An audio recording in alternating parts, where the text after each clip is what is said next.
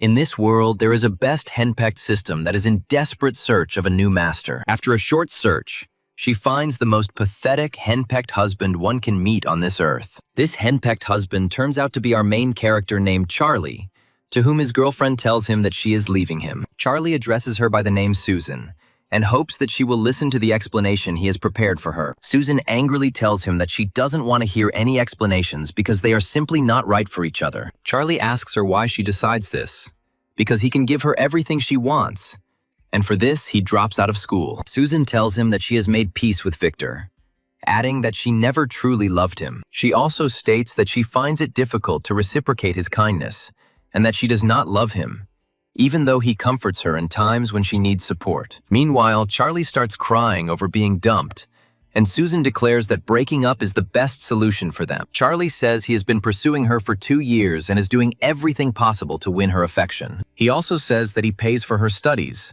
while Victor sends her to the hospital and does not even come to visit her. Charlie adds that all this time it was he who was courting her, but now she is still trying to return to this man. Susan turns around and slaps him across the face, telling him to stop talking such utter nonsense. She accuses him of insulting Victor, and adds that she is even ashamed to be around him among her friends. She also advises him to get out of here immediately, as she doesn't want Victor to misunderstand anything. Charlie says that he doesn't know how to speak beautifully and asks her not to leave him, because he believes that everything is his fault. He also promises that he will change, and tells her that he just bought her a new phone, even though her old one broke just recently. Susan snatches the phone and asks him when he will finally stop, adding that she is already starting to get annoyed by his presence. Charlie continues to stretch out his arms towards her and tells her that she shouldn't go back to Victor because he will only make things worse for her. Susan turns around and angrily says that she never wants to see him again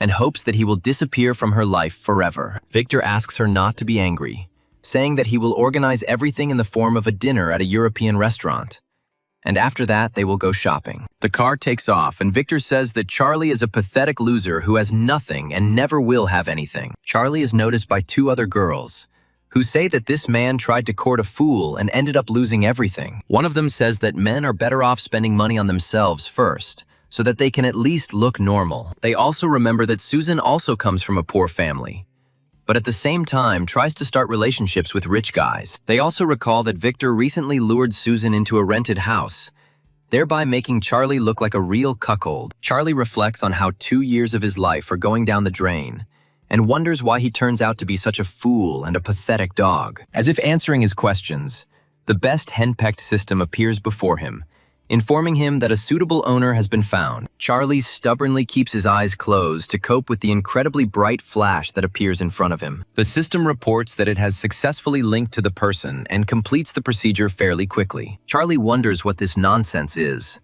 assuming that his temperature is rising because he is standing in the rain. The system carefully analyzes it and reports that the henpecked husband's wallet has been activated. Charlie again wonders how much can be spent, and is told that this money can only be spent on goddesses. Charlie looks at these numbers in surprise and realizes that he has a whole 10 trillion in his account. He emphasizes that he doesn't even see that much money in games, so he has no idea where to spend it. The system tells him that this money is not the owner's personal funds at all, and can only be spent on certain purposes. Charlie says it's useless nonsense, and that he's not going to waste his money on some girls he doesn't care about. The system tells him that if he makes progress and wins the affection of a beautiful girl, he will get some of that money back. She also states that she cannot be driven away, as her role in this fascinating and highly original story is not yet complete. This makes Charlie wonder if he can really turn this money into his own. The system states that the conditions are quite simple, and if he wants, it can open an expense card for him right this second. Charlie still assumes it's some kind of joke, and then demands that she stop messing with his head with this nonsense. However, the system immediately generates an expense map and informs him that he must find the next goddess and spend a lot of money on her. Charlie looks at his transformed map and tries to figure out where he can find a girl to spend money on. At first, he thinks it's a stupid idea, since he only knows one girl. But he receives a notification. This notification states that he has received an order for the delivery of necessary goods that need to be delivered to the dormitory. Charlie says that these types of orders are the most annoying, and he doesn't have that much money to fulfill such orders. Looking closely at the cost of these goods, he wonders what the recipient's head is filled with. After this, He realizes that he will not be able to get to the store in 15 minutes, since the set time is too unrealistic. However, he quickly accepts reality and decides to try to get the goods in time and hand them over to that very student. Having reached the right place, he takes out his phone and contacts the customer, asking her to come downstairs. Meanwhile, the girl turns to her friend and says that she has received some face masks, after which she suggests they have a little fun.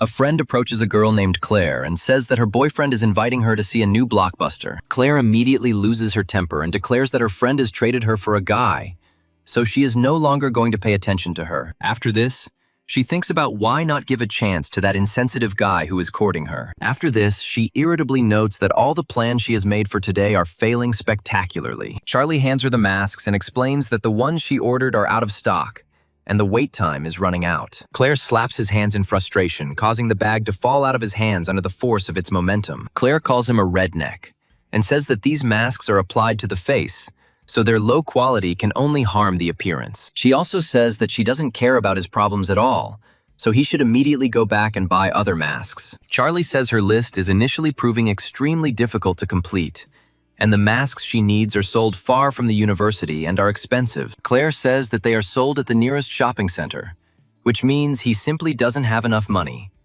So he decides to buy a cheap replacement. Charlie says that if she is not satisfied with something, she should cancel the order and contact another courier. Claire accuses him of not being able to afford it and claims that he can only fool naive girls with his cheap tricks. Charlie receives a notification from the system that this girl can be made his goddess and receive a solid cash back on all expenses. Claire looks at him with irritation and says that she is not going to waste her time on some idiot like him because she has a lot of things to do.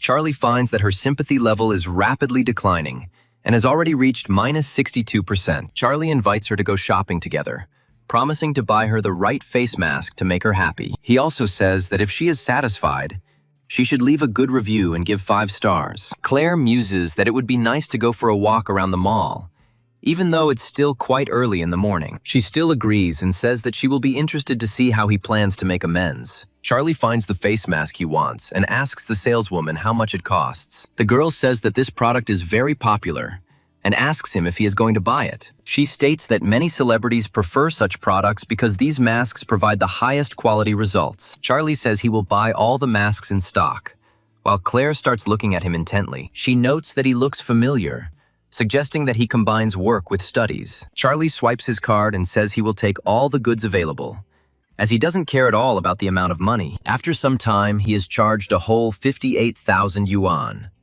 But for him, such sums are mere pennies. The employee says that the participants' bonuses have already been credited, and delivery will take place a little later. Charlie wonders if this is all real, realizing that the system appears in his life at the perfect moment. The system entity encourages him to enjoy the new opportunities and expresses hope that he will take advantage of them. Charlie turns to Claire and asks if she is happy with the situation. Claire says that this time she will forget about all the complaints, complete the order, and also leave a good review and give 5 stars. Charlie says he's offering her another bet, but on completely different terms. Claire looks at him in surprise and wonders who this guy is and how she is supposed to fulfill his conditions. Charlie says that she can choose whatever is in this shopping center, and he will buy her whatever she wants. He also adds that if she is satisfied with such purchases, he will add him to her WeChat, and she immediately agrees. Charlie says he's up for a good laugh, then asks her how he should address her. Claire gives her name with a smile and says that she is a student at the Institute of Arts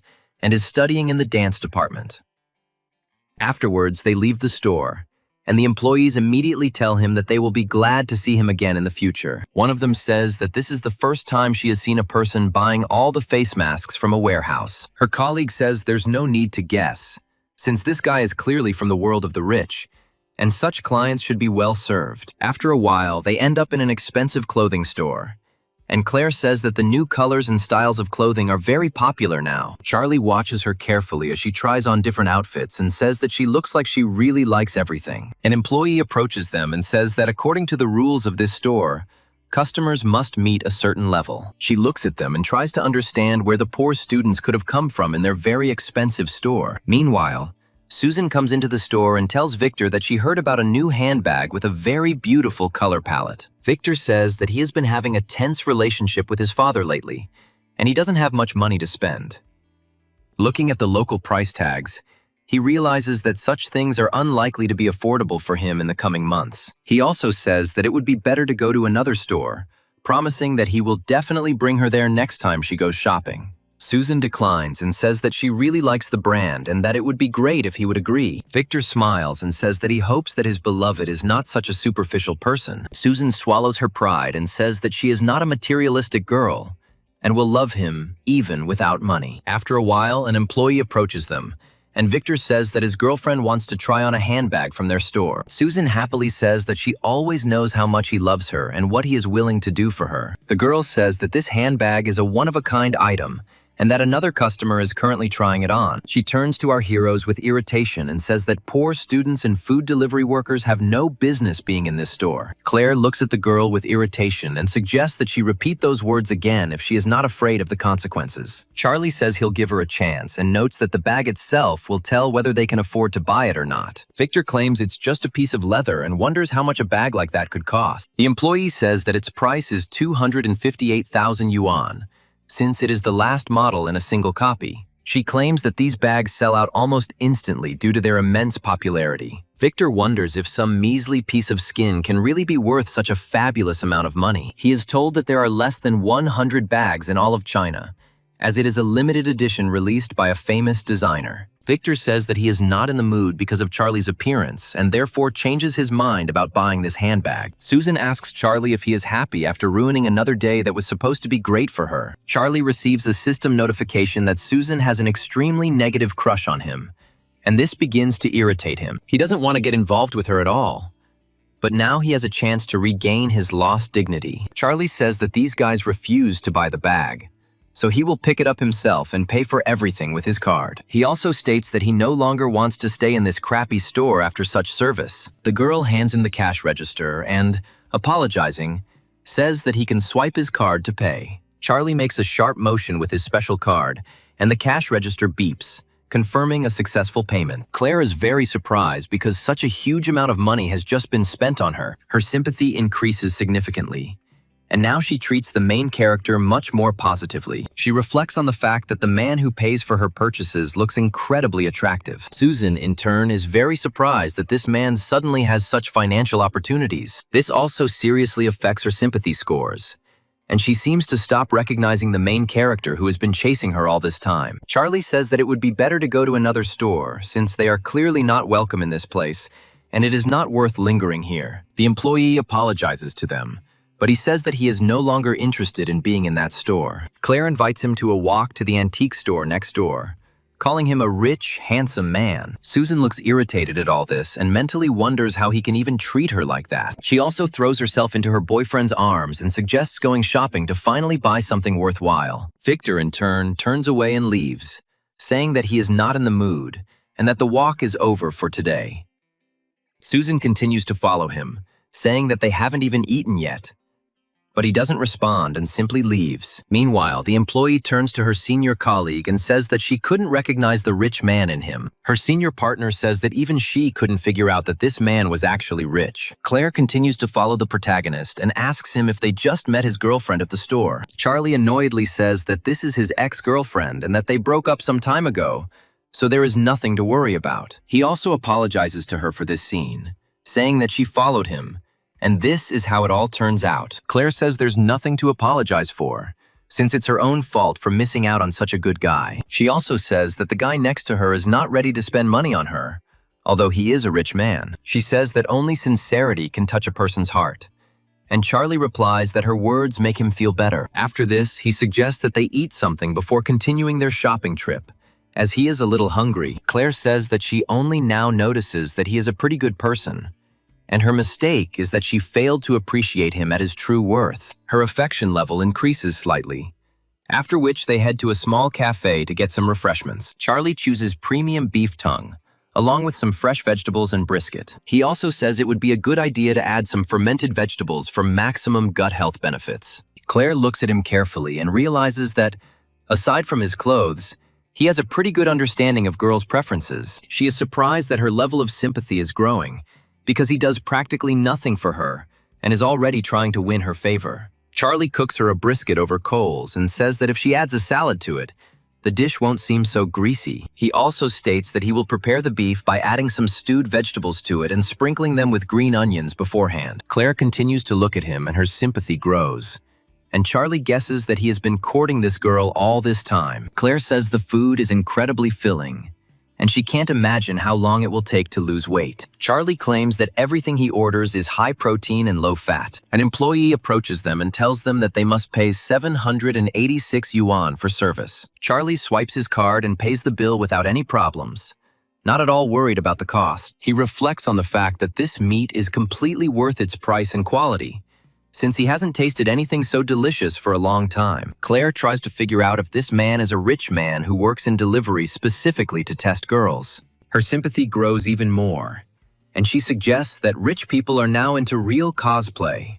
Charlie hopes that this girl's affection won't peak too quickly, since he hasn't spent enough money on her yet. Claire smiles and says they can go back to shopping if he insists. Charlie smiles and declares that he will buy absolutely anything she likes, so she can feel free to pursue her desires. After walking a few more steps, she turns to the protagonist to briefly attract his attention. Charlie looks at her in surprise and asks what's going on, assuming that she's feeling unwell after eating. Claire admits she lost the bet and hands him her phone so he can add her on WeChat. Charlie takes out his phone to add her as a friend and continue to help her in the future. Claire smiles and says it would be great to go to the women's clothing department and buy something interesting there. Charlie buys absolutely every piece of clothing she chooses, despite the high price tags, because they don't matter to him. Claire becomes more and more attracted to him as he spends more money on her. After he buys out almost the entire store, he says that it is already becoming difficult for him to walk, so he needs to rest a little. Charlie sits down to catch his breath,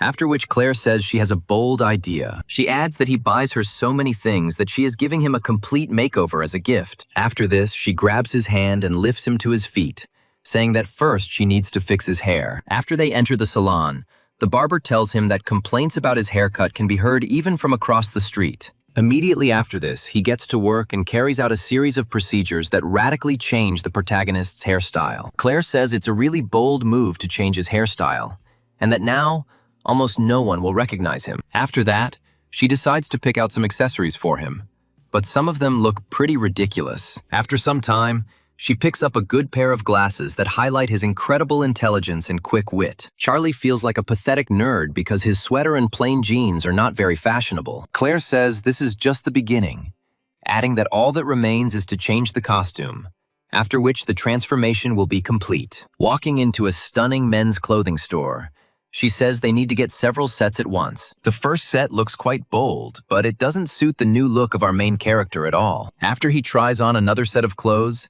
Claire makes it clear that he also looks a bit immature. However, when he picks out a unique hybrid of the two styles, she immediately says that this option completely suits her taste. Claire says he looks quite good and that a suit like this suits him better than many others. The store employee says that they look very harmonious together in these outfits and look like a wonderful couple. Charlie reflects on how he spends so much money on Susan and she never treats him that well. Claire declares that the transformation into a real handsome man is going well, so they should move on. Charlie says with a smile that he will be happy to fulfill any wishes of such an expressive girl. Claire asks him wistfully what they're going to do next, and her sympathy grows again. Charlie says the next stop is another store that's located next door. Immediately after this, they move on to another store, where he also spends a huge amount of money. Claire is very impressed by this and realizes that he has been paying for all his purchases all day without hesitation. An employee at a prestigious store asks them if they would like to take a look at the new collections for the season. Charlie says that kindness should be repaid with kindness,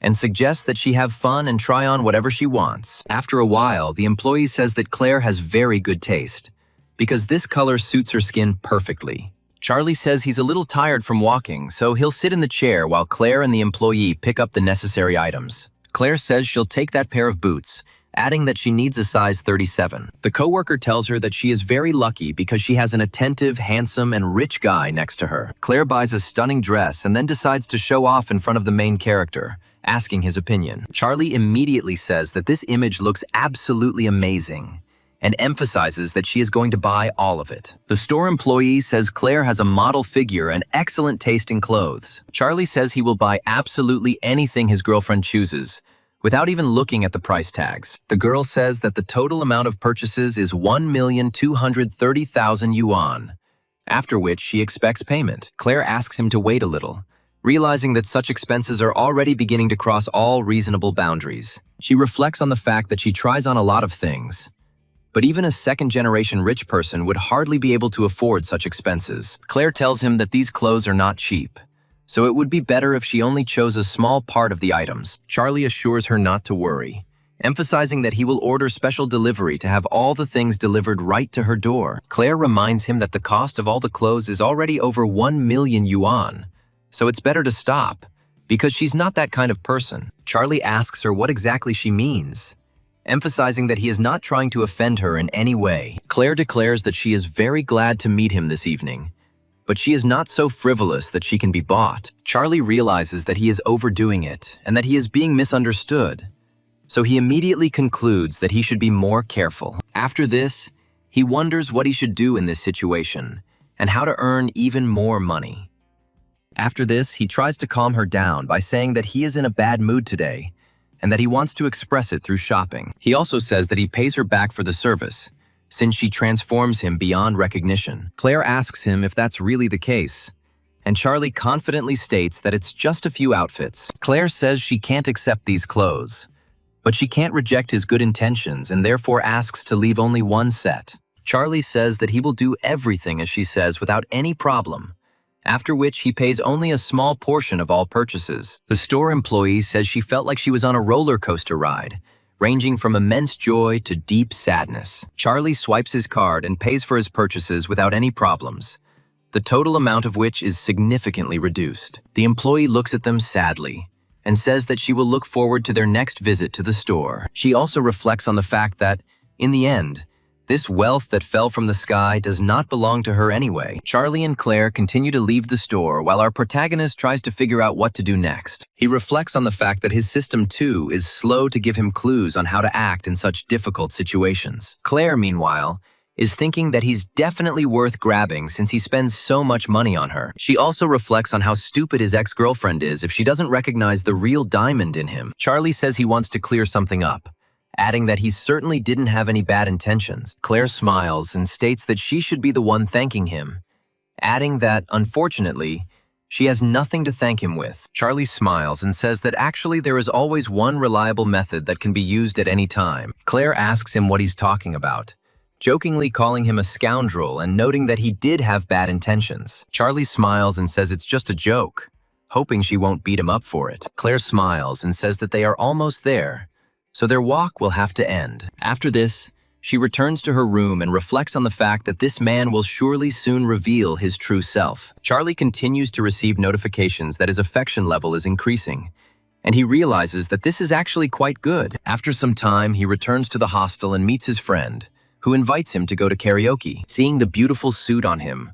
a young man named Todd immediately turns to his friend named Billy. Charlie immediately pushes him aside and says that if he has nothing to say, then it's better to keep quiet. Billy immediately gets out of bed and asks why such serious changes are suddenly happening to him. Charlie says there's a very serious reason for this, which he's not keen to talk about. He also recommends taking a closer look at his suit, saying that such an item is incredibly expensive. Billy looks closely at his suit and says that it is a real treasure that he will hardly be able to afford. Charlie smiles and says that they can pour him a glass of beer and then he will tell them everything. Billy and Todd immediately follow his advice, after which they ask what happened to him. Charlie says that the story is actually not very complicated, and that the suit was given to him by a girl named Claire. Billy says that he knows that there are two girls named Claire studying at their university, one of whom is a beauty and the other is a very plump girl. He also says that even if Susan dumps him, it's definitely not a reason to humiliate himself like that. Billy says he's dropping out of school for a girlfriend and taking on part-time jobs,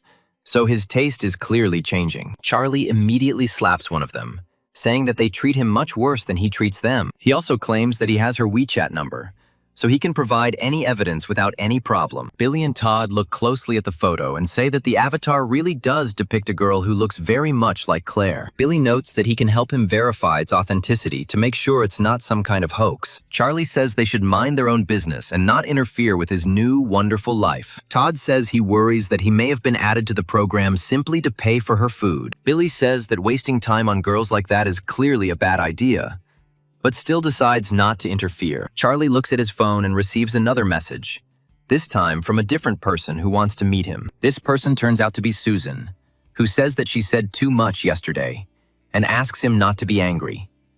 Charlie reflects on how he used to be a real dog and an idiot, but now he will definitely not repeat those mistakes. Meanwhile, Susan's friend asks her what to do if she starts to like the new guy more and more. Susan, meanwhile, is consumed with thoughts about how Charlie has been hiding his enormous wealth from her all this time. Her friend looks at her in surprise and asks why she has been so thoughtful all day today. Susan tells her friend Derry that her boyfriend is hiding from her that he is an incredibly rich man. She tells her about the incident with the handbag, and Derry is surprised that he was able to buy a new item from such a popular brand. Susan angrily says that this scoundrel is buying it for some other girl whom she doesn't even know. Derry looks at her in surprise and asks if she's really talking about the same Charlie, as it doesn't sound right. Susan says that she and Victor unexpectedly run into him at the store, and that he is buying this bag for another girl. Derry tries to figure out where this girl comes from and, more importantly, where the poor delivery guy gets all that money. Susan suggests that Charlie wins the lottery,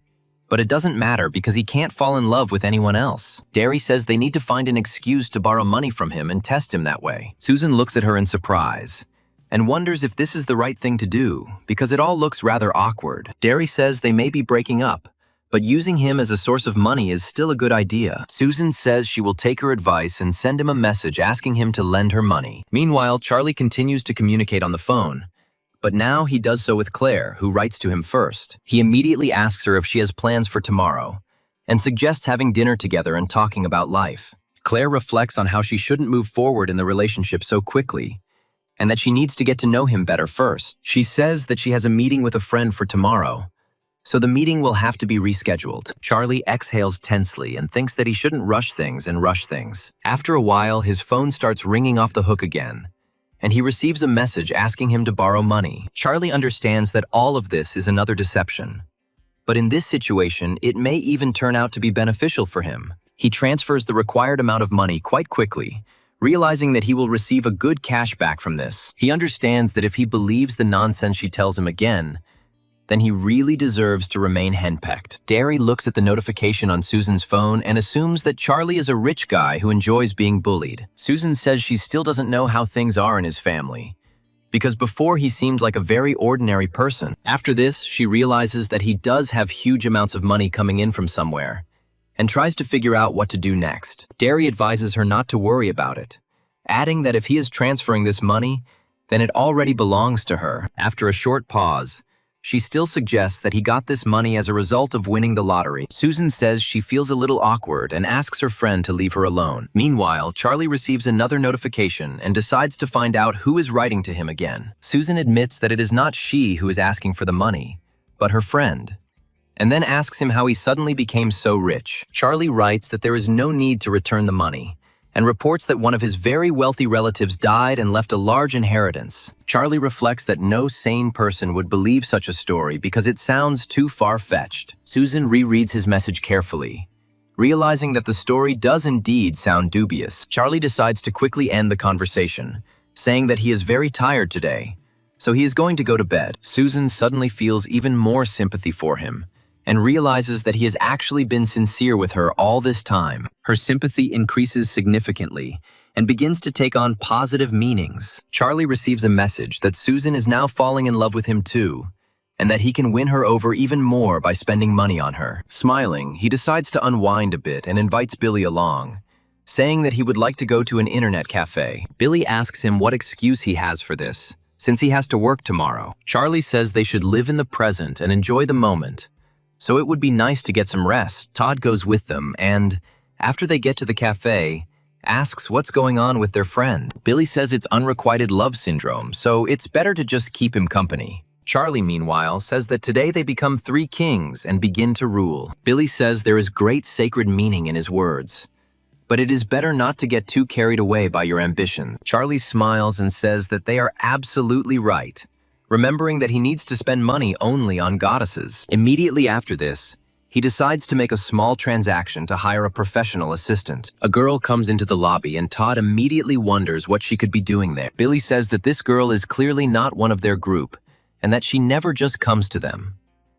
Charlie says they should watch their words because he's contacting a professional game assistant. Billy asks him how much money he spends on this, suggesting that such an act is quite reckless. Todd says that the fact that their friend is going crazy no longer even requires confirmation, since it is becoming completely obvious. Meanwhile, Charlie continues to play with this girl, who does almost all the difficult work for him. Billy tries to find out from her where she comes from, adding that she plays incredibly well for an average player. Todd says they haven't been able to win for a whole week, so he asks her to play with them more often. Charlie says he's willing to extend her services for the entire night, as he's renting the cafe for the same amount of time. Todd happily says that their friend is incredibly cool because he rents out a cafe and throws a real royal dinner for everyone. Billy agrees with him and says that their friend is the best person they have ever known. A girl named Mira says that in this case, she would hardly mind if she started streaming to earn a little extra money. Todd perks up noticeably when he finds out that this girl is also a streamer who probably shows her face. Billy says with a smile that she should get to know them better so that they can help her become even more popular.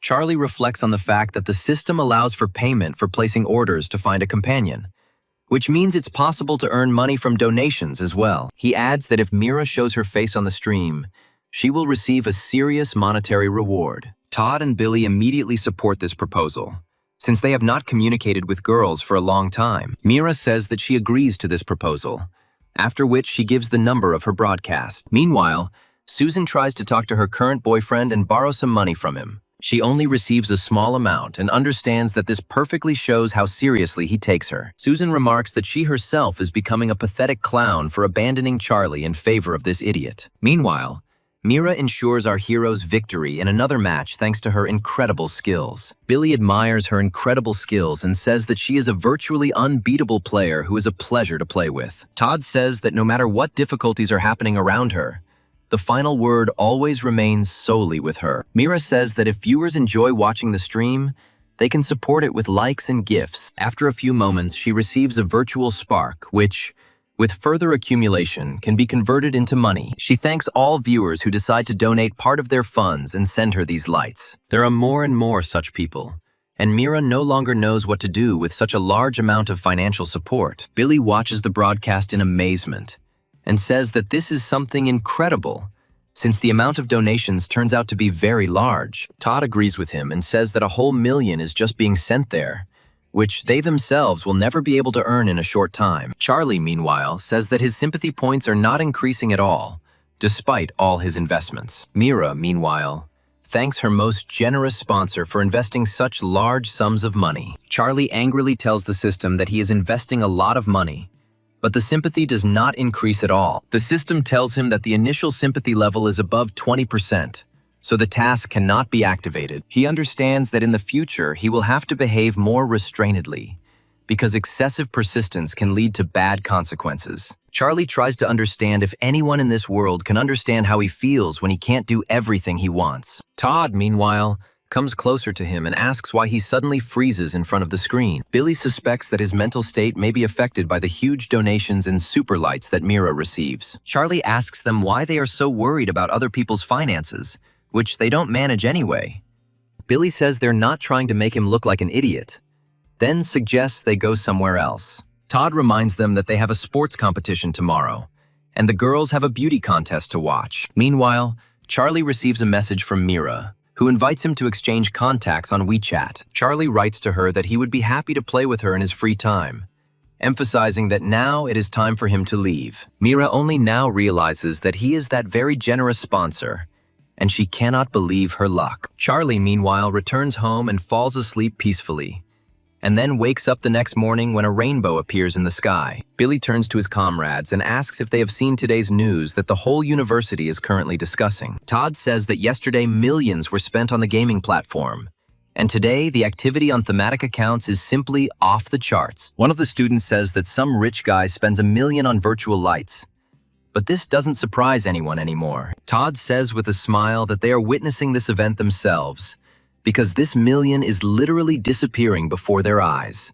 Billy also says that Mira is then sitting with them in the same lobby, and that she is literally being showered with money. Charlie asks them why they are yelling so much, noting that it makes it much harder for him to wake up. Billy says that there is a sports competition today, and that they need to be there on time to watch it. Todd suggests to his friend that he shouldn't go to work today and instead spend time with them to relax. Billy tries to remember the great proverb and recites its beginning, after which he freezes, waiting for support. Todd concludes the proverb by saying that without the old going away, nothing new and great can come. Another friend says that you need to give yourself a chance in life to try hard to please others. Charlie realizes that all this time they were trying to make themselves look better to attract girls at sports competitions. Their third friend wonders what happened to Charlie, because he never dressed so nicely before. Billy says that Charlie has suddenly transformed and is now a completely different person, almost unrecognizable. Charlie, smiling, says that yesterday he went out with Claire, an art student,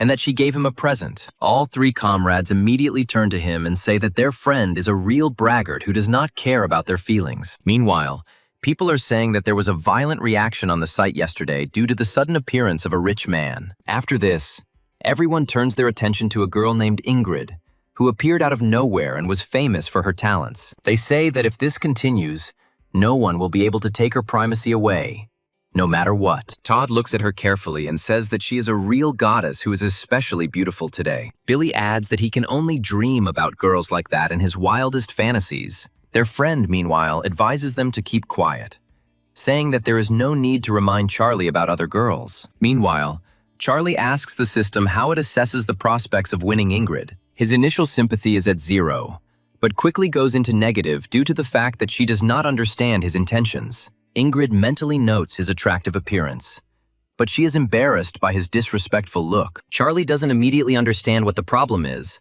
while the system reports that the sympathy has dropped below 0. Meanwhile, his friend says that now even the beauties of the university will pay attention to him. Billy says that, among other things, Susan also came here with his beloved Derry. Derry, meanwhile, tells Susan that she is sad and worried in vain, because this man is just prey that needs to be caught. Susan says the situation has changed significantly, and she is confused about what to do. After that, she suddenly glances at a random person, and it turns out to be Charlie, who has changed his image. Susan notes that Charlie now looks incredibly handsome, and she hardly recognizes him. Her sympathy grows again, and Susan wonders why she didn't appreciate his true feelings all this time. Charlie, meanwhile, hopes this doesn't continue, as he hasn't yet demonstrated his financial capabilities. Derry turns to his friend and asks why she hasn't answered her yet. After this, she herself turns her attention to Charlie and notes that he looks very attractive and is now even interesting to her. Susan approaches him cautiously and asks if they can talk a little, hoping he will agree. Billy immediately approaches Derry and asks if she wants a drink, adding that he can buy drinks for everyone. Todd also says that the competition is about to begin, and he is going to take one of the top places. Billy asks him not to linger, adding that he will go get drinks for everyone present. Derry politely declines, saying he's monitoring his sugar levels and will take something else. Susan, left alone with him, tells him that everything was not as he thought, and that they can start over. Charlie turns away sadly and says that she made it clear to him that she has no feelings for him. Meanwhile, a random passerby says that the most handsome guy at the university is recognized as the most beautiful girl. They tell him that this is the kind of story that you can watch without even spending money on it. An unknown young man approaches Ingrid and says that he would like to invite her to dinner, adding that they have a lot to talk about. Ingrid approaches a guy named Mo and asks if he feels any awkwardness. Her friend guesses why he keeps asking her about her preparation for sports competitions. Meanwhile, Mo hands the girl a bouquet of flowers that look very natural and beautiful. He says that he has liked her for a long time and admits that he really wanted to surprise her with such a gift. Another student watching the event says it is incredibly romantic and has a sense of solemnity. More and more people are coming here who believe that this will truly be the most amazing couple. They also try to push them to finally confess to each other. Ingrid, not hiding her surprise, says that nothing can happen between them and that he better stop messing around. Her friend, meanwhile, says that it is too late for the event, so they should just leave here. Mo throws the bouquet aside in irritation and accuses her of not appreciating his incredible efforts. Ingrid says she doesn't care what he's willing to do for her because she's not interested in him. Charlie receives a notification that he will receive a serious reward if he can win this goddess.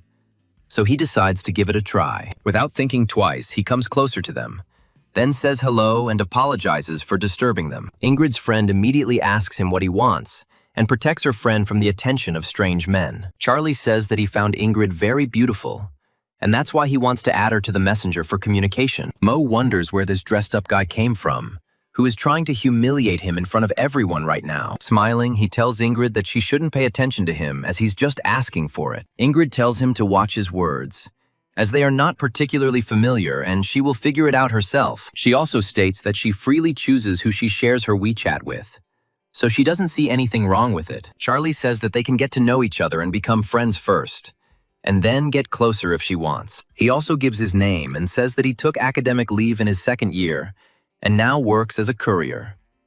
Ingrid notes that the delivery person on academic leave is an incredibly interesting person, the likes of which she has never met. Her friend comes closer, looks closely at the main character, and then loudly says that she knows him. Ingrid, meanwhile, gives him her contact information and says that she is a second-year art student. She also says that she still needs to prepare for the opening ceremony, so she will talk to him later. One observer of the event says the plot is taking an incredible turn. His friend says that there really is something special about this guy and that he has known for a long time that this would happen sooner or later. Also, one of them says that the saddest thing is that the goddess rejected him and accepted his friend. Mo looks at them with irritation and thinks that he will still take revenge on them for humiliating them in front of everyone. We are meanwhile transported a little forward in time, when the ceremony of the sports games is about to begin. Billy is surprised that Charlie was able to gain Ingrid's trust and get her contact information to communicate with her. Charlie calmly says that there is nothing surprising about this, since it is just communication. His friend immediately says that he has seriously changed and asks him to send them her contacts. Charlie says with a smile that if he shares these contacts, she will probably not agree to communicate with them. His interlocutor understands that this is a very rational reason, but this does not in any way diminish his sadness. Billy approaches him and asks if he is upset that he didn't get to meet anyone. Susan, meanwhile, watches him closely and wonders when he managed to pluck up the courage. She assumes that he must have conspired with Ingrid and believes that he is specifically worried about her. Charlie receives a notification that Susan's affection has increased and wonders how this is possible since he did nothing. Susan comes closer to him and says that she has figured it all out, after which she asks if she can apologize to him. Charlie says he's not interested because they broke up and now she shouldn't care who he's courting. He also says that he liked her more daring personality, so it's time for her to come to her senses. This irritates her and significantly reduces her sympathy ratings, after which she abruptly leaves. Charlie reflects that this was a strategic decision, because now he will be able to spend even more money. After a while, we are transported to the girls' dormitory, while a bright moon rises in the sky. The news reports that a real rich man has appeared out of nowhere and spent a huge amount of money. Claire learns this news and reflects on how this rich man's behavior seems incredibly familiar to her. She realizes it was Charlie and thinks that if he's willing to offer $1 million to a random person, he's definitely rich. She also reflects that perhaps this man has such a huge fortune that it is difficult to comprehend. Smiling, she suggests that he might not be a closet media mogul who doesn't like to talk about money. She also understands that she must take advantage of this opportunity today, so that she does not regret it for the rest of her life. After a while, she dials his phone number, and Charlie tries to understand why she suddenly decided to contact him. Claire says that she is currently sitting at the bar and offers him to either come to her or for her to come to him.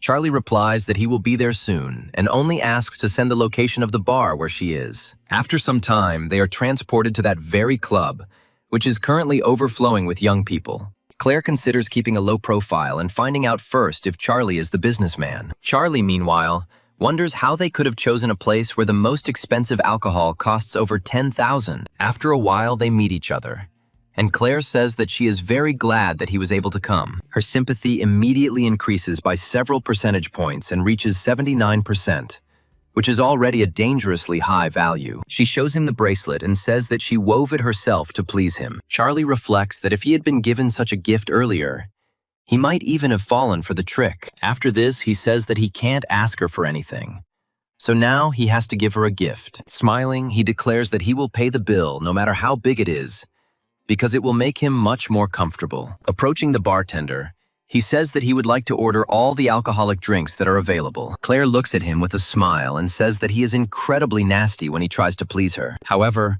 her sympathy increases again and reaches 84%, making her sympathy the fastest growing among the others. Claire asks him what he enjoys doing most, noting that streaming has become popular lately. Charlie says he watches these streams occasionally and periodically visits one very popular platform. Claire smiles, then realizes that all this data corresponds to her theory that the rich man was Charlie. She says that she also wants to become a streamer, because her friends advise her to try herself in this. Charlie immediately approves of her decision, saying that it is worth a try, and he is even ready to advertise for her when she starts. Claire smiles and says that she will definitely invite him to the broadcast, and he should definitely come. Charlie returns home and realizes that he spent too little money at the bar, so the cash back will be small. After some time, he finally enters his room and discovers that his comrades are busy with something. One of them says that the goddess from the university decided to start a stream, after which he realizes that Ingrid is also there. Billy says she instantly became popular,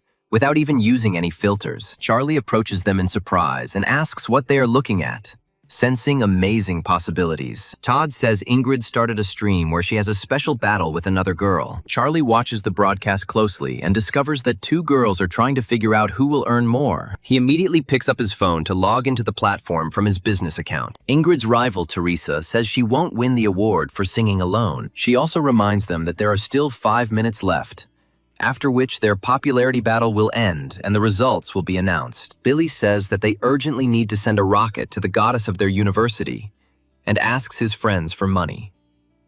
Todd states that the money they have left is barely enough to buy a package of noodles, so they can't spend it. Charlie realizes that this is a great chance to spend a lot of money, since there are only 5 minutes left. Ingrid notices the huge amount of investment in her channel and immediately thanks him for spending so much. However, the flow of donations does not stop, and she understands that, apparently, someone has donated a very large sum. Charlie tries to buy as many expensive gifts as possible, realizing that he is running out of time. He has to quickly tap the screen to buy the required number of gifts. Teresa looks at her opponent's performance in surprise and cannot believe that she was unable to win. Billy says that everything is turned upside down, because such rich men know a lot about girls and always choose correctly. After some time, the competition ends with an incredible victory for Ingrid, who thanks everyone. Charlie realizes that he is exhausted, since the main limitation was the 5 minutes in which he had to buy everything. Meanwhile, Ingrid's friend says she is now in the spotlight because of such a large donation. She also states that her number of subscribers continues to grow, and that she will soon become an internet celebrity. She is also asked how she knows such a rich man, and Ingrid says that she doesn't like doing such things at all. Her friend, meanwhile, says that apparently this Mr. Rich Man came to her stream of his own free will. She also recommends that you hurry up and send him a private message to thank him. Ingrid decides to write to him and receives a notification that she and this person are already friends on WeChat. Her friend quickly realizes that they are talking about Charlie and says that rich people have a habit of pretending to be poor people. Ingrid looks at her in surprise and wonders if she has read too many online novels. Her interlocutor replies that she may not believe her, but if she were in her place, she would have already arranged a meeting with him. Ingrid understands that this is basic politeness, so she decides to write to him to invite him to dinner. Charlie reflects on the amazing outcome of this situation and decides to agree immediately. Instead, the action moves to a large private sector, where a large amount of luxury real estate is concentrated. A man named Leonard approaches Mira and asks her where this rich man came from and what he does. Mira states that this man is quite mysterious and, judging by the description, he works as an ordinary delivery man. Leonard wonders if this man is really rich, or just pretending to be. After this, he asks to send him the contacts and quite quickly adds the main character to the messenger. After some time, Charlie realizes that he has been added to a chat room for real rich people and decides to chat with them. Leonard addresses him as a young gentleman and says that he has already gathered people, so they will be able to meet soon. Charlie goes to a restaurant the next day and realizes that Ingrid couldn't have chosen anything cheaper. After this, he looks around and discovers that Susan and Victor are next to him. Victor speaks to her incredibly rudely, declaring that she should deal with what she has done herself. He also adds that he let her drive the car, and she, like a complete fool, crashed into someone else's property. They try to leave the scene of the accident, but are immediately stopped by an unknown woman who demands that they stop. She tells them that they crashed into her car and now have to pay her at least $200,000 to compensate for the damage. Other rich people watching this suggest that Victor doesn't even have a driver's license, so it's best to call the police. Susan says she will definitely pay the penalty, but asks for a couple of days' grace. However, the rich woman states that the money must be given now, since she will not look for it later. Charlie realizes that this is the perfect time to throw money around and get a fat cashback on it. Coming closer, he tells them not to touch this girl and asks how much he should pay them. The irritated driver says she owes $200,000 and doubts he can afford such expenses. Susan turns in his direction in surprise and realizes that he definitely shouldn't be here, because he didn't usually come here. The victim says they can settle the situation fairly quickly if he has the appropriate amount of money. Charlie transfers the required amount to them, and the man, who has been watching this closely, says that this is very cool. Susan thanks him for helping her and promises that she will definitely return the money to him soon. Charlie says there is no need for that, as it was an accident and she is on her own now. Ingrid watches him from afar and sees perfectly well what happened,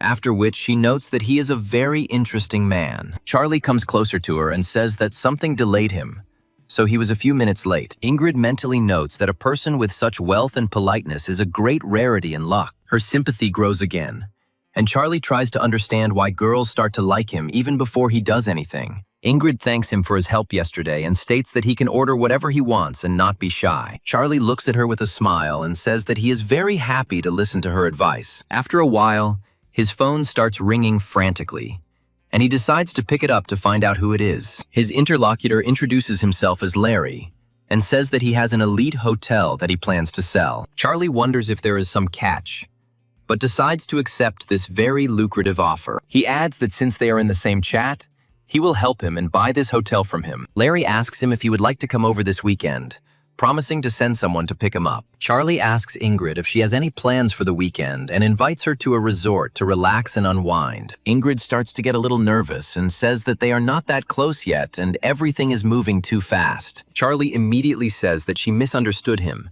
and emphasizes that he actually wanted to ask her for help. Ingrid looks at him in surprise, trying to understand how pure his intentions and motives are. She wonders in her mind how she can help him and assumes that these are just excuses. However, she finds his attempt to invite her to a personal meeting endearing, so she agrees to help him with this matter. Larry, meanwhile, tells Leonard that Charlie has agreed, but expresses the opinion that he is actually saving up for him. Leonard says with a smile that even if he buys it, it will bring losses, so this is only to Larry's advantage. He also says that the market situation is so bad this year that he actually has a chance to take over. Larry, in turn, says that he will prepare documents to check what kind of person this Charlie is. After some time, Charlie and Ingrid arrive in this resort town and enjoy the local weather and views. Charlie says that this is exactly what he expected from the beautiful Ingrid, who everyone will look at any time. He also says that all his words actually come from the heart, so she shouldn't think that he's lying. Ingrid says she is very happy about this and asks when the driver he mentioned will arrive. Charlie replies that their meeting is at 10 a.m.,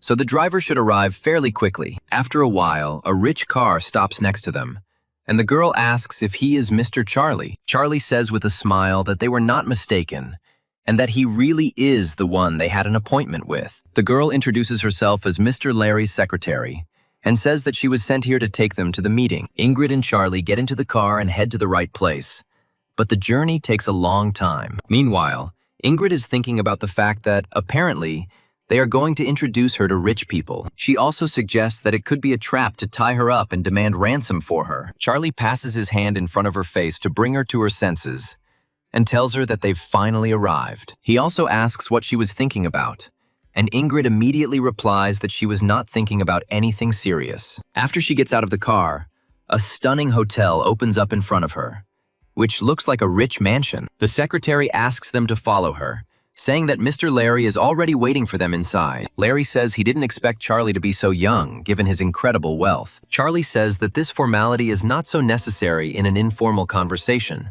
so it is better to get straight to the point. Larry says he'll give them a tour of the hotel, and Charlie says that would be wonderful and very welcome. Larry explains that the hotel has 9 floors with a banquet hall on the 8th floor and parking. After the tour ends, Ingrid asks him what business they've been talking about all this time. Charlie says that Mr. Larry is no longer going to run the hotel, so he asked him to buy it. Ingrid is very excited about the fact that Charlie is looking at the hotel and is going to buy it. He asks her again what she thinks of the hotel, this time stating that he plans to buy it today. Ingrid states that he should think it over carefully again as this decision requires caution. Larry realizes that this girl has a keen eye, and if she continues to point out the negatives, the deal could fall through. He states that the industry has indeed been in decline in recent years, so supply and price will be low. Charlie says he is quite happy with the hotel and offers to sign the contract as soon as possible. Larry says they can head to the conference room right now since the contract is already drawn up. After some time, he hands him a paper on which all the terms of the purchase and sale are recorded. Charlie says that he read everything carefully and is ready to pay 10 million more, but he will not be the owner of the hotel. Suddenly, he turns his gaze towards Ingrid and declares that she should now be the owner of the hotel. Ingrid asks in surprise why he decided that the hotel should belong exclusively to her. Larry is surprised that this rich man spent 100 million on this beauty and didn't even blink an eye, as if it was pennies for him. Charlie reflects on the fact that, unfortunately, he can't do anything about it because he can't buy anything for himself. Smiling, he tells Ingrid that the hotel will be registered exclusively in her name, and she will be its sole owner. Ingrid says that this is too generous a gesture, and that she will hardly be able to accept such an expensive gift. If his parents had known that he was buying such a hotel, they would certainly have stopped him. He also adds that if she owns the hotel, it will save him from big problems, and asks her for help. Finally, he decides to play on her pity, saying that he has no one else to ask about this and that he doesn't trust anyone but her. Ingrid agrees to this quite quickly, says that they have come to an agreement, and that she agrees to help him. Her sympathy also increases significantly, and Charlie is very happy that everything is going according to his plan. In just a few minutes, the signatures appear in the required places, and the hotel now becomes Ingrid's property. Larry smiles and says that this is just wonderful, since they are his benefactors. He also states that if he can be of any use, they can always rely on him, because he is a big shot. Charlie says that Larry is incredibly polite, and that he enjoys doing business with him. Larry says that he is ready to help him right now if he has any problems that need to be solved. Charlie says that he really needs help because he wants to buy a car. Larry suggests that he can take one of the cars that are parked outside. Larry realizes that he better grab this man, because in the future he can bring him serious profit. In his eyes, Charlie is a cool tycoon who has incredible wealth and serious connections. Charlie gets a little nervous and says that it would be wrong and that he would rather pay for the car. Larry says that Charlie helped him out so much in difficult times, so giving him a couple of cars is a small thing. Larry also states that he has something to take care of, so he will leave the place and not bother Charlie and Ingrid. He also promises to arrange the paperwork within a few days to thank them properly. After Larry leaves, Charlie and Ingrid are left alone with each other in this giant hotel. Charlie turns to his companion and asks her to do him the honor of having dinner with him. Ingrid says that while they were driving here, she noticed a European restaurant that would be nice to visit. Victor and Susan, who also happen to be at this resort, unexpectedly find themselves in this very premium restaurant. Victor recommends that she try the steak flown in from Australia, which has an incredible taste. He also states that if she wants, he can take her there next week to spend time there. Susan asks him if it would be easy for him to arrange a flight abroad, and Victor states that he has the money for it. He also talks about having a rich estate, but a few moments later a spoon flies at his head. Victor irritably wonders who dared to hit him, and begins to angrily look around in search of the offender. An irritated woman comes up and says that Victor eats and has fun with other girls at her expense. Victor immediately understands that his true beloved has come here, and says that she has misunderstood everything, and that he will explain everything. After this, he immediately points his finger at Susan, and says that all the blame lies entirely with her. Susan tells him not to talk nonsense, adding that he provoked her first and thus incurred her wrath. Victor immediately raises his hand to hit her and calls her an idiot who can't shut up. He also calls her a pathetic kept woman who can't have any good ending in life. The girl asks him if he is really going to beat Susan up, and Victor says that there is nothing wrong with that. Susan looks at him in surprise and says that she has never heard him say that he actually has a girlfriend. Charlie prevents another attempt to hit Susan, saying that violence against a girl is shameful. Victor asks him who he thinks he is. He is just a delivery man who decided to worry about his ex. Charlie says that this has nothing to do with her, because he just doesn't like watching such behavior. Victor immediately delivers a powerful kick towards Charlie to put him in his place and shut him up. Charlie writhes in intense pain that spreads throughout his body and realizes that he needs to train. Susan looks at him in surprise and asks if he feels okay and if he got hurt after that. Her sympathy reaches a critical point. And now the system returns the points Charlie spent. She also adds that he also received a small financial investment of 10% of the amount spent. Charlie immediately turns to the system, talking about putting these talent points that he received in addition to money into circulation. The system takes him to an unknown space and informs him that he has several directions that can be upgraded. Charlie immediately chooses to strengthen his body and build to become even stronger and more robust. After his body becomes so powerful that he is able to defeat even world champions, he decides to take revenge. In order to deal with his opponent, he only needs to deliver one powerful and confident blow with his fist. The next second, Victor is completely defeated and falls to the floor, unable to resist in any way. Ingrid looks at him in surprise and realizes that this man also fights well, which means he is simply the ideal man. Charlie says that it's time for them to leave here, adding that it would be much better if they went somewhere else. Susan continues to watch them, not hiding the fact that she has lost such an amazing guy. Charlie and Ingrid leave the establishment and decide that it would be better to choose any other restaurant where the customers are more cultured. After this, they get into the car, and Ingrid decides that it is time to discuss the situation that happened in the restaurant. She asks him why he helped this girl, because she despises the poor and hunts for money. Charlie says that there is nothing serious about it, since he just really didn't like that gigolo Victor. Ingrid reflects on how a strong, elegant, handsome, and rich man is incredibly cool. Charlie receives a notification that her favorability has increased even more, and he begins to worry that he hasn't spent enough money. After some time, he returns home to check how much his body has improved. He notes that the system worked well, and he now has 8 abs, which takes years of training to achieve. After thinking for a while, he wonders how much stronger he has become compared to an ordinary person. To test this theory, he decides to pick up the phone and call his friend. His friend's name is Howard,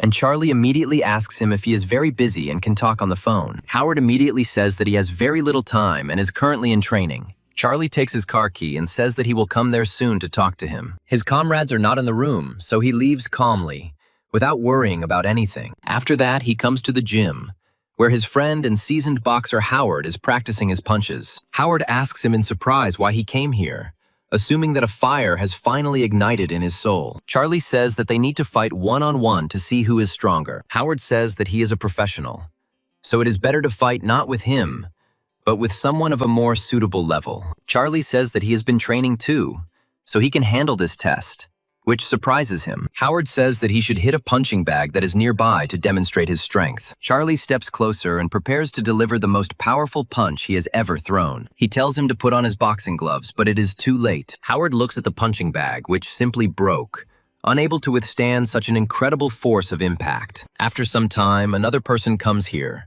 who is very interested in the appearance of a new face in this room. This fighter says that even the previous champion couldn't break the punching bag with one powerful punch, and decides to test it. He approaches the main character and says that it would be nice if they fought each other to find out who is stronger. Howard tells him to calm down because his friend is just having fun and is not a serious fighter. Charlie says that he is ready to fight him, and if he loses, he will fulfill all his conditions. Howard tries to stop him, saying that all the boxers here are professional and trained. Charlie advises him to relax and enjoy the show, as he has changed beyond recognition. After a while, they climb into the ring, and the system announces that another fight will begin very soon. Charlie demonstrates incredible speed, which is why his opponent does not even have time to follow his movements. This proves to be a fatal mistake, as it only takes one hit to disable him. After some time, another fighter comes here and says that he also wants to try to fight him. Charlie knocks him out with one powerful punch, without even breaking a sweat. After this, another fighter comes here, distinguished by incredible tenacity and strength. Anyone who wants to take part in this sparring is defeated in just a few seconds. Howard watches his comrade in amazement and ends up praising him for becoming so strong and powerful. Smiling, He says that he came here solely to make a splash in this club. Charlie smiles and says that he actually came here just to test his skills. Howard asks him in surprise when he managed to become so strong, because before he couldn't even run half a kilometer. Charlie says that this is a secret that he must not reveal even under threat of mortal danger. Howard laughs and says he doesn't care, then suggests they come over to his place for a drink. After a while, they go outside and Howard sees his beloved Lily, who looks at him angrily. Howard reacts to her with surprise and says that she should have been waiting for him at the university, where he was supposed to stop by. Lily throws her bag in his direction and says that she is returning unwanted things, and also announces that they have broken up. Howard asks her why she decided to leave him since he worked so hard to buy her that handbag. Lily says that she had to wait 2 months for him to buy her a bag, and that this is an unacceptably long time. After this, she turns around and says that it would be better if they parted on good terms and did not see each other anymore. Immediately after this, she quickly gets into the car and drives away, leaving our heroes alone with their thoughts. Howard tries to persuade her to come back, but it doesn't produce any results, and she simply leaves. Charlie briefly reminisces about how hard it was for him when he didn't have a system to sponsor him. He also spent a huge amount of money and free time on a person he didn't really care about.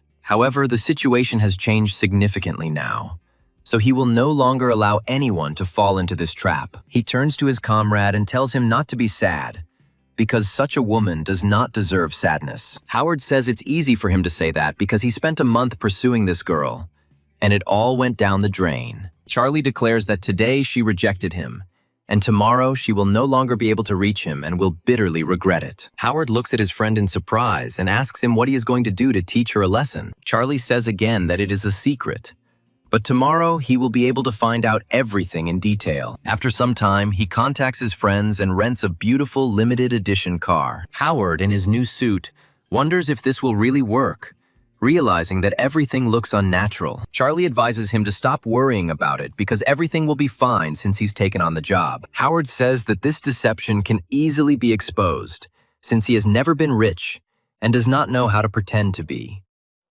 Charlie tells him to trust him and just follow the plan, noting that Lily will be here soon. After some time, Lily actually comes here, having used an amazing discount coupon at this restaurant. When asked by her friends, she says that she got it in a lottery, which she miraculously managed to win. However, her friend is skeptical and says that it is a private, high-class restaurant and has a membership system. Lily says there's nothing wrong with just trying to figure out how to get in. They also discover a luxury car nearby, and its beauty immediately captures their hearts. Lily stands next to this car and says that she saw one like this on the internet, after which she asks to take a photo of it. Charlie looks at her carefully and realizes that their target has finally fallen into a trap, which means it's time to act. He turns to his friend Claire and says that she can start the performance to impress everyone. He also emphasizes that his friend has not yet come to his senses, so it is better to keep an eye on him and not let him give himself away. Claire smiles and says that she won't let him down,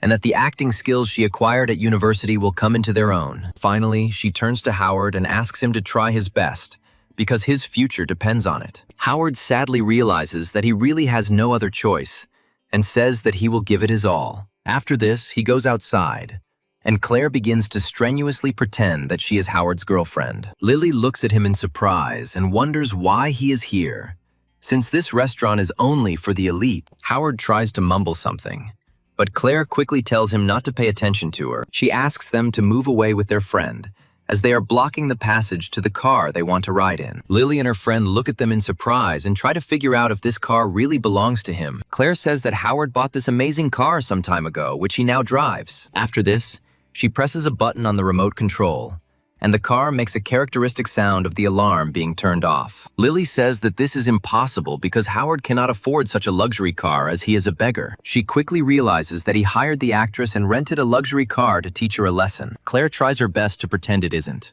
claiming it's a limited edition car released worldwide. After some time, an expensive car arrives at the scene and stops nearby. The doors open and a man comes out, whose appearance no one expected. Mira looks around and happily notes that it is quite crowded here, which is not typical for this place. Charlie tries to figure out why she came here, hoping that she won't ruin the performance since she wasn't informed. However, she immediately approaches Howard and asks if he should call security to throw these girls out. Lily says he worked so hard for this money and now he's spent it just to hire these actresses. Mira advises her to shut up, as she doesn't even understand how Howard could fall in love with such a fool. Lily's friend says she recognizes the girl and that she is a streamer and clearly does not work for an acting agency. A few moments later, several expensive and intimidating cars arrive here at once. Several guards emerge from there who, surprisingly, look very similar to each other. Although this is not so important now. Lily guesses that all this time Howard was pretending to be poor on purpose to test her sincerity. She smiles nervously and says that it was just a joke and that, in fact, she still loves him very much. Howard proudly declares that, whatever the case, it's over between them and he doesn't want to see her anymore. Turning around, he tells his friend Claire that they have nothing more to do here, and they return to the restaurant. Mira, meanwhile, gives the order to the security guards to remove the visitors who are disturbing the peace. The guards immediately confirm that they understand the order and head towards Lily. Lily finally screams that he shouldn't be so insensitive, but she is quickly escorted out. Claire watches Howard closely and notices that he is acting as if he is not at all happy about what is happening. Howard thanks them for their help and says he's going to the bathroom to think for a bit. Charlie looks at him in surprise and asks where he is going, but he doesn't answer. Claire, with obvious empathy, says that now it's better for him to be alone and think everything through properly. Charlie hopes he will calm down and come to his senses, realizing that he is all too familiar with this situation. After this, he approaches Mira and asks why she is here, since no one informed her about this. Mira says that Charlie is doing business on her territory, so she came to support them. Meanwhile, Claire realizes that a real fight is beginning for her lover, and she must keep him at any cost. Claire approaches cautiously and asks who the girl he is talking to is. Charlie replies that she is the owner of this restaurant and the discount coupon was also given to her. Charlie thanks her, and Mira states that if they want to thank her, they should do it with actions, not words. Charlie smiles and says that he will invite her to tea so that they can have a good time together. Mira replies that food is, of course, wonderful, but they have already been invited to a meeting, and she will gladly take them there. Charlie and Claire walk on, not fully understanding who invited them to meet in such a setting. Mira has not revealed who exactly scheduled the meeting, adding that this is a very important and responsible moment. After Charlie goes inside, he finally comes face to face with Leonard, who immediately greets him. Leonard says they recently communicated on WeChat and asks if he remembers it. Charlie replies that there is no need for excessive politeness here, since he is a famous figure and everyone knows about him. Leonard says that news of his purchase of the hotel for $100 million has long been spreading in their circles. Charlie replies that they are overpraising him, after which he asks what kind of relationship he has with Mira. Mira says that he is her boyfriend and the owner of a company with many assets. Leonard, meanwhile, notes that all this is nonsense, given the incredible level of Master Charlie. Charlie asks what he wants, since it is unlikely that he arranged this meeting just to get to know each other. Leonard says their platform will host a title challenge next month. He also says that he is asking to promote Mira so that she can receive this prize, and Charlie is trying to understand why he needs this. He says that he has a small condition and hopes that it will be seriously considered and accepted. Leonard asks him what he wants, and Charlie says he wants to nominate Claire as a streamer. Leonard looks at him in surprise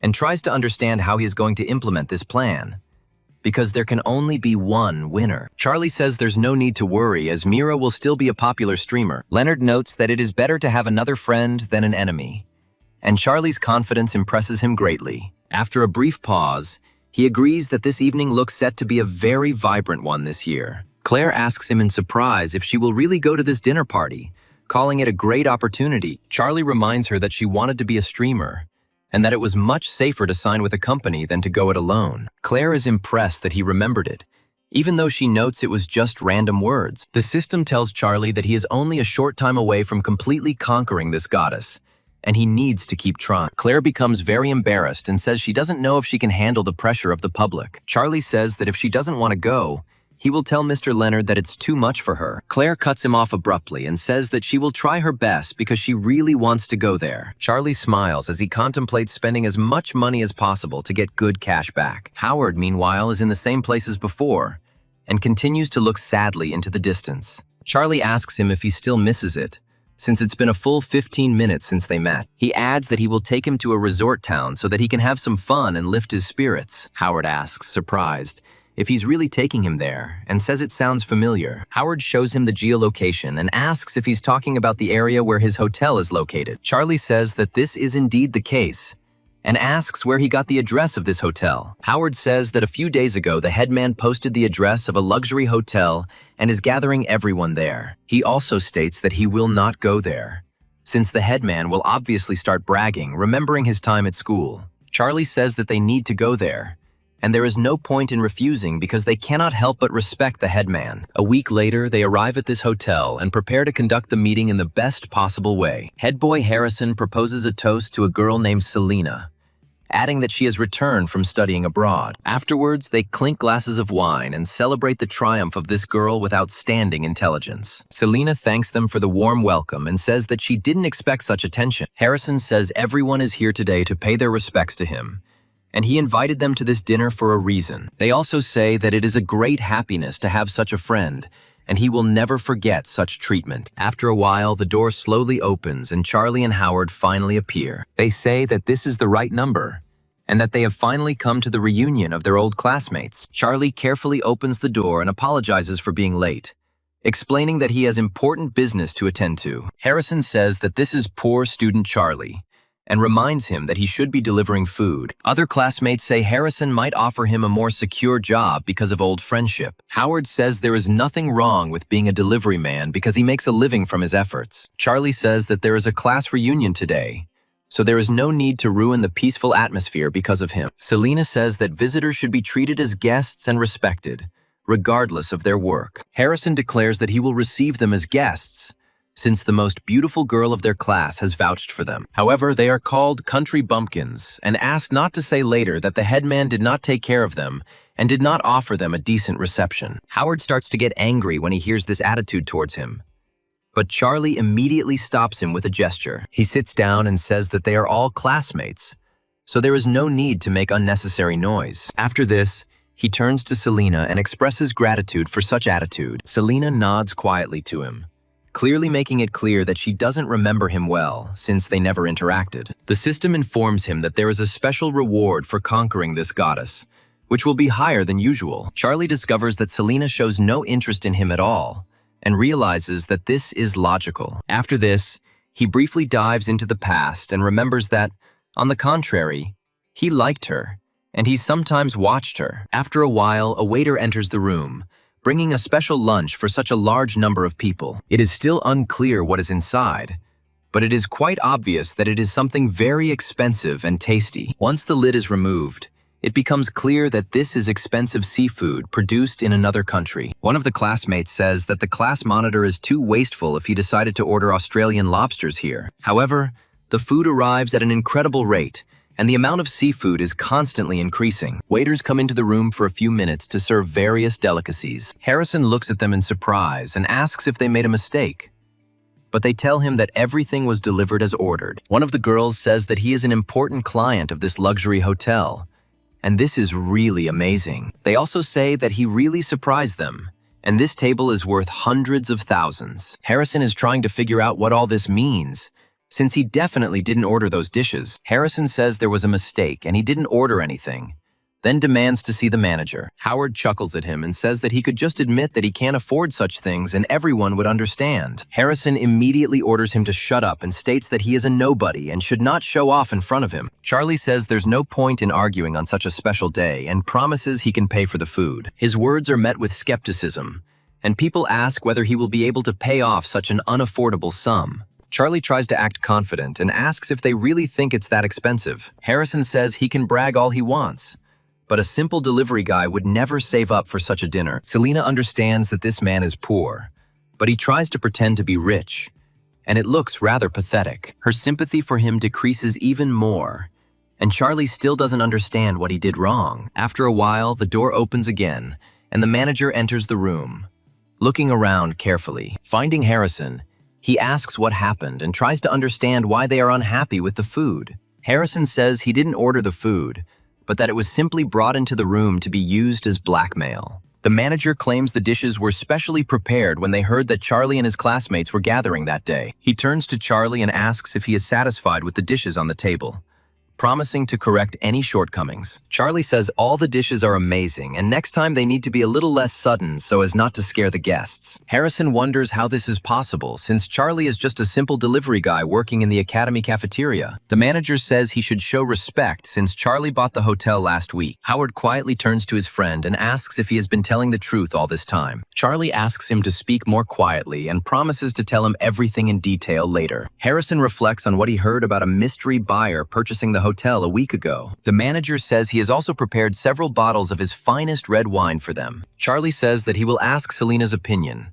since this meeting was organized solely because of her. Selena thinks this would be inappropriate and says he should manage his own hotel. After this, she realizes that she behaved incorrectly towards him, since he is not only rich, but also a gentleman. Charlie's classmates instantly change their minds and say that he turns out to be incredibly rich. They also add that he turned out to be much better than the head man, and this looks very impressive. One of the girls says that she is sorry that her boyfriend is not as good as Charlie, with his incredible charisma. Harrison realizes that all the attention that should have been directed at him has now been drawn to Charlie. This meeting continues for several more hours, but soon the sun begins to set and night falls over the city. Charlie approaches Selena and says that he will give her a ride home since it is late, and she agrees. After this, they get into an expensive car and drive away, having first found out the address where she lives. At this late hour, there is practically no one driving on the streets, so the journey will be very fast and breezy. Harrison watches the car drive away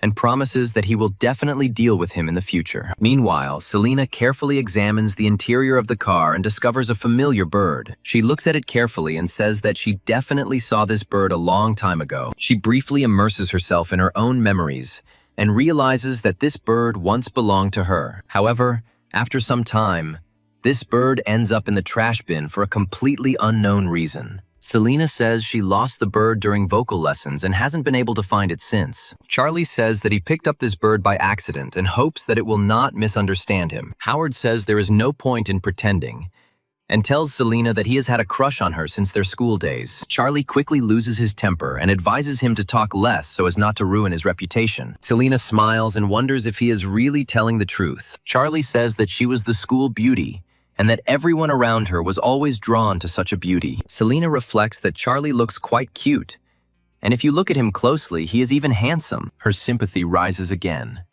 and as soon as the trip is over, she thanks him for the banquet in honor of his arrival. Charlie says it's a great honor for him to serve a beautiful girl and asks to be added on WeChat. Selena shows him her personal number without any problems so that they can continue communicating. After some time, she approaches her father, who thanks his comrade for his help. Selena asks him in surprise what happened, hoping that it is not some alarming news. Her father says they managed to find a stolen family heirloom that belonged to her grandfather. Immediately after this, he notices that there is another person walking next to her and asks who it is. Selena says it was her classmate who gave her a ride home after she spent the whole day with her friends. Charlie greets him, then says his name and says that he and Selena used to go to the same school. However, her father remains skeptical, believing that there is nothing good about rich boys. He doesn't greet him and takes his daughter's hand, saying that they will only discuss such things at home. Selena turns to Charlie and says that it's time for her to go, saying goodbye to him and hoping that they will meet again. Charlie looks at her with a smile and says that they had a great time and he will be happy to talk to her later. Howard asks him if he's going to pursue Selena and mentions the hotel in the car. Charlie says there are too many questions to answer in a short time. After that, he steps on the gas and starts telling him that he had a rich grandfather who left him an inheritance. Howard looks at him in surprise and wonders if this is a joke, because no one will believe this story. The next day, Charlie decides to immediately contact Ingrid to discuss some plans regarding the hotel's operations. Ingrid immediately informs him that she has also prepared several solid concepts that require discussion. Charlie picks her up and tells her that she got it done very quickly and abandoned so many plans in just a few days. Ingrid shows him some nice theme hotels that she found on the internet and which are very popular among young people. She suggests making a similar design, and Charlie says that he is transferring all authority over the management of the hotel to her. Ingrid tells him to contact some repair companies and then tells him the price. Charlie immediately transfers $20 million without any problems and says that if she doesn't have enough, she can ask for more. In fact, he is willing to invest any amount if it is enough to renovate this hotel. Ingrid says that this is absolutely not what she meant. looking at him with slight irritation. Charlie states that he doesn't know much about repairs, so she can make her own decisions. Ingrid reflects on how she must manage the hotel well so as not to cause trouble for such a handsome man. She wonders why he speaks as if they live under the same roof and are a couple. After that, she says that summer holidays are coming soon, and if the renovation goes quickly, they might have time to hit the jackpot. Charlie says that being a streamer will make promoting the event much easier. Ingrid says she got so many followers last time because they latched onto his name. Charlie says that everything will come gradually, and there is no need to burden yourself too much, and he will take care of the promotion himself. After this, he heads home, and a few hours later, a dark evening descends over the city. Claire tries her hand at being a streamer and gets her first super light from one of her subscribers. Charlie takes a close look at her progress and realizes that in just a few days, the number of subscribers has exceeded 1 million. Claire, meanwhile, welcomes all viewers to her broadcast room and offers a special thanks to Charlie. She also suggests that he can request a song if he donates 10 super lights, and Charlie accepts the challenge. Claire thanks him for such a large donation and asks what song he would like to hear. After a while, Charlie writes that she can choose any song she is confident in, and she begins to perform. Charlie is happy that his business has become so successful in just a few days and is bringing him income. Charlie says that Claire has incredible talent and decides to reward her with even more donations. Claire says she is very grateful for so many super lights and says she will not forget it. An hour later, Charlie realizes that he has become much stronger after sending 2,500 gifts. However, he was also quite tired, as pressing a finger on a phone is quite a labor-intensive task. After some time, Leonard writes to him and tells him that she was among the top 10 newcomers. Charlie is about to take a little rest after such a busy evening, when suddenly the door begins to slowly open. Todd runs into the room and says that the forums were like a bombshell after what happened. He says that someone spent 2,500 gifts, which is equivalent to a whopping 5 million. Charlie looks at him in surprise and asks how he even knew this news so quickly. Todd claims that Claire has risen significantly in search results on the forum, and now everyone is interested in her. Todd also says that the user named Cooled Fireworks is the same rich man who supported Mira back then. Charlie says that it's time to check where Mira is now. Todd does the necessary research and says that she is currently ranked 6th among the most popular streamers. Charlie asks if this is really the maximum, and Todd says that even 6th place in such a top is already an honor. He shows him other popular streamers and says that they have held the lead for years. Charlie wonders why they were in such a hurry to drag him into this confrontation. However, for him, this is an absolutely cool thing, since there are no problems that cannot be solved with hundreds of millions. To cope with fatigue, he wears a special bandage that helps him continue working. With only 18 days left until the finale tonight, he needs to make a lot of transactions. During this time, he successfully spends tens, if not hundreds of millions, to promote all the necessary people. We are transported to a villa where 2 employees are sitting, lamenting that their founder has fallen to 2nd place. One of them claims that Mira, who suddenly appeared out of nowhere, rose from 6th place to 1st and is already competing with them. His interlocutor asks who is the sponsor who promoted her so harshly. Having discovered that this is a man with the nickname Cold Fireworks, they decide to go to the venue and find out everything. After a while,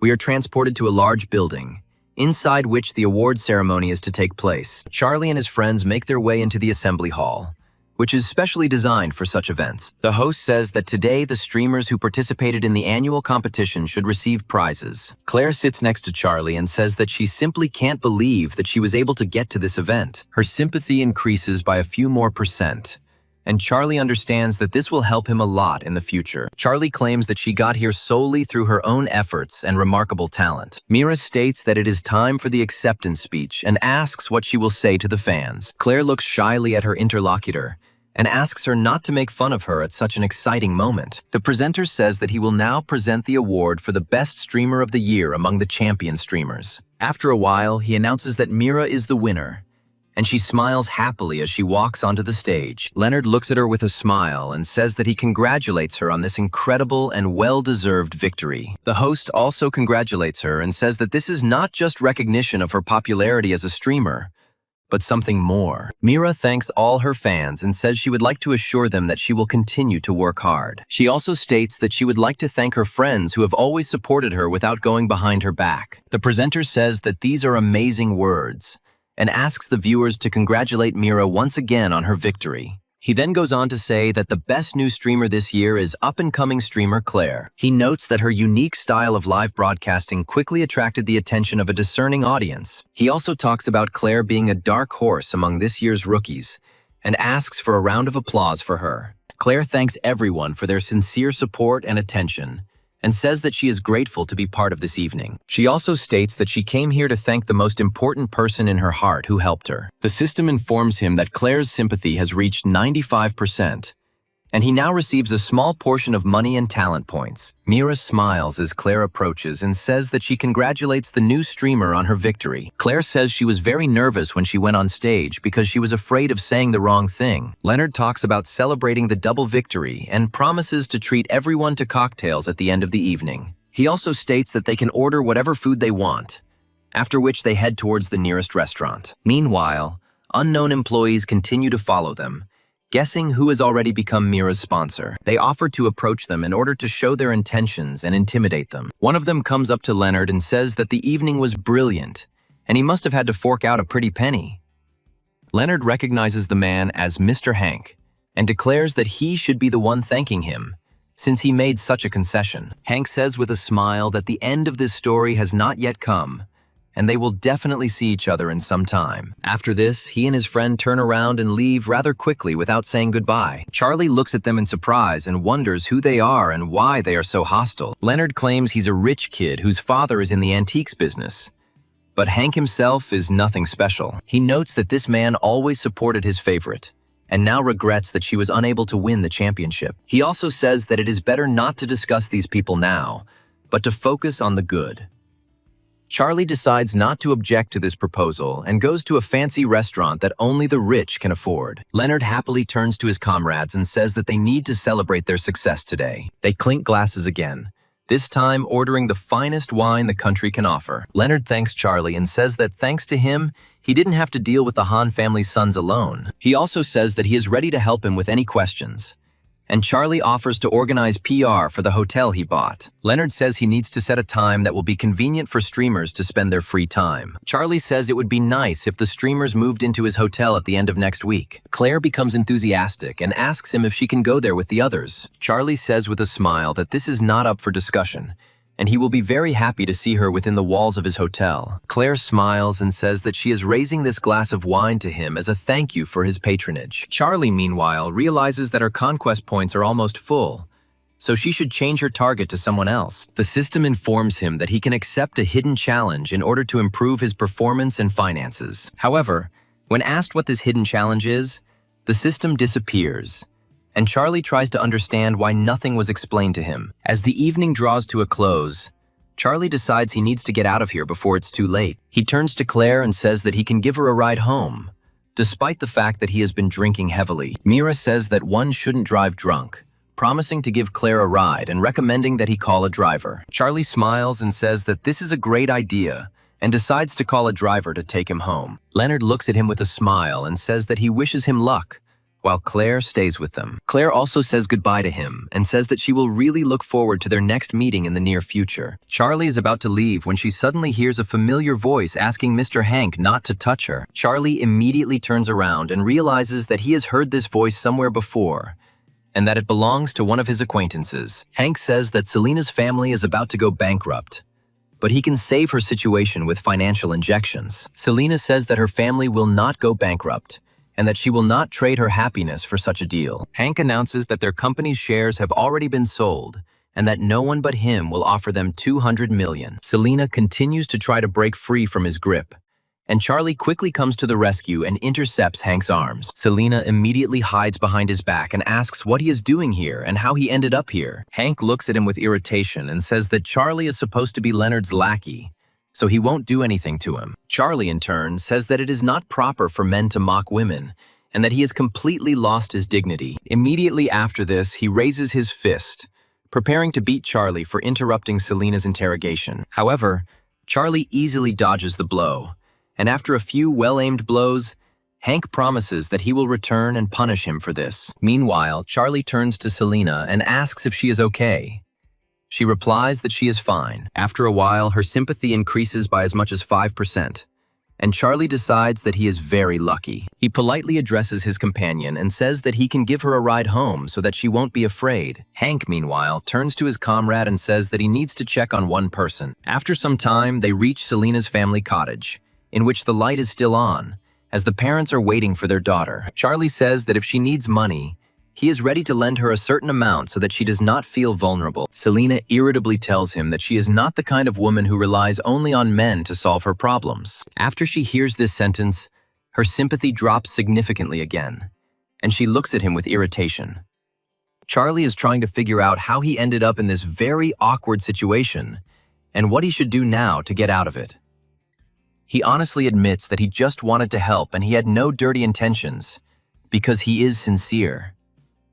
Selena says that if she needs such help, she will definitely tell him about it, and then leaves. Charlie gets into the car and wonders if anyone knows anything about Selena's family's affairs. They immediately promise him that they will be able to sort out these issues and pass on all the information to him. Charlie quickly finds the right person and adds him to his contacts to talk to him. They tell him that if any more news appears, he will immediately inform him what needs to be done. Charlie muses that this would be a good opportunity to spend money on a beauty, but she resists. After some time, he comes back and decides to take a rest. He takes a short break to eat his lunch when suddenly his phone starts ringing frantically again. He is informed that Selena is going to the Han family's charity auction and that there will be many celebrities there. He is also informed that Hank actually has feelings for her and will try to win her over to his side. Charlie asks if they can get him an invitation to attend the meeting. They tell him that it would be better to ask Leonard about this, since his connections should be sufficient. Charlie thanks his informant for such detailed help and says that he will definitely try. Immediately after this, he buys the first plane ticket he can find and heads there to make it to the auction. At this point, we are transported to the Han family estate, where the very same auction is taking place. Hank turns to Selena and asks if her arrival means she has changed her mind. He hands her a contract and says that as soon as she signs it, about 100 million will immediately be deposited into her account. Selena says that 5 years ago, an ancient jade that had been passed down through generations was stolen from their family, and they then bought it back. Hank says that such issues can be easily resolved and that the deal can be closed even today. He adds that her father spent a total of 110 million, and that if she transfers 100 million to him, he will immediately hand over the artifact. Hank slyly reflects that she won't be able to get even 10 million in her current situation. He also says that in business, such exquisite jades are worth a lot of money. Selena reflects that her grandfather won't be able to wait that long for them to find the right amount. During her last visit to her grandfather, her mother said that it was unknown how long he would live due to his illness. However, her father reassures her that there is no need to worry, as he will figure out how to get the money. The unhappy mother asks him if he really thinks that everything will be like before, even if he has the money for it. Hank, in turn, says that if she becomes his wife, they will be one family, and the jade will go to her for free. He also says that this will not only save her family, but will also be a sign of respect for her grandfather, which means it is beneficial for both parties. Selena wonders in her mind if her family will have to sink to such a humiliating position. Hank chuckles and says it's a fantastic solution to the problems at hand that was obvious all along. After some time, Charlie bursts into the estate with force, knocking down the lock with a sharp kick which causes it to collapse. Charlie immediately runs into the right room and tells Hank to get his dirty hand off this unfortunate girl. Hank asks in surprise why he entered someone else's territory and where the security went. The guard runs into the room and says that this guy is too strong, so they couldn't contain him. Selena looks at him in surprise and asks what he is doing here and why he came at such a time. Charlie tells her not to worry because he came to solve her family's problems. Selena says that just because he talked to Leonard a few days ago doesn't mean he's rich. He adds that even if Leonard himself appeared here at this very second, he would not dare repeat these words in his presence. Charlie says not to underestimate it because it's only a few hundred million. He also says that he is willing to pay $1 billion to acquire 50% of the shares of Selena's family without the right of shareholder. Selena asks him in surprise if he really won't make any commitments. Charlie says that these 50% of the shares will be transferred into her name and that she will be able to manage them much better. Hank says that there must be a limit to any impudence and adds that Charlie doesn't even know what 1 billion means. He adds that it is impossible even for him to get such a sum, but Charlie replies that it is not a problem for him. Without thinking twice, He takes out his phone and transfers all the necessary funds to Selina's bank account. He says that no one will force her to do anything she doesn't want to do, and that now she will be able to freely control her own destiny. Her sympathy increases significantly, while Hank realizes that he was deliberately misled. He immediately tries to appease him, saying that he was short-sighted and that such an influential person as he should forgive such things. He also states that his family is planning a charity auction and that they might be interested. Charlie looks at him carefully and realizes that this guy has changed his behavior too quickly. After a short pause, he realizes that the auction is a place where big money is involved, which means it is a good opportunity for him. Looking at it carefully, he says that he was just about to expand his horizons. Hank looks at him carefully and thinks that this might be a good chance to humiliate this idiot. After some time, they find themselves in the auction room, where a huge number of guests have arrived, ready to fork out their money. Selina immediately attracts a lot of looks and questions about what they are doing there in their dire situation. Some of them suggest that she came to find a rich groom and revive her corporation. Looking at her, they don't understand why she chose some idiot who looks like a real poor man. Selina turns around in irritation to confront these people and prove that they are actually wrong. Charlie smiles and says that there is no point in arguing with such people, as it is a waste of time. Hank is hosting this auction and says that all proceeds will go to a good cause. After this, he decides to present the first lot of today's auction to the interested public without further ado. He shows a scroll with a stunning painting and names the starting price at 90 million. The girl next to him immediately raises the price she is willing to pay to 100 million. The rival says she is ready to pay 120 million for this work of art. Charlie notes that rich people have strange tastes if they are willing to pay such sums for an ordinary scroll. Selina looks closely at this work of art and says that she did not expect to see such a masterpiece. Charlie has no problem raising the price of the scroll to 300 million, and no one objects. After some time, he buys the item, and Hank declares that the scroll becomes the property of Mr. Charlie. Charlie immediately stops him, saying that a small adjustment needs to be made regarding the owner. After a short pause, he says with a smile that this lot needs to be registered in the name of Mrs. Selina. Selina, in turn, says that this is too expensive a gift and that she definitely won't be able to accept it. Charlie replies that anyone can do charity, and that now is his chance to restore his reputation. After a few moments, Selina's sympathy increases by 2%, and he assumes the system simply glitched. He is informed that he is too frivolous in his pursuit of goddesses, which is why his results are so poor. Hank says that Charlie probably has a good knowledge of antiques and paintings and can tell others about it. Selina asks in surprise if he really understands painting and art. Charlie reflects on the fact that he doesn't understand anything about this meaningless picture and is here to spend money. Charlie says with a smile that people from different walks of life have gathered here,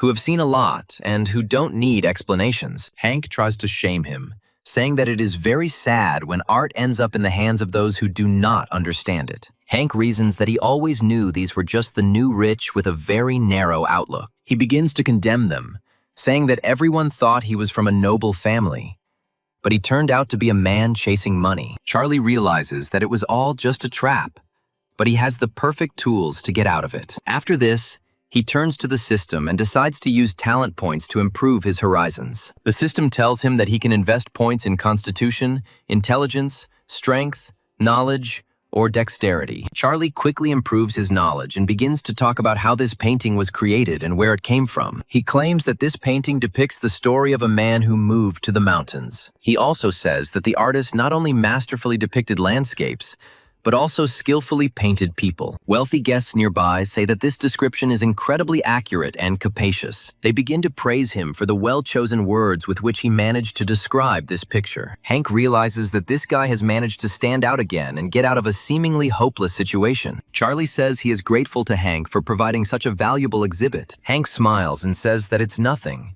and that such things mean nothing to him. After a while, Charlie says that it's time for them to leave, since they have already bought everything they need. Selina turns around in his direction in surprise and realizes that they are indeed about to leave. She notes that Charlie is too knowledgeable about ancient paintings and that he is full of surprises. The system registers an increase in sympathy, and some people realize that Hank was just deliberately trying to hurt Charlie. They also conclude that the attempt was futile and that his defeat was humiliating. Meanwhile, an unknown woman begins to observe him, who notes that Charlie is a very interesting person. After some time, They end up at a restaurant to celebrate their success at the auction. Charlie turns to the waitress and tells her what dishes they would like to order from the menu. The girl looks closely at their choice and informs them that they need to wait a little. Charlie is happy that thanks to his improved knowledge, he can now even understand the melody playing on the piano. This melody evokes completely new feelings in him after he has transformed his thinking into a more educated one. Selena asks him if he also listens to Chopin's sonatas, adding that this is far from the most popular work. Her sympathy grows again, and Charlie only now, after pumping up his mind, realizes that she is much more interested in the spiritual world. Selena says that her favorite piece is the farewell song,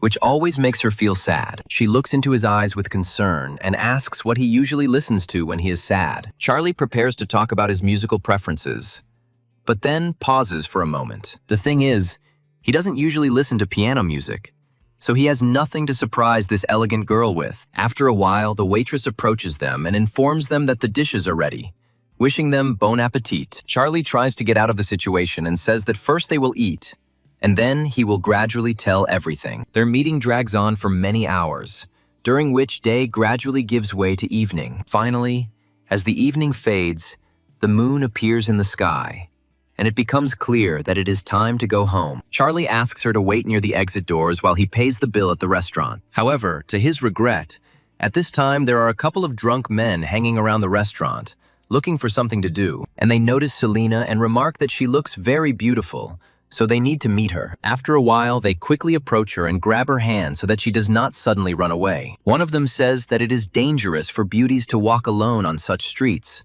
so it would be better if she went with them. Selena demands that they leave her alone because her friend will soon leave here and take her home. Charlie immediately grabs the bastard's hand and squeezes it so hard that he starts whining in pain. He adds that he gives them 10 seconds to quickly get out of here.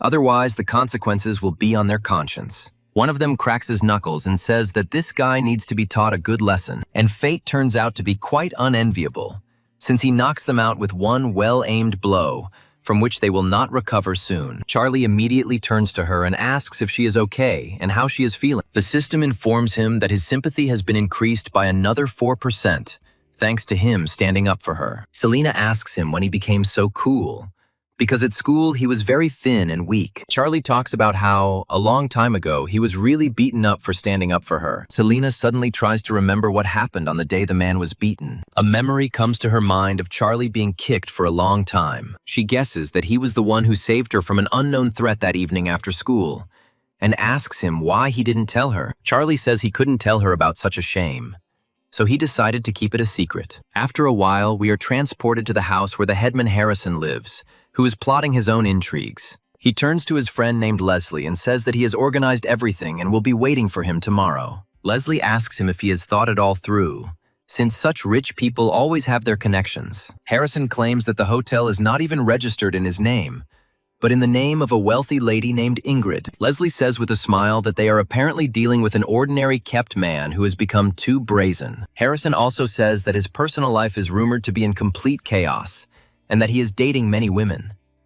Leslie says that if this is not just a kept man, but also a womanizer, then he must definitely be exposed. After some time, we are transported to the very hotel that our hero, by pure chance, decides to visit. After taking a closer look, he discovers that the place is full of various guests enjoying their food. Charlie praises Ingrid, saying that she has had a lot of guests lately, but she still copes. Ingrid says that they should have thanked Mr. Leonard for the advertising, because now their hotel has a good reputation. Charlie says that gratitude is not needed here, since Leonard is their dear comrade. Meanwhile, one of the visitors discovers that the owner of this hotel has arrived and says that it is time to begin. As soon as this command reaches the grandmother's ears, she immediately falls to the ground and starts clutching her stomach. The grandmother's son leans over her and asks what happened, immediately assuming that she has been poisoned. In another scene, a fake actor says that there appears to be a cockroach in the food, meaning that there is something wrong with the food. He immediately starts screaming loudly,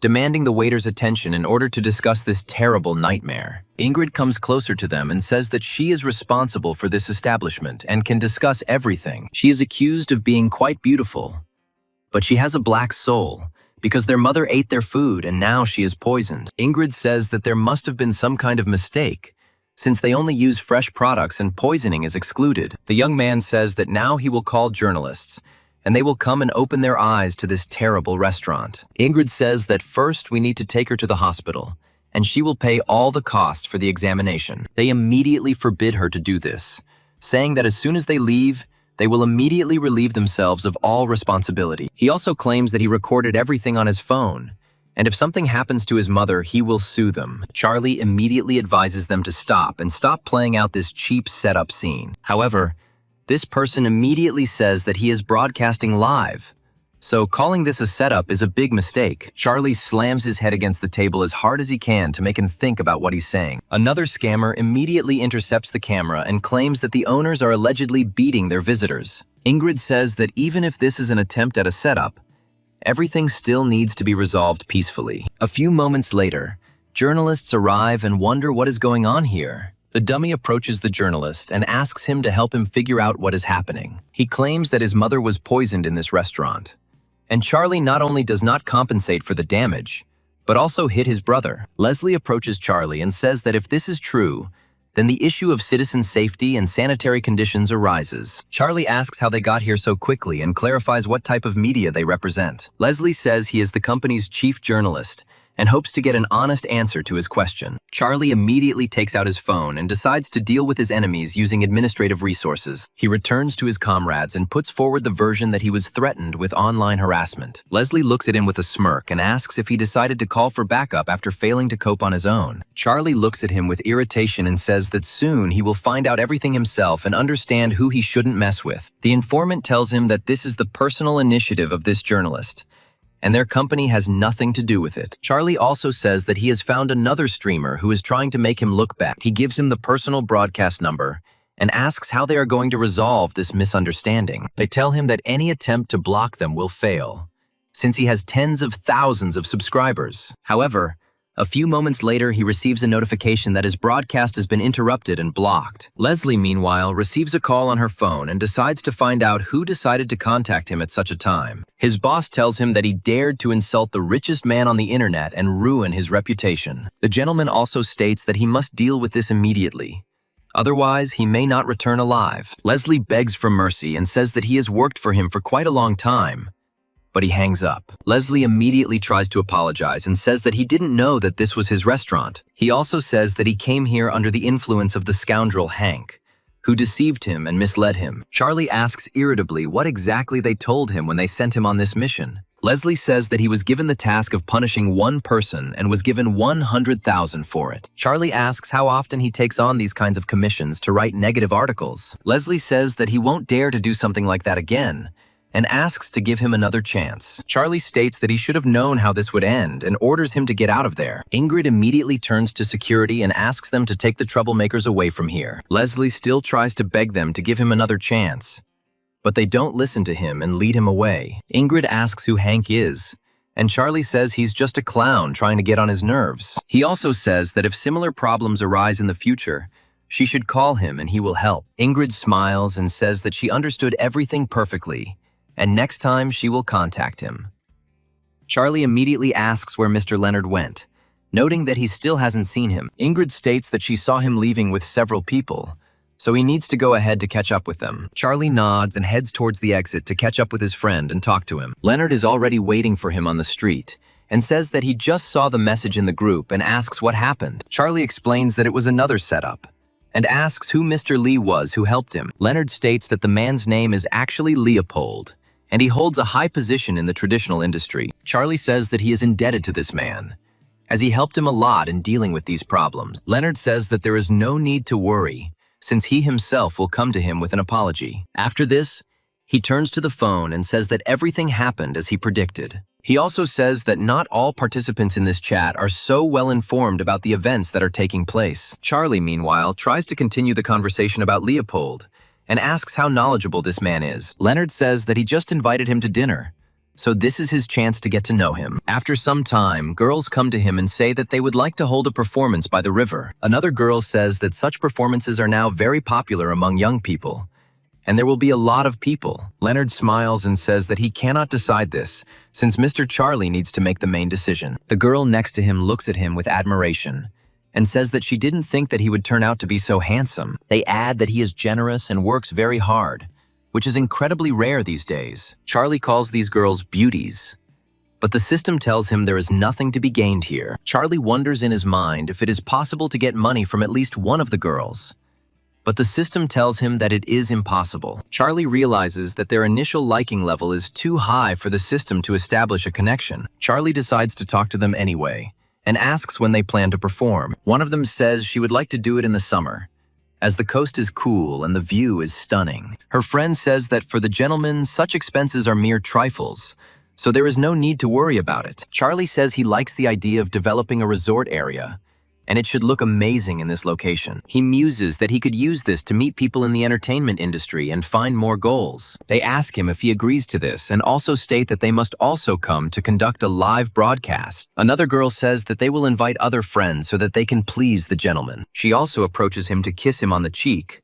but the system reports that Ingrid's sympathy has decreased. Charlie immediately looks up at her and realizes that her strange behavior is due to the fact that she was about to leave. Charlie tries to take her hand and tells her that everything is completely different from what she thought. Ingrid says irritably that she understands everything perfectly well, but Charlie turned out to be as changeable as the weather. Charlie can't believe the sympathy level he's worked so hard to build up has suddenly dropped again. Charlie tells her that she got it all wrong because they just met. Charlie also says that they are not in a relationship, and Ingrid doesn't seem to understand what he is talking about. Charlie says that he has a reason for giving her so many gifts, and it has nothing to do with the relationship. He makes up a story that he was born into a large family, but his mother took him away when he was little, and he has a bad brother. He also says that he is playing a role in public so that he will be considered a simpleton and that no one will try to plot against him for the inheritance. Ingrid says it's too much information and she needs time to process it all. After some time,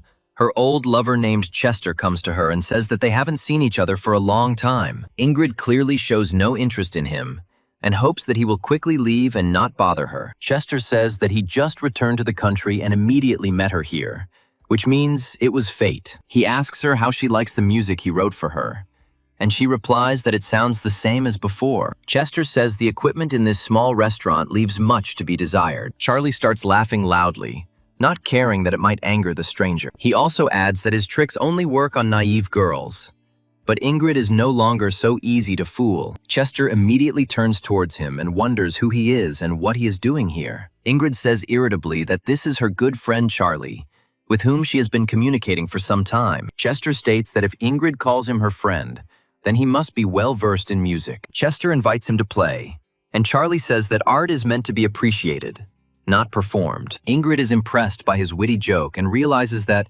compared to Charlie, any other aristocrat looks much weaker. The system also reports that, thanks to the increase in sympathy, Charlie has learned to play the guzheng. Chester says that everyone can say beautiful words, and if he is afraid to go on stage, he doesn't have to pretend. Charlie decides that he didn't want to steal the spotlight in the first place, but now he has to accept this challenge. Immediately after this, he goes on stage, not at all worried that he might not succeed. With his confident and elegant appearance, he shows that he knows perfectly well how to play this instrument. Charlie reflects that this is not an instrument that can be played without years of practice, so it will not work. The people present wonder who he is, and realize that he was not on the list of invited guests. They also realize that he looks pretty good, which means he must be some kind of special guest. Charlie decides to play a few test tunes, but the sounds he produces are not very melodic. Chester says that it is better not to touch this instrument at all, otherwise it can break. Irritated listeners declare that this redneck doesn't know how to do anything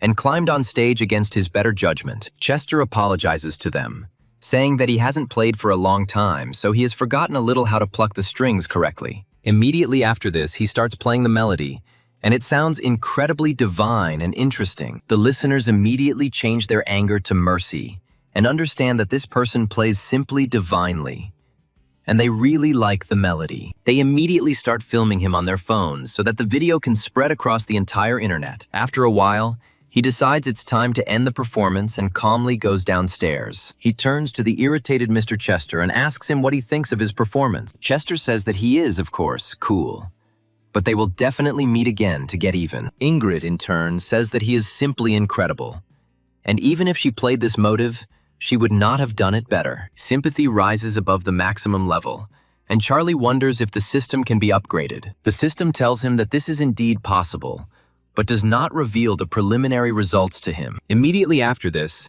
people approach him to take pictures with him due to his incredible popularity. He politely refuses all the offers that rain down on him like water from a horn of plenty. He turns to his companion and says that it is better to leave here, since there are too many people here. Once outside, he says he's sorry a good dinner ended like this, and they'll choose a different place next time. Meanwhile, his phone starts ringing, and he realizes that it must be something very important. Ingrid says that if he has business, he doesn't have to stay late because she can call a taxi herself. Charlie immediately gets into the car to talk to the man who has been calling him all this time. This person turns out to be Selena, who reports that her family has already paid off the loan and the business has expanded. Charlie says it's no big deal because he just lent her some money and nothing more. Selena says that he is a benefactor, and her mother bought him some gifts that he should pick up. Charlie says he's out and about and will be back soon, but if she arrives sooner, it can wait. After some time, some bandit observes her car and tells his accomplices to move out. He adds that he brought about 10 people here so that they could definitely avenge him. The night turned out to be especially dark, as if the weather itself hinted at the dramatic events that were about to happen. Charlie gets out of the car, leaves it in the parking lot, looks around and discovers that someone is following him. He quickly realizes that these people are not here by pure chance and are heading towards him. They ask him what he wants and state that he has offended their brother Chester and will not leave here without an apology. Charlie says with a smile that this idiot Chester can't even play an instrument properly. One of them immediately loses his temper and declares that he will not tolerate such an insult directed at his comrade. Immediately after this, he rushes to attack.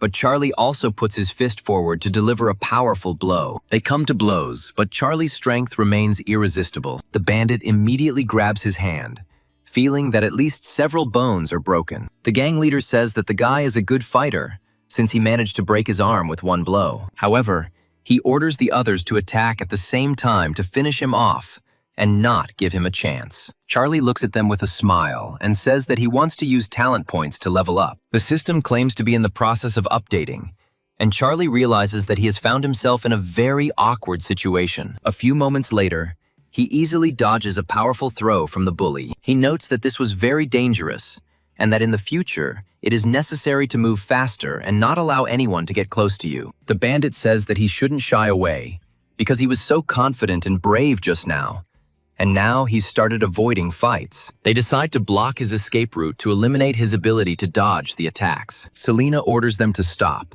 stating that she has already called the police, who are on their way straight there. Charlie happily turns in her direction and understands that now help would be very useful. The bandits turn to her and wonder if she seriously thinks they can be scared by something like that. Charlie tells the system that if it doesn't update quickly, something bad is definitely going to happen. The system informs you that the update is complete and will soon download new features that will take it further. Charlie tries to provoke the bandits, who ask if he is still trying to be a hero. Charlie says he is giving them one last warning to leave now because it will be too late later. The system completes the update, and Charlie realizes that he needs to invest the maximum number of points into martial arts. He also discovers that martial arts cost quite a lot of points, so he will have to part with all his savings. The system decides to play a joke on him and gives him a 50% discount, after which he invests all his points in judo. Charlie immediately becomes bolder and says that if they don't leave here, he won't stand on ceremony with them. The bandits grab their weapons, declaring that this guy has become different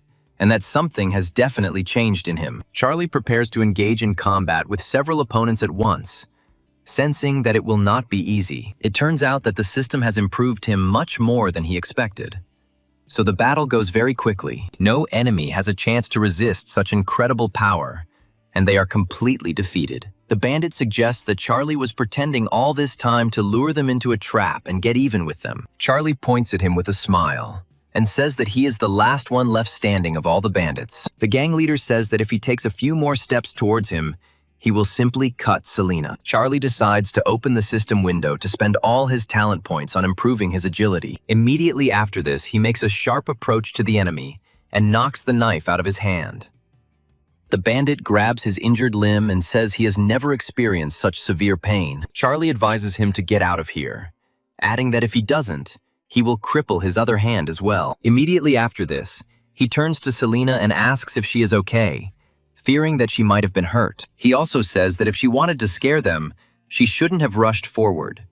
And Selena admires his skills. Charlie says he is ready to share his incredible knowledge with her and teach her martial arts. The system tells him that Selena's affection has reached the required threshold, so he has received some talent points. Along with this, he receives a significant monetary reward, as well as the opportunity to evaluate antiques at an expert level. After some time, he comes to a meeting with Mr. Leopold, which takes place in a rich restaurant. Leopold says he never thought the legendary Mr. Charlie could be so young. Charlie looks at him with a smile and says that they are too kind and that he does not deserve their kindness. Along with Leopold, there is another man present at the meeting named Laszlo, who is Charlie's informant. Charlie thanks him for his help, because last time he wouldn't have been able to achieve anything without his support. Laszlo, in turn, says that this is too high an assessment of his work, and that it was an honor for him.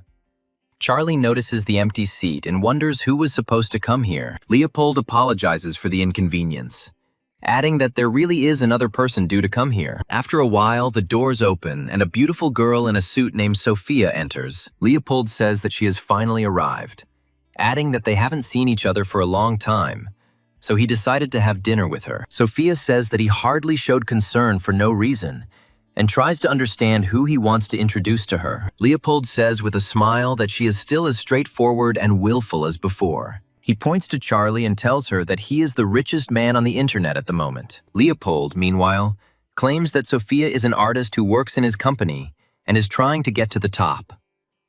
Charlie extends his hand to her, saying that he has heard of her, as she was a top star not long ago. Charlie notes that now he understands why the rich are so eager to get into show business, because such beauty and figure are incredible. The system informs him that this is another goal to conquer, which can be used to gain the songwriting skill. Sophia immediately declares that internet-rich people are absolutely not her type, so she is not interested in dating. Leopold immediately apologizes for such behavior and says that he and she will go outside for a minute. Charlie doesn't pay much attention to this and says that they can do whatever they want. After a while, the doors slam loudly, and an active discussion begins between them. Meanwhile, Charlie asks Laszlo why Leopold suddenly decided to introduce him to this artist. Laszlo reports that Sophia insulted director Gao last year and was blacklisted, and her talent was buried. Charlie says he heard something about it, because the news reported that she became a star on the set. Laszlo reveals that half of what was written about her was a lie,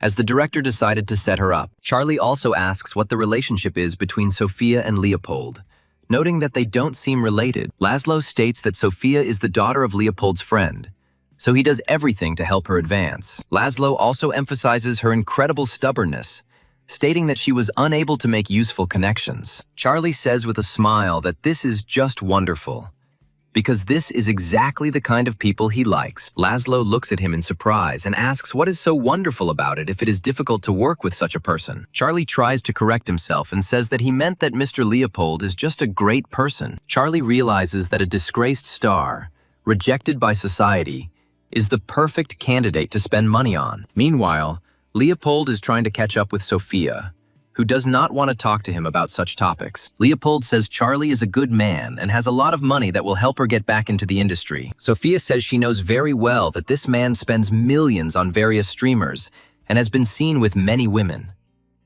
Leopold reports that Selena's family has rebuilt their empire, but there are no rumors of their relationship. After this, he asks her if she wants to bear the stigma of a disgraced star for the rest of her life and live in shame. After a while, they return to the room and apologize to Charlie for Sophia being too stubborn. Charlie says he understands everything perfectly, because any star must have a character that matches his ambitions. Leopold informs him that he just received a call and needs to return to the company immediately to sort things out. He turns to Sophia and tells her that she must take care of Mr. Charlie. Sophia looks at him with displeasure, then sighs and says that she will do everything in her power. Laszlo also decides to leave, saying that he will bring the necessary information later, but for now they can talk calmly. Of course, after this, a deathly silence reigns in the room, since Sophia is not very good at communicating with people. Charlie tries to appease her by saying that he has heard something about these scandals, but he is sure that they are just rumors. Sophia reacts to this information quite sharply and wonders what he means by these words. Charlie says with a smile that he would actually like to win her over with his actions. At first, Sophia flinches at such a bold manner of communicating with girls,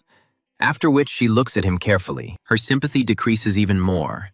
But she says that he can try, but must comply with 3 conditions. Charlie says with a smile that she can name these conditions and he will try to fulfill them. Sophia says he must buy a supercar worth at least 10 million, pay off a 70 million loan, and invest $1 billion in a film. She reflects on the fact that he is unlikely to be able to invest such a large amount of money and fulfill her conditions. Charlie says the first 2 points will be quite trivial for him, but the third one is more difficult. Sophia quickly gets up from the table and says that this is exactly what she expected, after which she says goodbye to him. Charlie says $1 billion is too little, so he's willing to invest $20 billion if she starts her own film company. Sophia asks in surprise if he really wants to give her $20 billion for her full use. Charlie says with a smile that now he is so rich that all he has left is mountains of money. After this, he gets up from the table and says that it wouldn't hurt for them to take a walk, and she asks where they are going. Charlie adds that they will go shopping for a car, as this is an opportunity for him to demonstrate his strength. Sophia accepts his bold challenge and arguments,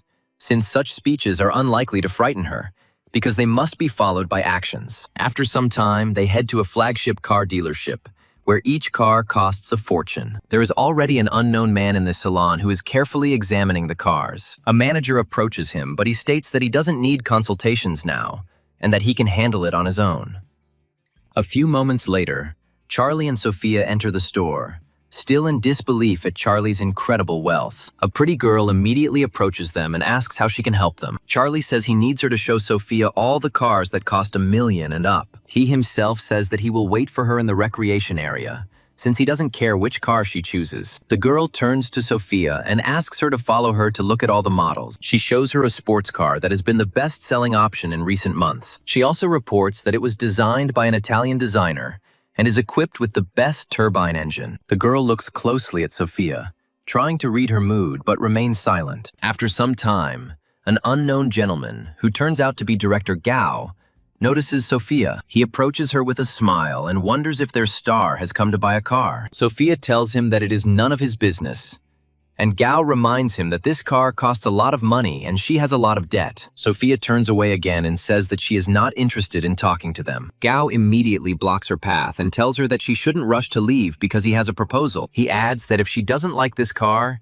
he can give it to her and also invest in her new film. After this, he leans towards her and informs her that the price for this will be small, and she will have to spend the whole night with him. Sophia immediately delivers a powerful blow to his cheek to push him aside. She orders him to stop and warns him that next time he will regret it, and it will end much more seriously.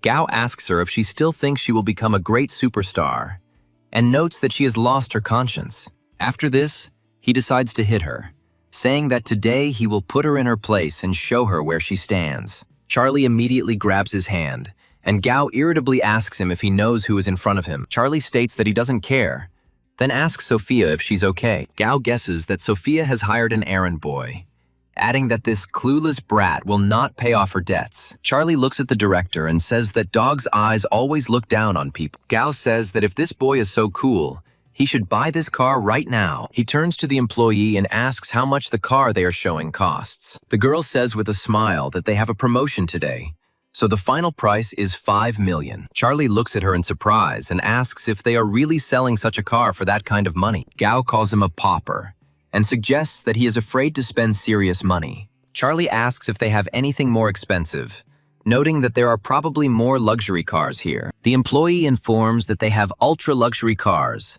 but you need the manager's permission to view them. Charlie states that he is confident in the purchase, so she can contact the manager for the necessary document. The girl is surprised by his assertiveness, says that she will do it as quickly as possible, and asks him to wait. Gao says Charlie can keep pretending to be rich as long as he wants, but when the manager comes, this theater will end.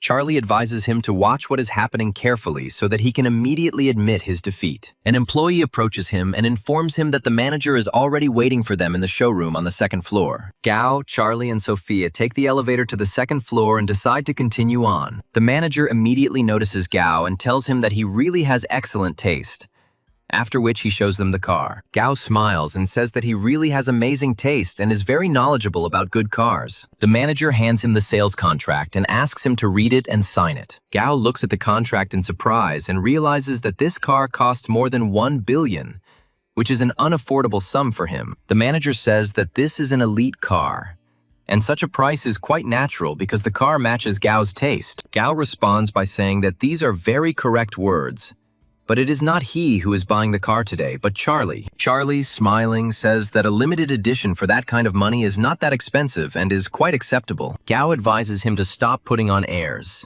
because if he can't buy this car, it's better to admit it right away. Charlie says that, unlike others, he is not used to throwing around empty words and always acts according to his convictions. After this, he shows his phone and says that he will make the payment by card at that very moment. After this, he places his phone on the reader to transfer all the necessary money. He also asks to register the car in the name of this girl who will be its owner. The manager says with a smile that they will process everything fairly quickly and prepare the necessary documentation. Charlie says that he actually bought the car and asks Gao if he has anything to say. Gao says that he was blind to Charlie's power, and then declares that it's probably time for him to go home. Charlie says that it is now entirely up to Sophia, as she now decides what will happen to him. Gao immediately begins to fawn over her and says that if her anger hasn't passed, she might hit him again. Sophia advises him to get out of here, as she doesn't want to get her hands dirty with him again. After some time, they finish their visit to this store and return back home. Sophia turns to him with a smile and says that she is grateful to him for his help today. Charlie says that he didn't like this man either and asks her to send him the card number to which he will transfer the money. Sophia calmly gives him the necessary details,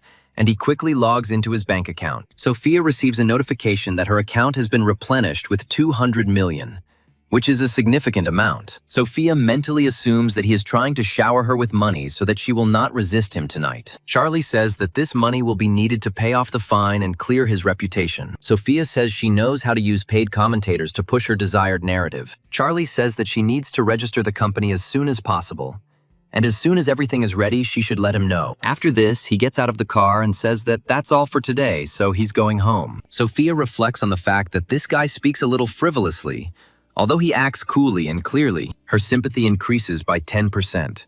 And Charlie is surprised that he spent 3 billion and still did not receive sufficient reward. After some time, he arrives for an urgent meeting that Laszlo told him about. Charlie approaches him in surprise and asks why he decided to meet so urgently. Laszlo looks into his eyes with concern and tells him that he needs to watch the video first. He adds that the video went viral online, and as soon as he saw it, he immediately recognized it, even in that lighting. Charlie says that it is indeed him and wonders what the problem is that required the meeting. Laszlo claims that a little-known singer admired his talent and wants to meet him, but he hasn't promised anything. Charlie asks him what the singer's name is, and Laszlo states that her name is Lola. Charlie takes out his phone and asks him to wait a couple of minutes while he makes the necessary inquiries about this person. He notes that she has been in the industry for 3 years, but is still listed as a little-known singer without much of a reputation. Laszlo says that in this industry, talent alone is not enough to become famous, because there is no investment in it. Charlie learns that she has to take care of her brother due to the death of her parents,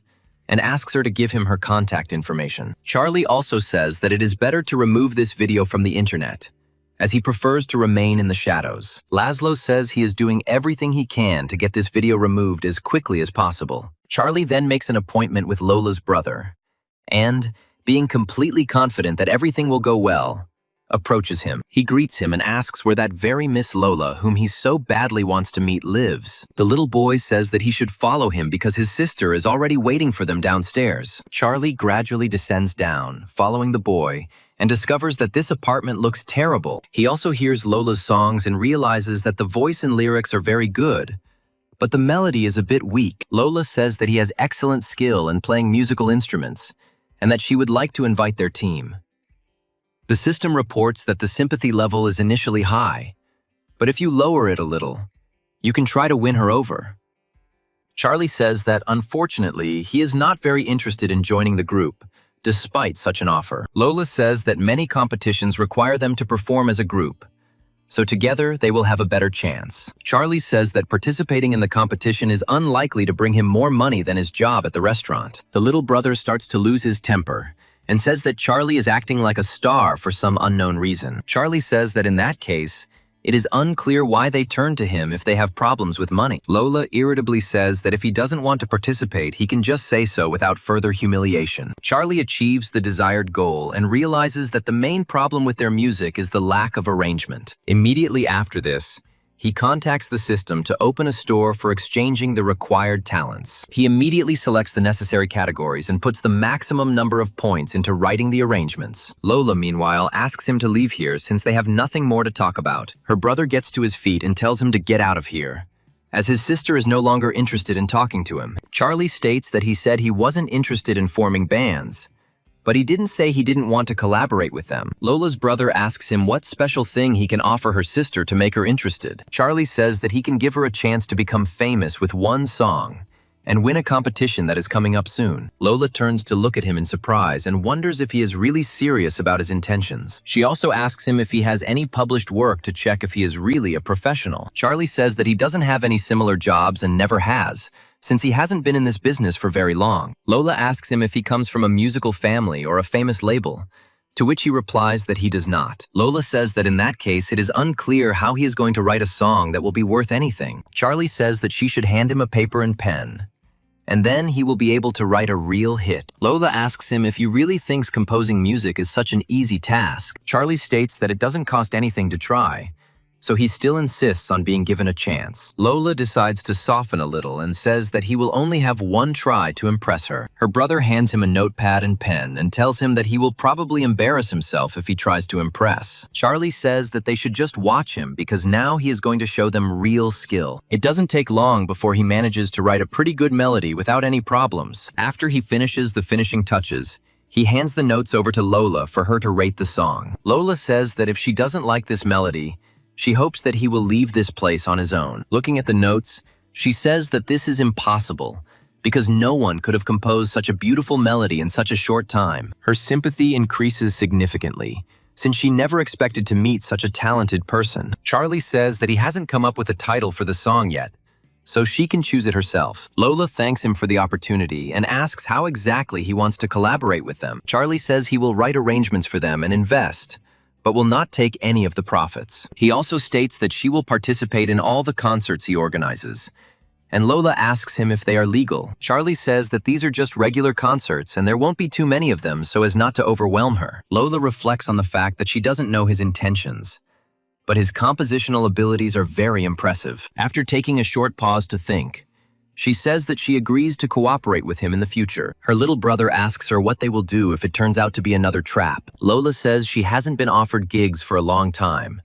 and without investment, they can't even pay their rent. Charlie looks at them in surprise and wonders if they are so poor that they can't afford to pay their rent. Charlie says that their basement is too small and shabby, and therefore completely unsuitable for a training ground. Her brother says that his sister really wants to change her place of residence, but this requires incredibly large expenses. Charlie says that, to his great happiness, he has a huge amount of money left over that he must spend. After some time, they move to a panoramic mansion, which consists of 3 floors with panoramic windows. The realtor suggests converting one of the north-facing bedrooms on the first floor into a workout room. Charlie says that the mansion is isolated enough that there won't be any worries during rehearsals. Lola says that the rent here is too expensive, and it would be better to find something cheaper so that they can afford it. Charlie muses that if they had known each other a little better, he would have simply given her the mansion. He says that she shouldn't worry about it because he will cover all the expenses. She just needs to train. Lola says that this is too wrong, since they just met and it is too much money. Her brother says that when they become popular and make money, they will return all this money. But now it is better for them not to live in the basement. Lola adds that when she earns money, she will definitely return everything. Charlie smiles and says that he will look forward to this moment, but for now, he will invest. After this, he says that since everything has been decided with the mansion, It would be great to sign a contract for 30 years straight away. The little brother immediately puts his hand on his shoulder and says that from today on, they are brothers. He also asks him where he lives, adding that he can give him a lift home. Charlie remembers that he is actually still living in a dorm with his friends and thinks it is wrong. He puts his hand on his shoulder and thanks him for reminding him of such an important thing as his own home. He asks the realtor if they have another mansion of a higher class, adding that he will take it for use. The realtor asks if the gentleman really wants to rent another property for some purpose. Charlie says he plans to buy it rather than rent it because he will be living there alone. The realtor says they have a mansion with an outdoor pool, but it costs $70 million. Charlie says that for that kind of money, he won't even look at it and will buy it right away without any problems. Lola's brother tells her that they have struck gold, which means she needs to get this man at any cost. Lola looks at her brother with irritation and asks if he is really willing to sell his sister so quickly. Her brother says that it is quite obvious that Charlie has a thing for her. Otherwise, he would not have invested so much money. Lola doesn't respond, but her affection for him increases by 15%. And she is now seriously in love with him. After some time, Charlie learns that Sophia's reputation has been almost completely cleared thanks to the purchased votes. Meanwhile, Sophia is thinking that revealing the dirty secrets of corporations is too expensive, and she is almost out of money. However, a few moments later, a message arrives on her phone stating that her account has been topped up by 1 billion. Sophia is surprised that for this man, such large expenses are the same as going out to buy bread. Charlie mentions that he recently met a singer and asks if she has any connections. Sophia says that if you want to become famous quickly, you can perform the soundtrack to a film or TV series. After some time, they reach the conference room where a meeting is taking place to choose the main song. The leading man says that their songs were rejected again because the director refused to add them. The girl says that the director always says that something is missing, but at the same time does not give specific recommendations. Another employee says he has never encountered such simple, yet at the same time complex and abstract requirements. The girl states that such vague demands are the most difficult to fulfill,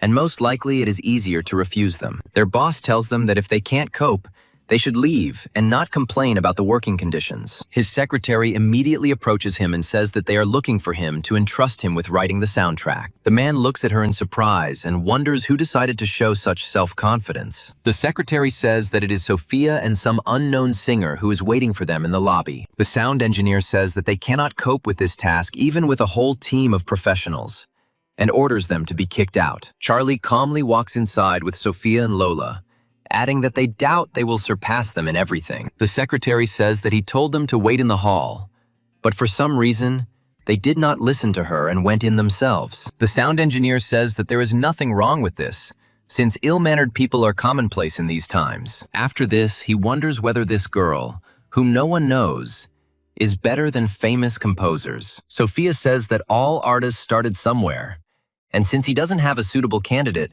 it's better to give a newcomer a chance. The series' sound engineer understands that it's best not to quarrel with her, since she is currently at the center of a well-known scandal. He says that he will preserve Sophia's dignity and give them 3 days, but if they do nothing, he will not listen to them. Charlie says that this is too little, since they have already studied all the film genres and written a fragment beforehand. After this, he turns to Lola and asks her to play a demo version for the sound engineer. Lola quickly nods and says that the demo is on her phone, then takes it out. She hands the smartphone to the sound engineer so that he can press a button and listen to the performance. The sound engineer is immediately amazed by the incredible talents that Lola has demonstrated. He reflects that this is exactly the melody he has been looking for so long, because it meets all the requirements. After this, he apologizes to them for his recent rudeness and says that they need to go to the conference room and discuss the details. After this, he goes into the conference room and tries to chase away those people with whom he had just collaborated. The girl wonders how she can trust a newbie to write a song,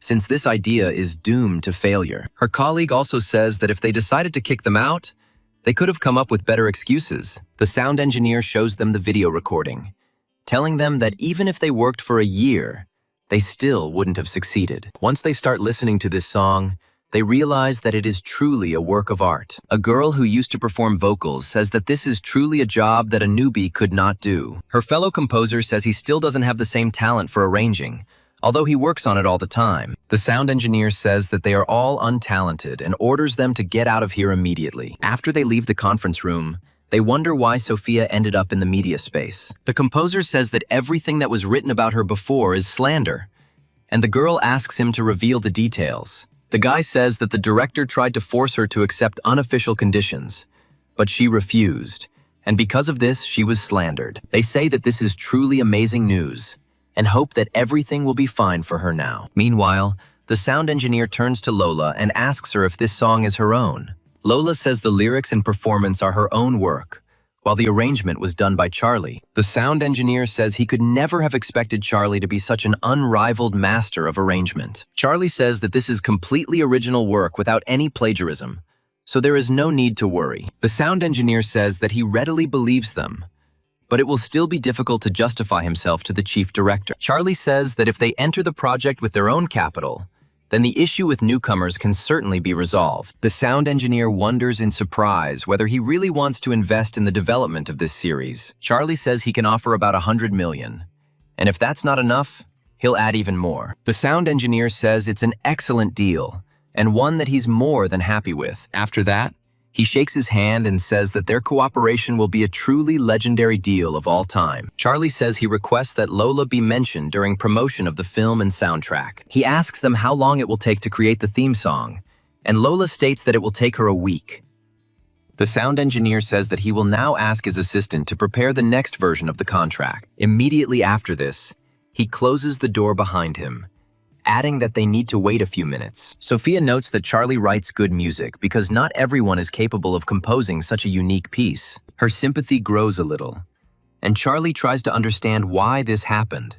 And at the same time, he invests in another girl. Sophia turns around and says that she didn't expect him to be so rich and also interested in arrangements. Charlie says that this is just a hobby, and compared to professionals, he is still very far away. Sophia says that there is no need to be modest, since this man is a famous sound engineer who is very picky. Charlie points out that Lola wrote most of the song, and Sophia decides not to argue with him. Sophia also addresses the singer and says that she needs to continue working because she has a great future. Lola smiles and says that she will try her best to reach the top of the music industry. Charlie, meanwhile, asks her how things are going with her, hoping that everything is going as smoothly as possible. Sophia says she managed to find several artists who found themselves in a similar situation, but there are almost none left. Charlie says that they can contact Laszlo since he is a private detective and knows a lot about such cases. Sophia says that Laszlo doesn't take on risky cases, and she has already approached him several times. Charlie says he's a pretty decent guy, and it would be better than just sitting around waiting for the weather to improve. Charlie immediately after this says that he will leave for a short time to talk to Sophia. Lola sees them off with a smile and says that she can handle the paperwork for this contract on her own. Charlie adds that she needs to follow up on the details with the assistant director,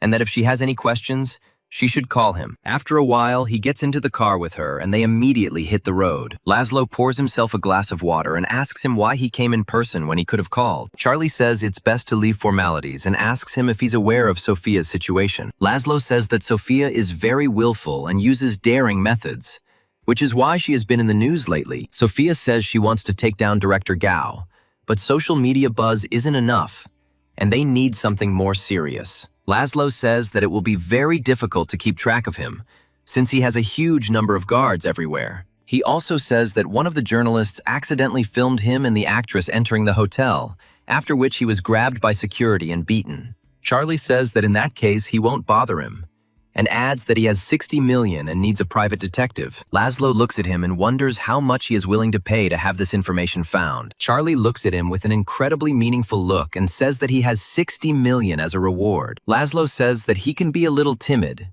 but for such an order he is ready to overcome his fears. Charlie immediately transfers half the cost to his account, and says that he will receive the rest when he completes the investigation. Laszlo smiles and says that they can rest easy while he quickly finds the necessary evidence. Sophia sends him a list of actresses who were harassed by the director. Laszlo says that he will organize an investigation as soon as possible in order to help her. Meanwhile, Charlie asks her how things are going with the company registration. Sophia says that she hasn't had time to do this yet, as she needs to check the name and prepare the documents. Charlie listens to her attentively and says that it all sounds incredibly logical, and he completely agrees. Laszlo says that there will be a charity auction at the hotel tomorrow at 8 p.m., and the cream of society will be there. Charlie looks at him in surprise and wonders why he decided to mention this right now. Laszlo says there will be a special lot at this auction in the form of pledged assets of a major film studio. Charlie looks at him carefully and wonders if the major film studio whose assets are represented there has gone bankrupt. Sophia says that she has been around for about 10 years, and in their heyday they were among the top 5 studios in the country.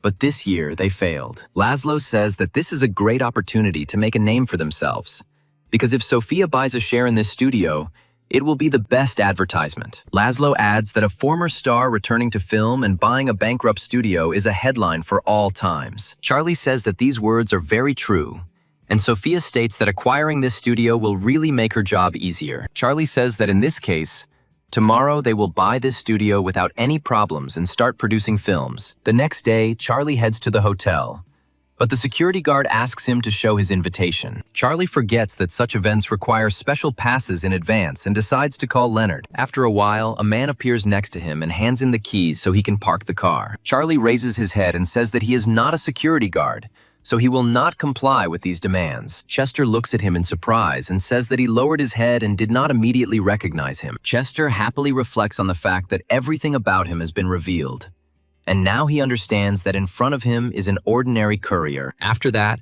he takes him by the hand and says that he better go in together, since the evening is about to begin. The guard tells them that they must present their invitations to be allowed inside. Chester gets his invitation without any problems, and the guard tells him that he can proceed further. Chester turns to Charlie with a smile and asks him where he put his invitation. Charlie says he'll wait a minute and takes out his phone to make a few calls. Chester states that it is a pathetic theater and claims that Charlie is a pathetic delivery boy and that this is no place for people like him. Another person comes here and wonders if this city has really degraded so much that any mutt can come here. Chester recognizes this man as his cousin and says that they haven't seen each other for a long time, but now they have found each other. After some time, a very expensive car, which belongs to Sophia, stops near this place. She comes up and says that the invitation allows for one more person to come, and that Charlie is her friend. The guard immediately lets them through, wishing them a good evening and making no further attempt to obstruct their passage. Chester wonders who Charlie is if Sophia is willing to stand up for him and let him go with her. Chester's cousin asks him who it is,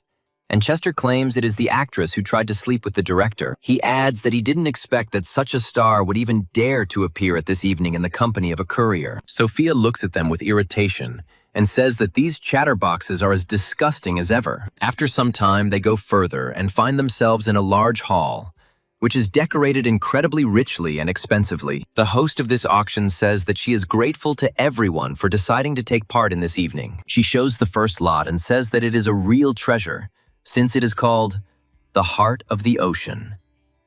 She notes that this piece is among the top 10 most luxurious items, and the starting price for it is 1 billion. One of those present says that if the auction starts off so strong, then this evening promises to be interesting. One of the girls says that if she finds a man who buys her this necklace, she will marry him. The bidding begins gradually, with each buyer gradually raising their bid by small amounts. Each of them is confident that he has enough money to buy such an artifact. The rate gradually increases more and more and reaches 1.5 billion, which is a fabulous sum. Charlie comes out to this auction and immediately says that he is ready to offer 3 billion for this piece of jewelry. Chester wonders if he imagined the courier just offered a price of 3 billion. The employee points out that the current maximum bid is 3 billion and asks who wants to bid more. None of those who have previously tried to bid on this lot will dare to spend such an exorbitant amount of money. After some time, the employee hits a special device with a hammer, announcing that the lot has been sold. Charlie says that he asks for the necklace to be wrapped, but he will not be the one to wear the piece. He points to his companion and says that he will give it exclusively to Sophia as a sign of gratitude. Sophia turns around at him in surprise and wonders if he really wants to give her such a thing. Charlie replies that 3 billion for charity is a great way to make a big statement about her return. Sophia says that this is a very logical strategy, while the system reports that her sympathy increases by 10%. People watching them say that they have already heard that Sophia is going to expose Director Gao, and they admire her. Chester's cousin, who is watching them, realizes that this guy spends money in the same way as the first rich man on the internet. He immediately takes out his phone to contact his friend and ask him a few questions. Meanwhile, the employee announces the second lot, which is an ancient gujen made of rare gold. The starting price is set at 30 million, but it quickly rises to 60. After this lot is gone, and after some time, the girl says that the next lot will be different from the previous ones. She states that it is a secured auction for a bankrupt company, and Charlie says it is time to get started. The employee says that everyone has heard of this famous film studio and announces a starting price of 10 million. Some wealthy people say this is very sad, since the studio was previously valued in the hundreds of billions. However, the reason for this is that the studio has huge debts to banks and very little demand for their products. Charlie says that it looks like no one is going to bid, which means they can get it for the minimum price. Sophia says that she would be happy to do this, after which she declares that she will take this studio for 10 million. An auction employee says she would be interested to know if there are any other bidders who can offer more. The rich people watching her are trying to figure out whether the actress is really planning to work for herself. They add that this is quite possible, and recently she has been actively attacking director Gao and is in the top news. The angry girl says that she has long suspected that this director is dishonest and is chasing after young actresses. After some time, the girl says that no one has expressed a desire to buy this studio, so the deal is concluded. She smiles and says that Sophia is now the owner of this film studio and its sole proprietor. She also expresses hope that in her hands the company will return to its former glory and become great again. Sophia asks everyone not to worry, promising that she will make this film studio even more successful than in its heyday. The employee says that she is very impressed with her courage and asks her to leave her information so that a lawyer can contact her. After this, she says that it is time to move on to the next lot, which will definitely surprise everyone. Charlie asks her if she wants to see what happens next or if she wants to leave. Sophia says that there is no need for this, since today's goal has already been achieved. Charlie decides not to argue with her and goes into the hallway. But after a while, he hears a familiar voice. Leonard says that they shouldn't rush to leave because there will be a banquet after the auction. Charlie says that today is not the best day to spend time together over drinks. Leonard asks him what the problem could be, then turns his gaze to Sophia. Smiling, he says that he stopped communicating with him altogether and started spending time with superstars. Charlie says that it's just nonsense and that they are just friends and there is absolutely nothing wrong between them. Leonard immediately introduces himself to Sophia and says that if she needs anything, he can help her. In response, Sophia thanks him for such kindness and says that she will not forget his words. Leonard says that there will be a lot of directors and brand representatives at the banquet, and people might be needed there. Sophia says that this is a very tempting offer and decides that she should go there to investigate. After this, they decide to follow their friend and find themselves on the 7th floor, where the banquet is already beginning. Leonard approaches Chester's cousin and calls him Bob, saying that he is the CEO of a jewelry company. Leonard also tells Bob that this is the same Charlie he told him about for a long time. Bob extends his hand to him and says that he is very pleased to meet such a star. Charlie says in a stern voice that he is not worthy of meeting such a major figure and that he should not have been introduced to him. Leonard looks at them in surprise and wonders if there is some history between them. Chester annoyedly asks him how he can be a rich man when he didn't even have an invitation here. Bob immediately slaps him across the face to calm him down and orders him to shut up immediately. Chester looks at his cousin with fear and asks why he decided to hit him in the middle of an argument. Bob immediately asks him for forgiveness and says that if his brother offended him, he asks for forgiveness for him. Charlie says that as a man, he shouldn't be drawn into such trifles. But this man has labeled Sophia. Bob immediately turns to him and demands an immediate apology to this respectable lady. Chester begins to fawn over her and tells her that she shouldn't hold a grudge against such an insignificant person like him. Sophia sighs in irritation and orders him to leave immediately before she uses force. Chester immediately hides behind his brother and asks him to say something to appease them. Bob says that there is no point in holding a grudge against each other and promises that from now on, he will sponsor any films featuring Sophia. Leonard says that Charlie is definitely not a fool, since he managed to get a celebrity to advertise his brand for free. Bob laughs with a smile and says that this is indeed a very good deal and will help put an end to this feud. Sophia reflects on the fact that this brand has always been positioned as luxury, so this is a good opportunity. After this, he shakes his hand and hopes that he will keep his word and fulfill his part of the deal. Bob states that he gives his word as a gentleman and will not show himself in a bad light, but will do everything possible. After some time, the rich people pay attention to the very musical instrument that they recently bought. They ask the owner if this is the same guzheng that she bought at auction. They ask her to play the instrument, but she states that with her weak skill level, it is better not to embarrass herself. After this, she wonders if anyone present can play this instrument. Bob turns to his friend and says that he plays this instrument well and should show himself. Chester shifts nervously from foot to foot and says that Charlie's talent in musical performance is much greater. Leonard turns towards the protagonist and wonders if he can play this instrument too. Charlie says that he spent a couple of days learning to play this instrument and was even quite good at it. Leonard immediately says that he really wants to test how good Charlie's talents are. Charlie smiles and reflects on the fact that he has no choice, so he will have to demonstrate his skills. After this, he approaches the girl and says that if he plays badly, he hopes that she will not be cruel to him. The girl lets him go ahead to show off his skills, and he gets ready to play a tune. Sophia is immediately impressed by the notes the protagonist produces and realizes that he is an incredibly talented person. Bob, watching the main character play, says that decades of practice are needed to achieve this level. Other rich men say that such an elegant and rich man is every girl's dream. They also note that it would be great if they could have a heart-to-heart talk with him this evening. The girl who bought this instrument says that it plays very well and she will add it to WeChat. Charlie, meanwhile, says that it was a trifle, so there is no need to add each other on messengers. The girl complains that crowds of guys often chase her, but this man doesn't pay any attention to her, and this makes her angry. After this, she asks him if he has the slightest idea who is standing in front of him. Charlie honestly replies that he doesn't know her and has never heard of anyone who could be like her. He is informed that this woman's name is Jean and that she is the granddaughter of the chairman of the city's association of antique dealers. Charlie reflects on the fact that she definitely doesn't have any money problems, so it's best not to mess with her. He apologizes to her and says that he is without his phone today, so he won't be able to add her in Messenger. Zana says that there is nothing to worry about,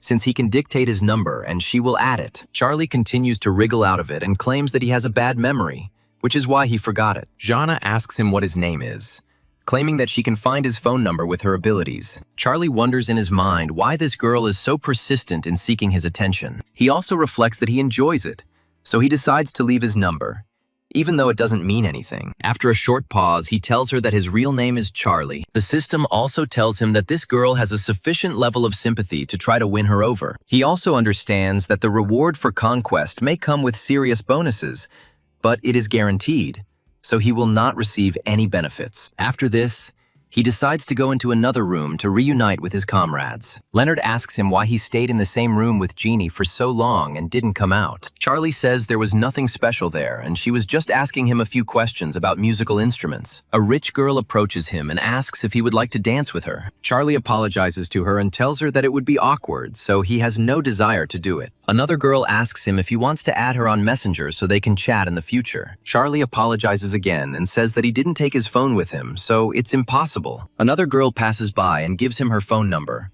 hoping that he will call her in the future. Girls continue to approach him with offers to dance, but he continues to refuse, saying that he doesn't know how. Over time, the flow of people wanting to do it becomes too great, and it begins to noticeably strain him. Charlie, realizing that he urgently needs to come up with something to leave this place and avoid attention, looks for a way out of the situation. To turn away all those who wanted to dance, he immediately asks Sophia to dance, ignoring the fact that he had previously told everyone that he couldn't dance. He even apologizes to them and says that he is going to dance with his partner, whom he chose a long time ago. Meanwhile, Sophia wonders if he was deliberately turning down all these girls because of her. Her sympathy increases even more, and after a while they go outside to leave from there. Charlie says goodbye to Leonard and says that he will walk Sophia home, after which he might return. Leonard says he looks forward to their next meeting, and Bob wishes them a safe journey. He himself also says goodbye to his comrade,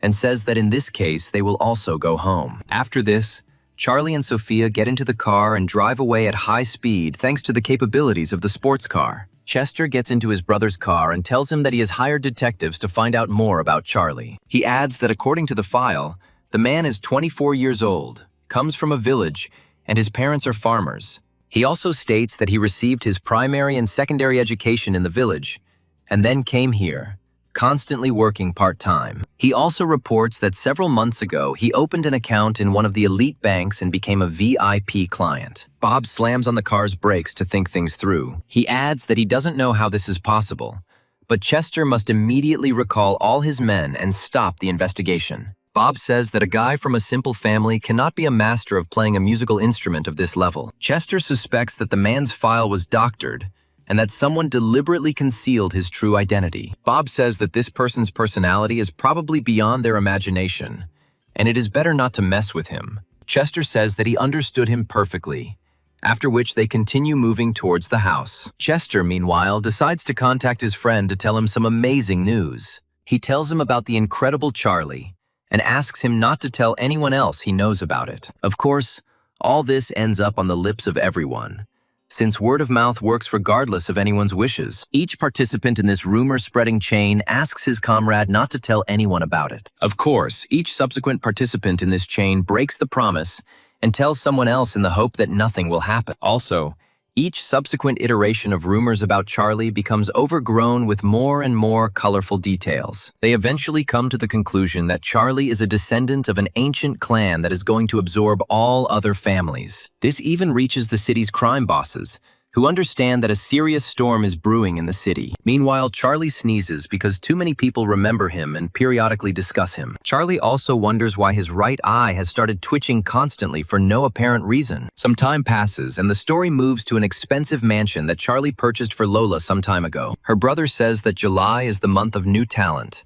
and also the month when the music world changes its rules. The news reports that the development of the entertainment industry is impossible without the discovery and support of new performers. Her brother asks her if she really wants to participate in the rookie show again this year, and she confirms that she does. Her brother also says that she applies every year, even though the first 10 places are already allocated among the participants. Lola says she shouldn't be underestimated because she believes talent can beat money. Her brother understands that there is no point in arguing with her and tells her that she can do whatever she wants as long as it doesn't cause her any problems. Immediately after this, he writes to Charlie, and after a while, he already gets to their house and rings the doorbell. Lola opens the door in surprise and wonders what he is doing here, since he didn't warn her about his visit. Charlie says that he himself does not understand what he is doing here, since her brother invited him and asked him to come. Lola's brother reports that his sister has decided to participate in the singing show again, even though she didn't even make it past the qualifying round. Charlie says it's a great idea and sees no problem with her trying to participate again. The brother explains that such shows are simply a way for producers to promote their protégés,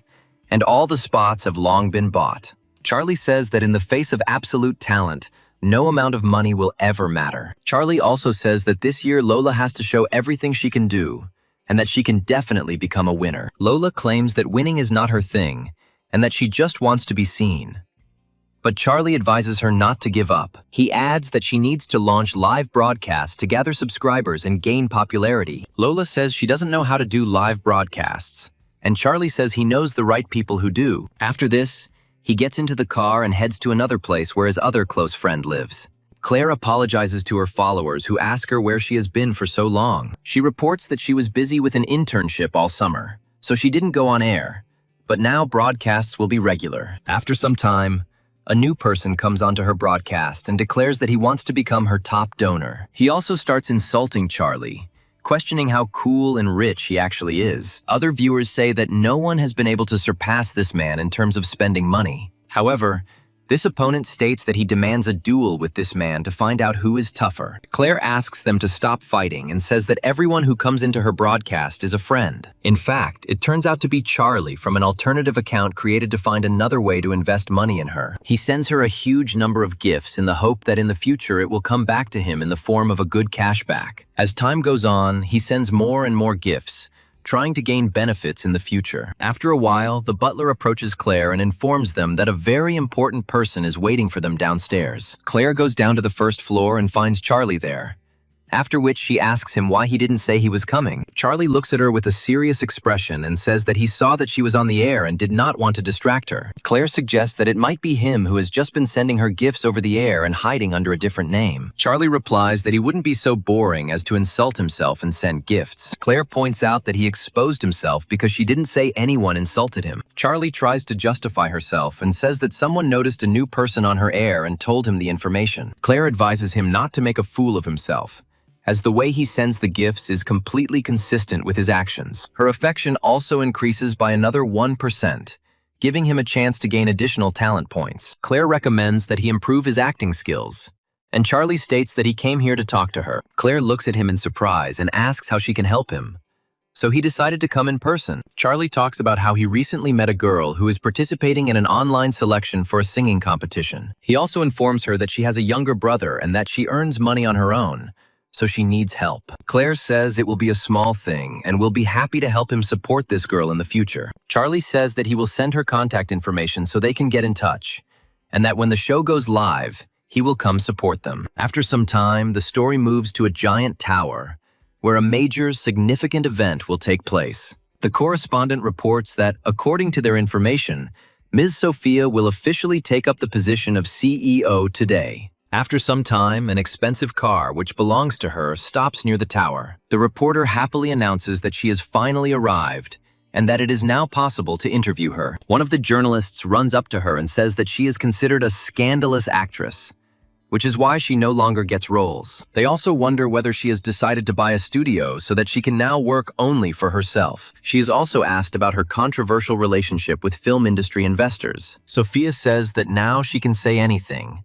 but no one will believe her, so her answer will be in her film. Journalists ask whether she will be able to attract investors and whether her film will be in demand among audiences. Charlie walks past the reporters and says that it's better to just wait and see what happens next. After that, he comes up to her and says that there is nothing more to do here, so they need to hurry. Once inside, they are informed that the manager is already waiting for them in the conference room, and they are shown there. After this, they meet the manager of the department of the business company that Sophia acquired. She reports that the company has 33 employees, 21 actors under contract, and more than 40 actors trying to terminate their contracts. Sophia, after listening to a long list of actors who want to leave, says that she should not continue.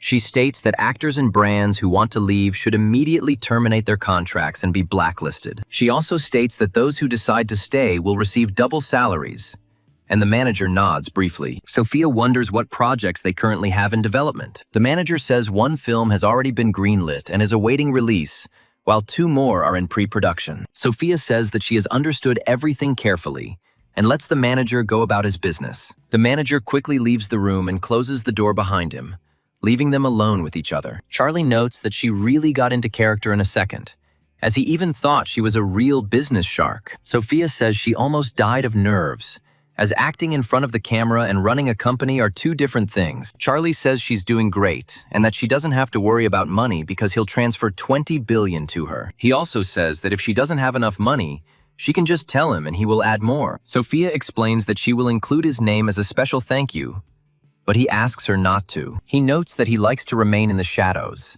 and Sophia's sympathy increases even more, to 70%. After a while, there is a loud knock on the door, and they are immediately distracted from their conversation. The employee reports that they have a guest who introduced himself as Mr. Henderson. Sophia invites him in, and Henderson immediately declares that she really is not inferior to men, since she bought such a wreck. Sophia says they are not close enough to arrange visits to each other. Henderson says she's making a comeback in the industry, so he couldn't help but come and congratulate her. He also says that he specially commissioned an antique Qing Dynasty vase for her to commemorate her return. Sophia smiles and says that he spent too much just for the sake of congratulations. Henderson says it's nothing, as he only spent $2 billion on it. Charlie looks at the vase and realizes it's a fake, and is happy that he's about to expose the man. He, assessing the high price, says that Mr. Henderson must be a real expert on antiques. Henderson says Charlie's expression showed he didn't understand anything, so he just opened his eyes. Charlie claims that he brought cheap stuff from the market and passed it off as an antique,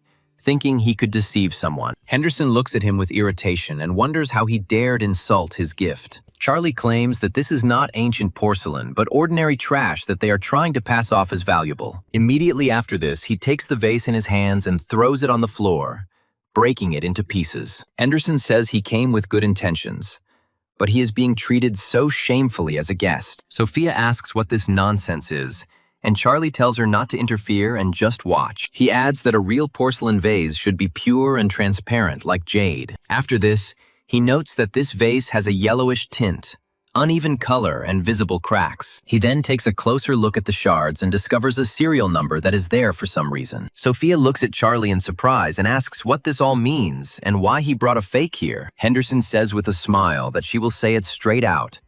Only this cheap thing is suitable for her, because she is also worthless. He turns and walks away, declaring that if she hopes to return to the industry, it won't be easy. Charlie asks who it is, and Sophia states that it is someone close to director Gao, with whom she is in conflict. Charlie says that he clearly came specifically to cause a scandal and advises her to be careful.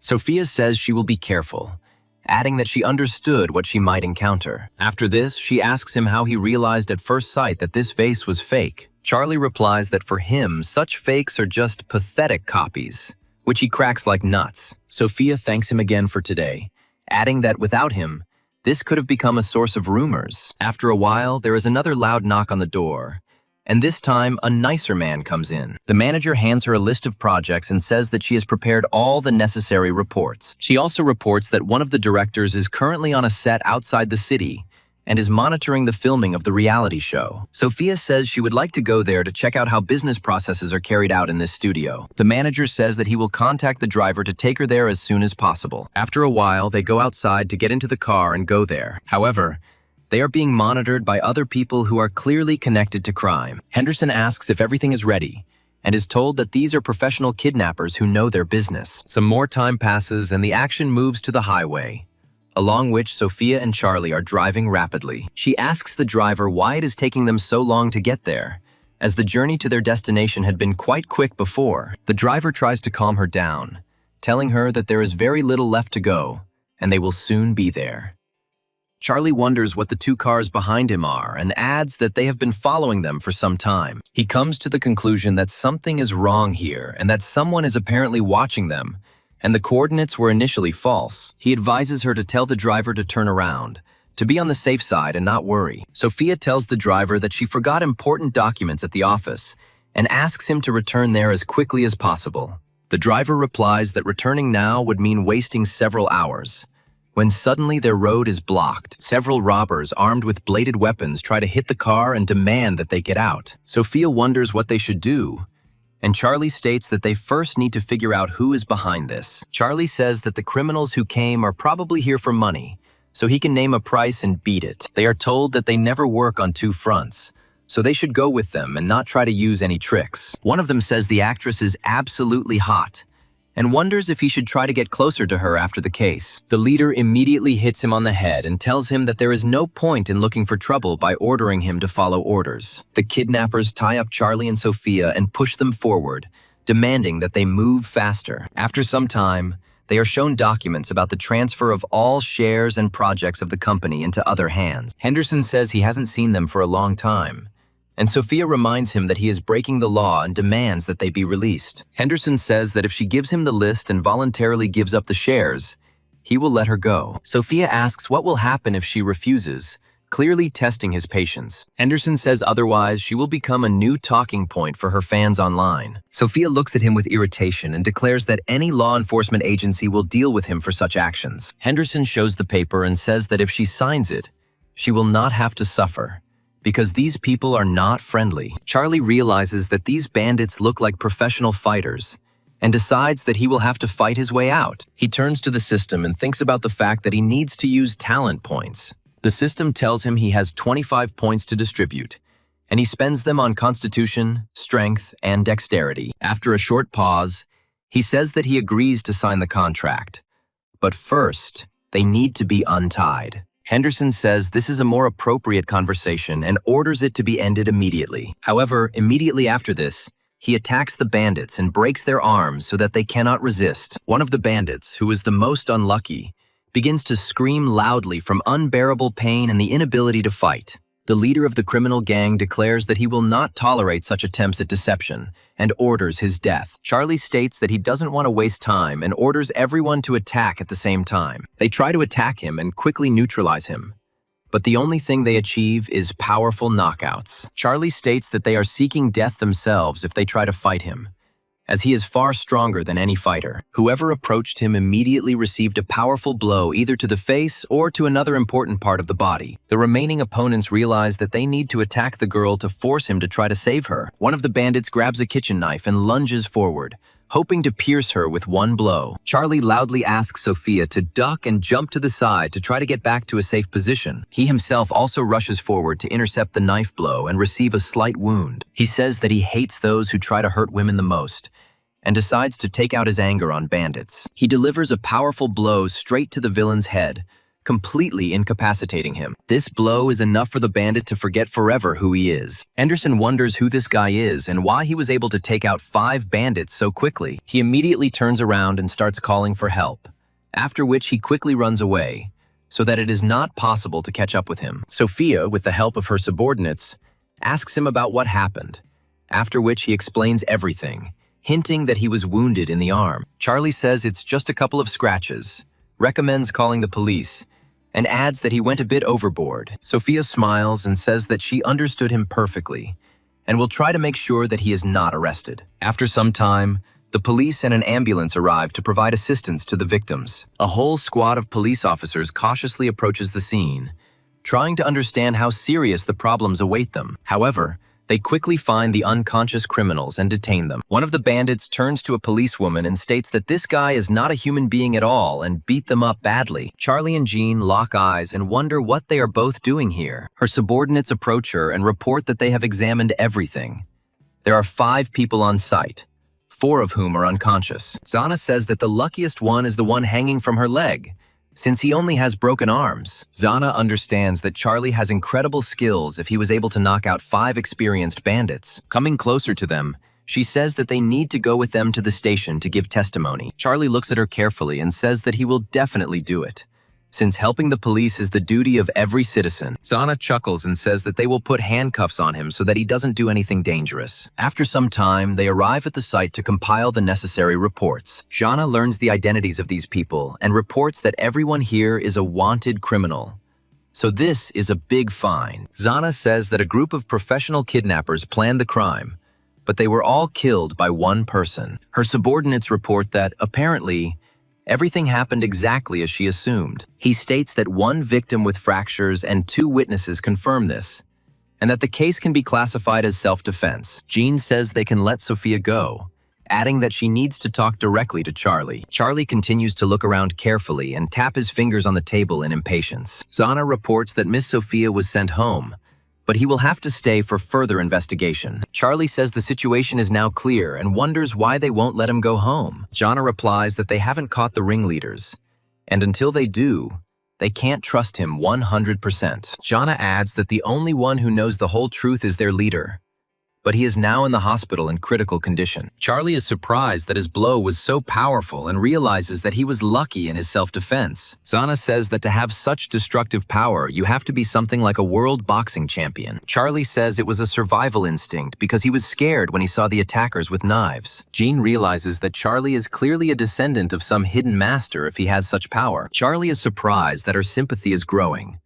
although he had no intention of sucking up to her at all. Charlie says he has told them everything he knows and asks when he can leave, but they still won't let him go. After a while, there is a loud knock on the door of the office, and Jana immediately falls silent and turns away. Her subordinate reports that the hospital called and she needs to go there. Zana says he can go, but they reserve the right to call him at any time to testify. Charlie says he won't be leaving town and then leaves the police station. Sophia waits for him at the exit and happily waves for him to come closer. Charlie looks at her in surprise and asks why she didn't leave, even though she had every reason to do so. Sophia says she couldn't calm down, so she decided to stay, and asks him what happened at the station. Charlie quickly heads to the car to get in and tell her what happened. He adds that Henderson and the driver fled, so there are no witnesses, and he was asked to provide additional evidence. Sophia says she suspected that Director Gao had spies, but it's unclear how deep this went. Charlie talks about how she needs to hire a couple of bodyguards to ensure her own safety. Sophia says that if she starts looking for them now,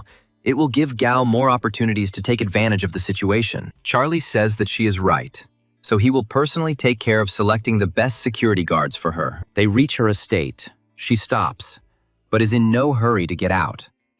She asks him if he is free next week, hinting at a small request. Charlie says that he can definitely help and specifies what exactly she needs to do. Sophia says she wants to go to Shanghai for her grandfather's birthday next week. Charlie says that it would be a great honor for him, so he will be happy to help her, and she thanks him. Charlie watches her behavior closely and tries to understand why she is behaving this way, because it is only her grandfather's birthday. After a while, he comes home and closes the door behind him to think carefully about what he just saw. Charlie turns to his friend to tell him about the situation and ask what he should give his grandfather for his birthday. He learns that his grandfather never loved Sophia, and when she found herself in trouble, no one from the family helped her. He also learns that this grandfather is very fond of traditional items, after which Charlie heads to the store. At the antique market, he meets several sellers who say they are ready to offer him the best goods. One of them offers to buy a set of exquisite porcelain, which costs only 5,000. Charlie says that such a fake is hardly worth even this money,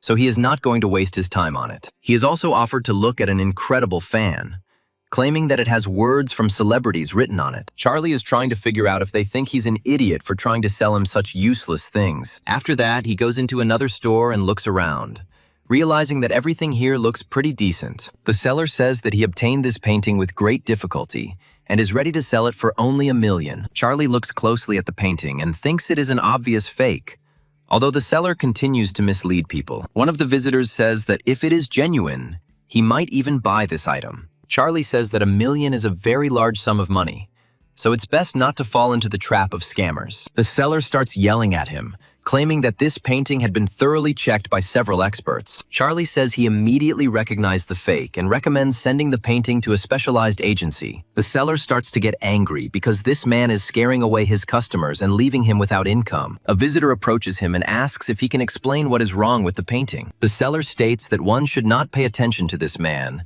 who came only to disturb him. Charlie says that he asked for this himself, so now he will show everything with the help of facts and logic. After this, he takes the painting and examines it carefully, and then tears off a small piece. He immediately shows the piece and says that they need to take a closer look at what he has discovered. The buyer looks closely at this piece of painting and realizes that it is nylon fabric, which cannot be old. He also discovers a strange number that is applied to the painting and which is impossible not to notice upon close inspection. After this, he asks the seller if he is completely stupid to have allowed himself to be deceived like that. The seller becomes nervous and claims that this is impossible, and that he really did not know that the painting was a fake. Charlie says that as compensation, he can choose any item in his store. After this, he carefully examines the store's assortment, but does not find anything interesting. He wonders in his mind if there is really nothing of value in this store. After some time of searching, he discovers a rather good sword that looks like the best exhibit. After carefully examining the weapon, he says that he will choose this specimen and take it with him. The seller doesn't understand why he chose such junk instead of something valuable, and decides that he was lucky.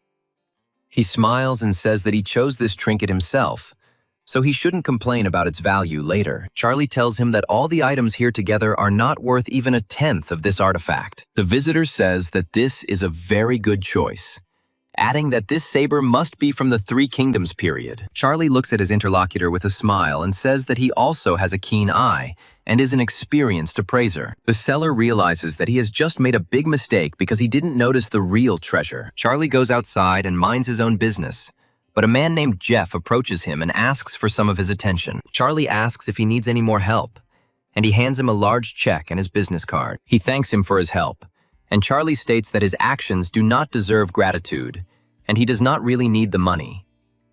Jeff says that he already figured this out and assumes that he is doing well financially, after which he asks his name. Charlie says that his politeness is unnecessary, after which he gives his name and says that he is pleased to meet you. Jeff asks if he can help him with one more thing, as it requires an appraiser's help. Charlie says he needs to hurry to the anniversary, and Jeff declares that he is ready to give him a precious imperial robe. Charlie realizes that this is a truly valuable gift for Sophia's grandfather, and decides to make an exception. Jeff says his grandfather recently acquired the statue and brought in experts, but they can't determine its authenticity. Charlie agrees to help him in this matter and asks to show him the way. After some time, they come to an unknown place that looks like a rich and traditional palace. Jeff invites him to follow him, but he immediately runs into a very familiar man. Jean and Charlie once again meet eyes and wonder what they are doing here. Jeff says he invited him to an appraisal for his grandfather and asks her to escort him. Zana says that she never expected that he also understands antique appraisal. Charlie wonders what this all means, and Jean explains that he just met her older brother. Charlie realizes that the world is truly interesting since he has already encountered this girl several times under different circumstances. Jean leads them into the chambers where her grandfather is and knocks loudly to let him know that they have arrived. Once inside, she immediately introduces her friend, saying that he is very knowledgeable about antiques. Her grandfather says that such a statue is beyond the capabilities of some young man, so he had better go home. Jean says that Charlie is the heir to a mysterious family and has incredible knowledge, unique to everyone else. Grandfather asks her if she is really sure that this man is a representative of the hidden families. Jana says that he bought the item for $3 billion at a charity auction and did not want to leave it in his name. Grandfather understands that this is a strong argument in favor of the fact that this man is incredibly mysterious and agrees to listen to him. Charlie looks closely at the small horse statue and begins to analyze it with great precision. Grandpa says he'd like him to evaluate the statue's authenticity, and Charlie says he'll do his best. He notes that at first glance everything looks normal, since the thing looks very realistic. However, he continues to feel that there is some kind of catch here, perhaps hidden details. Continuing his analysis of the statue, he realizes that the material of the decorative details raises doubts. After some time, he expresses confidence that the statue he just examined is a fake. Charlie says that the decorative elements on the statue are made from materials that date back to a later period. He adds that for accurate confirmation, it is necessary to conduct an inspection at a professional institution. Grandfather starts to get nervous and says that such procedures can damage the statue and leave cracks. Charlie says that if the test proves it's authentic, he'll compensate you tenfold for any losses. Jana's grandfather reflects that such confidence in compensation indicates that he is not just a chatterbox. He says that the statue has not yet been fully sold, so an inspection would be appropriate. He also adds that he is obliged to notify the owner about such a procedure. After some time, a merchant arrives at the premises and tries to sell him this statue. The owner comes and asks if he was really called to resolve the issue of purchasing this statue. Grandpa says he has doubts and gives the floor to Charlie to explain everything. The merchant looks at the protagonist with irritation and asks what he can say. Charlie looks him in the eye and tells him that the statue is a fake for several reasons. The owner of the statue immediately loses his temper and asks if he has any evidence to support such bold accusations. Charlie says he has no proof yet and offers to send the statue for inspection, promising to compensate for all costs. The owner stands up and looks at his grandfather in surprise, wondering what he is going to say with this bold act. He begins to talk about how they themselves wanted to buy this statue, and now they doubt its authenticity, which undermines his reputation. Immediately after this, he takes the statue, declaring that in this case he simply will not sell it, and says goodbye to them. Charlie realizes he has the perfect chance to expose him and asks him to stop. After he doesn't comply with his demand, he takes a step forward, slips and hits him with his elbow right in the back. The old man cannot withstand such strong pressure and lets go of the statue, which falls to the ground and breaks. He immediately looks at him with irritation and says that he just destroyed a statue worth several billion. Charlie says that if he claims that this vase is so expensive, then he is certainly not lying. He also says that if he has enough courage, he can call the police so that they can check everything. Zana looks at the fragments in surprise and carefully analyzes their quality. She says that no checks will be necessary, showing the fragments and claiming that everything is already clear here. Grandfather looks at the fragments in surprise and discovers that there is a serial number inside them. He also asks the seller how Arabic numerals could have appeared on ancient artifacts. Zana is impressed by his skills and notes that he can solve any detective problem. Her sympathy increases significantly, and she decides that it is time to arrest this scoundrel who tried to deceive them. She says that there is now every reason to suspect him of participating in a large-scale counterfeiting scheme. Charlie says that he completely forgot that Jana is a police operative. Her grandfather says that he did not immediately notice such a young hero and thanks him for his help. Charlie says that even without his involvement, they would still have begun to doubt the authenticity of this thing. Grandpa asks him sharply how he met his granddaughter, and Charlie replies that it is a very long story. After some time, all the family members thank him for helping them so kindly. Jeff brings him the reward he had promised in advance for saving them from a major financial loss. Charlie says that he has one more question for him. Jeff replies that he can ask any questions, and Charlie asks what the numbers are. Jeff says that these are the results of the counterfeiting investigation that Jana is conducting. They add that all of these counterfeits were linked to a man named Lockheed, about whom there is already a case file. Charlie says that in that case, he will definitely come to them next time.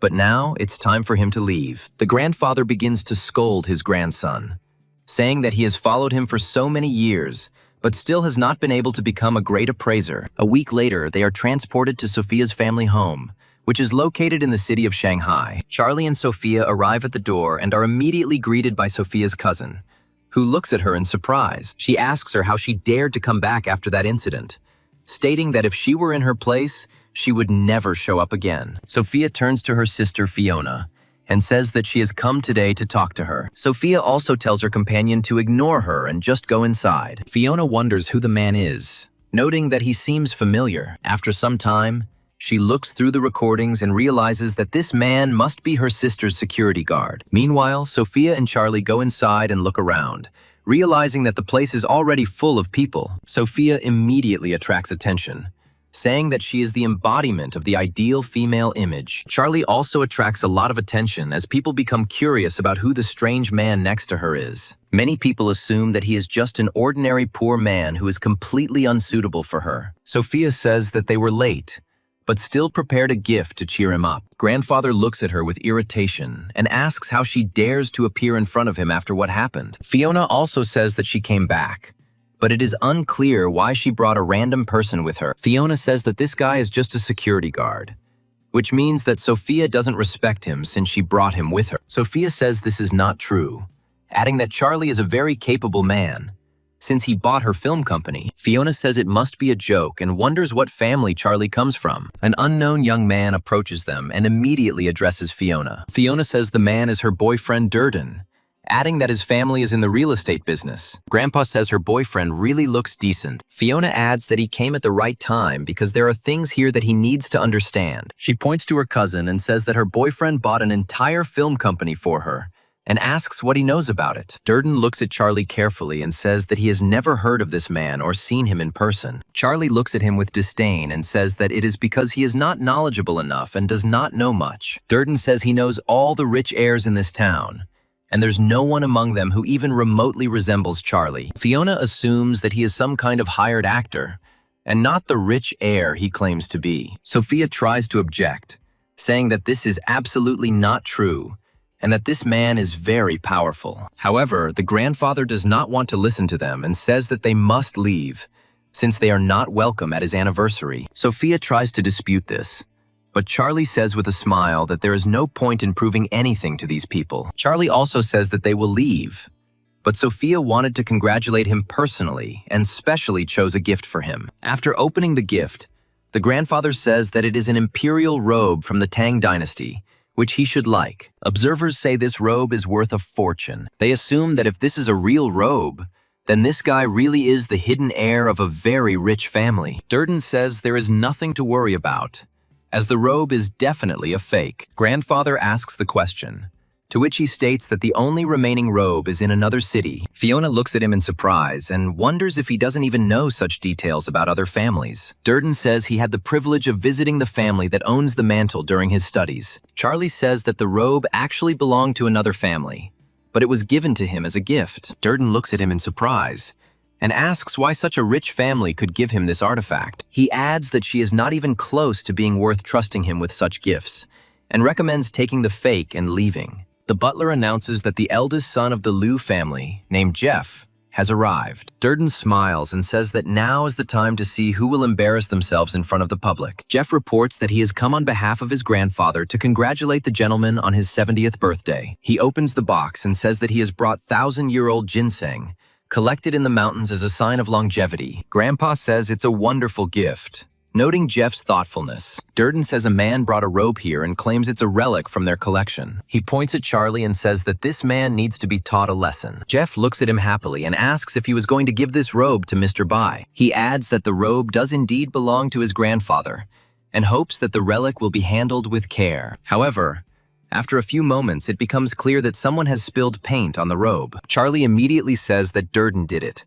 and the kid wonders if it's a real robe. Jeff punches him in the face and says that his grandfather's collection cannot be fake. Durden asks Charlie who he really is, and he arrogantly replies that it is not their place to know. He also says that the robe is dirty, so they must compensate for the damage. Durden says that even if he sells his entire fortune, he will not be able to recoup the damage to this robe. Durden turns to his girlfriend and says that he didn't do it on purpose, and asks her to put in a good word for him. Fiona says that they made a mistake and were blind to who was in front of them. Charlie says that from the very beginning of the banquet, he was treated like a stranger, so they should compensate him for everything. Fiona now asks her grandfather for support and says that they are trying to mock them by taking advantage of their short-sightedness. Understanding the situation a little, he comes to the conclusion that if Charlie managed to gain respect even from such an influential person, then it is better not to quarrel with him. He adds that Sophia carefully prepared the gift, but this guy ruined it, so he must answer for what he did. He orders them to take him to the police, adding that if he does not pay, he will have to go to prison for his sins. Durden calls for help, but the police officer immediately grabs him by the arm and takes him to the police station. The evening then proceeds rather calmly and reservedly, which is the best Sophia could have hoped for. Given the circumstances, even just being accepted by her family is the greatest gift she has ever received. She thanks Charlie, saying it was the first time her grandfather had really stood up for her. Charlie hugs her carefully and tells her that there is nothing to thank him for, since he had a lot of fun too. He notes that she doesn't even resist his touch, which makes him realize that he has a chance to spend the night with her. Sophia looks away and says that he should wait a little while for her to take a shower. After this, she goes into another room and begins to carefully take off her clothes. Charlie is waiting for her to take a shower when he suddenly notices his phone start buzzing loudly with messages. After reviewing these messages, he realizes that someone was secretly filming them to distribute the photos online. Charlie immediately asks Laszlo how he got these photos so quickly. Laszlo says that he has already bought the photos, so nothing bad will happen. Charlie realizes that every move Sophia makes causes a stir in the information field,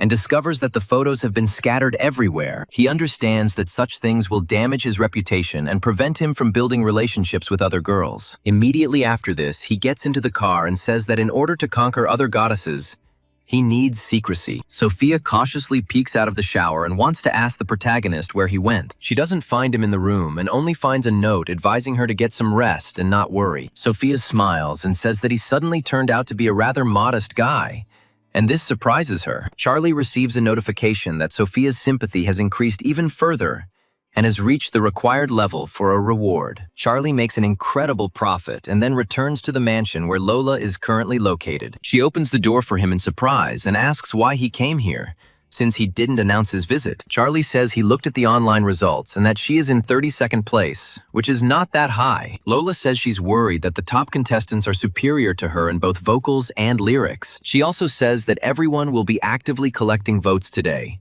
and if someone overtakes her, she will be eliminated. Charlie says she has to attract a wave of votes herself to actually win this race. Lola says she just wrote a new song, but she feels like something is missing. Charlie advises her to rest while he is busy analyzing the song and adjusting it. He spends some time writing an incredible song that is sure to blow up the charts. He hands her the new version along with the lyrics, saying it should sound a little better. Lola carefully analyzes these corrections and realizes that these lines contain as much emotion as professional writers. Lola looks at him sincerely and says that he is a real genius who has descended to this earth. Without thinking twice, she takes a few steps to kiss him and show her sincere affection. Charlie says she has to watch her reputation and reminds her that her brother lives in this house. Lola asks why he is shy and reminds him that he can sign her songs and then she will become a hit. Charlie says fame is too much of a hassle and he prefers to stay in the shadows at all costs. Lola smiles and says that she was a little arrogant when she thought that he would agree to this. Charlie says that she better go on air tonight with this song,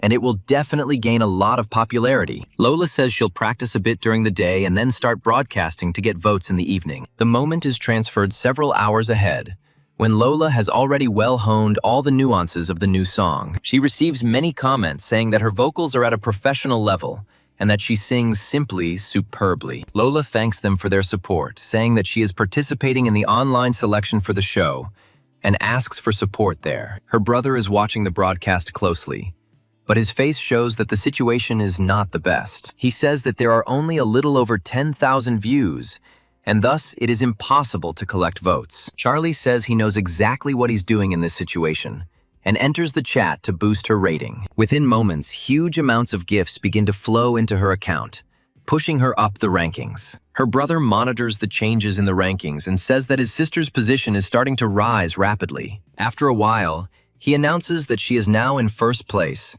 and Charlie declares that it was nothing. Lola thanks the viewers and says that if they don't mind, they should vote for the streamer in the new competition. Charlie turns to her brother and asks how much her ranking has changed in this competition. Looking at the ranking changes, he says that she is now in 8th place, but is confidently moving forward. After the voting ends, he announces that Lola took 2nd place, and a certain Linda took 1st place. Viewers say that there is no shame in losing to such an opponent, since she is a protege of Phoenix Entertainment. Lola says that this result can already be considered excellent, since there are 10 days left until the main competition. Charlie says that since she debuted that day, he has written 2 more songs for her to break into the charts. With these words, he hands her the stunningly written notes that only a true genius could have created. Lola looks at this work of the highest art in amazement and says that only a genius could have come up with this. Charlie says he has a whole storehouse of surprises, and that in time, she will find out what he is really capable of. He also says that it's late in the evening, so he needs to leave, hoping that she will choose one of these songs and rehearse it. Another 10 days pass, and the time comes when it is necessary to go on stage and make a splash throughout the country. Her brother supports her and says that today is her first time on stage and she shouldn't worry. She just needs to be herself. Charlie says that she really should get ready properly and declares that they will go take their seats. Meanwhile, several people gather near the jury and agree on who to vote for. Lola's brother says to look there, adding that the two look very familiar. He claims that this guy is an employee of Phoenix Entertainment, and his girlfriend's name is Linda. Charlie says he knows quite a lot, but is told he will do everything to ensure his sister's victory. Charlie adds that even if all the judges were bribed, it would be impossible to go against the audience's vote. Smiling, he says that he is not worried about this, because he believes in her exceptional talent. The brother tries to object to him, but he says that they just need to wait and see how it all ends. After a while, the competition begins, and the host says that they need to let the world hear their angelic voices. A huge number of viewers who came here happily voted for Linda and said that she won them over. Linda greets the audience and says that today she will perform the song Happy Parting and hopes that they will like it. After she begins to perform the song, the audience explodes with delight. But it does not last long. Many people say it's wonderful, but some people are starting to suspect something strange. Some people feel that there is something wrong with her voice, as it sounds a little different than on the recordings. One of the viewers comes to the conclusion that they still praised her too much without hearing her live. But it is noted that, apparently, a sound engineer worked on this, who tightened up her voice with all his might. Linda concludes her speech and thanks everyone for their attention, hoping that they will vote for her. The presenter thanks the singer and announces the next participant, Lola. After this, Lola carefully walks onto the stage and prepares to begin performing her song. She announces that today she will perform a song about an invincible girl who goes towards her goals no matter what. Some viewers look at her in surprise and wonder how she even got here since she has no hits. Some judges believe that it is better to trust the opinion of the audience, so ordinary singers should not embarrass themselves. Lola says there is nothing wrong with being an ordinary person, because everyone can sing and dream. Charlie says she came in second thanks to the audience's votes, which means she has every right to perform. Spectators, who always support ordinary performers, say that ordinary people also have the right to perform their songs. They proudly say that a simple girl, Lola, has every right to pursue her great dream. After this, they start shouting loudly that they support her no matter what, because it is worthy of respect. One of the judges says that she should be given a high five, but the performance can be deliberately made more difficult. The girl announces that the competition continues, but before doing so, she makes one important clarification. She adds that before the performance, an anonymous complaint was received, claiming that her song had been stolen. She clarifies that for the sake of fairness and justice, all the songs she brought to perform cannot be used, and another one must be submitted. Lola recalls that Charlie wrote 2 songs for her so that she could always choose one of them. According to him, one song is suitable for a solo performance, and he specially adapted the other one to her style. Charlie also advises learning the songs better, as various incidents can arise during the performance. Lola sits down at the musical instruments and notices that many of them haven't been outside to look at the scenery for a long time. She says she has written another song and hopes the audience will like it. After a short pause and waiting for complete silence, she begins to perform the song on a traditional instrument. Spectators watching her are immediately captivated by her incredible performance technique. Some spectators even shed tears, indicating that they were deeply moved by her performance. One of the spectators says that he has been studying poetry for 12 years, and these lines make him want to get down on his knees and pray. They add that they didn't expect that she not only sings beautifully, but also plays the guzheng, and this makes her much stronger than Linda. The audience begins to loudly support her, declaring that her performance and delivery are simply incredible. After she finishes her performance, the jury says it's time to count the votes. They add that she performed excellently, but still give their votes to Linda, and the rest of the jury members come to the same decision. The head judge says that if at least one judge does not vote for her, she must receive 100 votes from the audience. Lola says she believes in herself and that the audience will choose a truly worthy performance. The next second, it becomes clear that she has collected the required 100 votes, so she is awarded the victory. Her brother immediately says loudly that he always knew that his sister was the best vocalist of all time. He also thanks Charlie for this success, but he replies that his help would not have been enough to win over the public. Spectators say that Lola's victory is now obvious to everyone, and no one doubts the outcome. The head judge says that his company is the organizer of the competition, so it should refuse to win. He also adds that otherwise, using his connections, he will ruin her career forever. However, Lola's brother opposes this and states that they are not afraid of him. Some viewers take out their phones and say they will film everything and post the recording so that people know the truth. Others say they want real music, recognized by the people, and not a scam from the rich.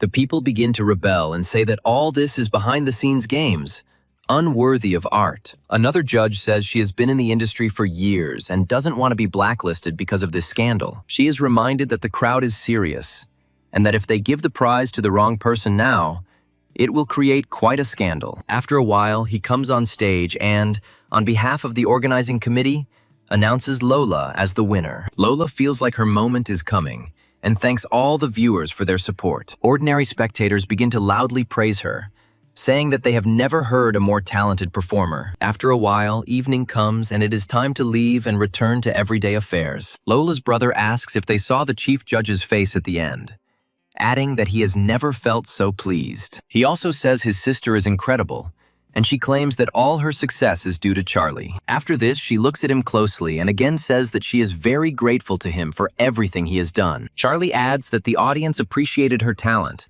and he only helped a little with the arrangement. He also says that there is no point in standing in the road, and suggests going to a restaurant where he will treat them to food. After this evening, the action moves forward a few days to Charlie's new adventure. Charlie goes online to check the news and discovers that Sophia has been the target of an information attack. A video was posted online of an actress who claims to have previously harshly criticized director Gao. After this, she asks for forgiveness, saying that she lied because she was paid a lot of money to slander him. After this, she bows guiltily before the audience, saying that she asks for forgiveness for the lie and apologizes for the harm caused to the director. Charlie wonders what kind of circus is going on here, and realizes that it is urgent to sort out the situation. He immediately contacts Sophia and asks where she is, and she tells him to come to the set. Meanwhile, the action moves to filming base number 7, where one of the series is being filmed. The director says that the supporting actor who is supposed to act with him tomorrow has moved the scene to today. Sophia wonders why the schedule changes were not announced in advance, but only a few minutes before the start. The director says that this man is a protege of the president of a large company and behaves arrogantly. Sophia says that in such a case it is necessary to organize additional filming to avoid unnecessary problems. The director replies that he doesn't see any problem with that and is going to give her a quick rundown of the scene. He claims that the point of the scene is that the supporting character has been groveling before the goddess for years and then kidnapping her. He also says that to make it look realistic, he will have to tie her up. And she replies that it is nothing special. The director tells the rest of the crew that everyone should get ready because filming will begin in 5 minutes. Things are quiet for a while. But then members of the film crew arrive on set to get everything ready. The assistant director deliberately ties Sophia's hands so that they do not squeeze her limbs too much. The director says that it is very important to show real disgust and resistance during the scene. After he has settled all the issues, he invites the supporting actor to come onto the set. After filming began, the actor walked through the door and said that she was finally in his hands. Sophia immediately gets into character and tries to kick him, asking how he can do this to her. The actor grabs her leg and says that everything has been leading up to this for a long time, since he will not tolerate such treatment. The director says that this is an amazing immersion into the role, and that it was not for nothing that the investors insisted on this particular actor. The assistant says that if she hadn't known about his connection to the investment team, she would have thought he was a real maniac. Meanwhile, the actor says that she should scream louder so that everyone can see who can save her today. With these words, he tries to rip her clothes, and the director says that this is an amazing acting talent. He also says that if he hadn't known that this was filming, he would have burst in there himself to beat him up. The director asks if this is too much, to which he replies that this is real immersion. Meanwhile, the actor grabs Sophia and encourages her to resist so that she can see what he is capable of. Sophia understands that something is clearly wrong here, since this man is not acting like a real actor. Looking him intently in the eyes, she irritably says that in fact he is not an actor, but some kind of front man. The director says that she noticed this quite quickly, adding that it was nothing special, since they wouldn't help her anyway. Meanwhile, Charlie arrives at the studio and wonders what is going on here. He is met by a manager who informs him that Ms. Sophia is in the studio filming. Charlie asks why she is on set when she only had 3 scenes scheduled today. The manager replies that everything main has already been filmed, but the director suddenly added another scene. Charlie looks at her in surprise and wonders why there was a need to suddenly add another scene. The manager reports that rumor has it that the supporting actor was unable to film tomorrow, so the scene has been rescheduled for today. Charlie says that this is a rather sudden change, and tries to figure out where Sophia is now. Sophia warns the criminal that if he takes another step, she will call security. But he does not stop. He adds that once this video goes online, she will face a lot of shame for what she did. Sophia asks in surprise if he came from Director Gao's team to try to harm her. This man immediately replies that this is exactly what happens when you go against him and try to eclipse his greatness. Charlie bursts in to save Sophia and frantically searches for the door she is behind. After this, he finally goes inside and realizes that he just heard a scream coming from inside the room. Going inside, he finds Sophia and a policeman who is detaining the scoundrel who tried to insult her. Sophia asks him how he ended up here, and Charlie says that he came here right after he heard the screams. Sophia says that this man is from Director Gao's team and risked everything to ruin her reputation. She looks at the villain with irritation and asks who sent him, although it is already obvious. The actor claims that he did nothing special and simply decided to play along in the scene he was invited to. The police look at him with irritation and ask if he really is not going to tell what happened. After the police officer beats him, he says he was paid to do a scene with her. Sophia asks the director if they recorded it on camera, and he says that everything was recorded in the best possible way. After some time, the situation settles down, and all that remains is to figure out what to do next. The director hands them a recording he saved on a flash drive, saying that it will be useful to them. Sophia says that she is very grateful to him and asks him to tell the others that filming is finished for today. Sophia also reports that she checked everyone associated with the company and found that the investors are closely connected to Gao. She also says that she simply decided to play it safe so that no one would set them up. Charlie says that he really does have a good head on his shoulders, and that he was completely wrong to worry about her. Sophia looks at him closely and asks why he suddenly started to worry so much about her reputation. Charlie talks about seeing on the news how the actress who accused Gao of harassment suddenly changed her mind. Sophia says that this actress contacted her, told her that she was being blackmailed, and provided evidence. Charlie says that he really was worried for nothing, and Sophia declares that she still appreciates his attention. The system informs him that he gets 1 level up point and can spend it on enhancing his abilities. Charlie decides that now is not the time to dispose of these talents and decides to wait a little. After some time, Charlie decides to visit the gym to improve his fighting skills. When he goes inside, he finds Jana training there and is surprised to run into her again.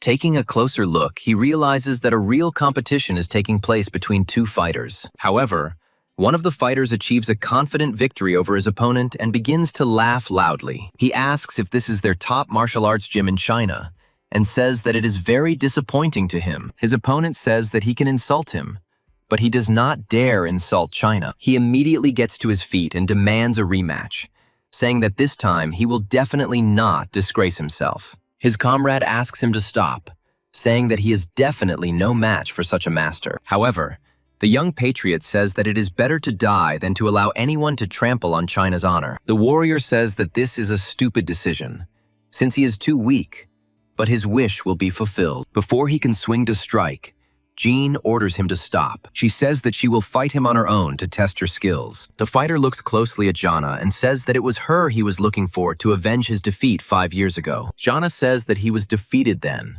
and the same thing will happen now, recommending that he show what he is capable of. The warrior happily prepares for battle and says that she should attack first to demonstrate her speed. However, after the first blow, he easily dodges and says that it is too slow. He asks her if this is all she can do, emphasizing that she has lost a lot of ground. After this, he delivers a powerful blow directly to her body, demonstrating that he has gained experience. He also says that he has been training tirelessly for the past 5 years for this day. He decides to vent his incredible anger because he is now completely different from the person he was before. He also says that he will give her a chance to admit defeat and say that China is weaker than Japan. Zana says that she will never say this, and he can only dream about it. Immediately after this, she rushes into an attack, but he blocks her blows and delivers another one. This is enough to briefly incapacitate her and show that he is indeed stronger than her. Charlie grabs her and tells her to be careful, even though such interference is prohibited. Jean asks him what he is doing there,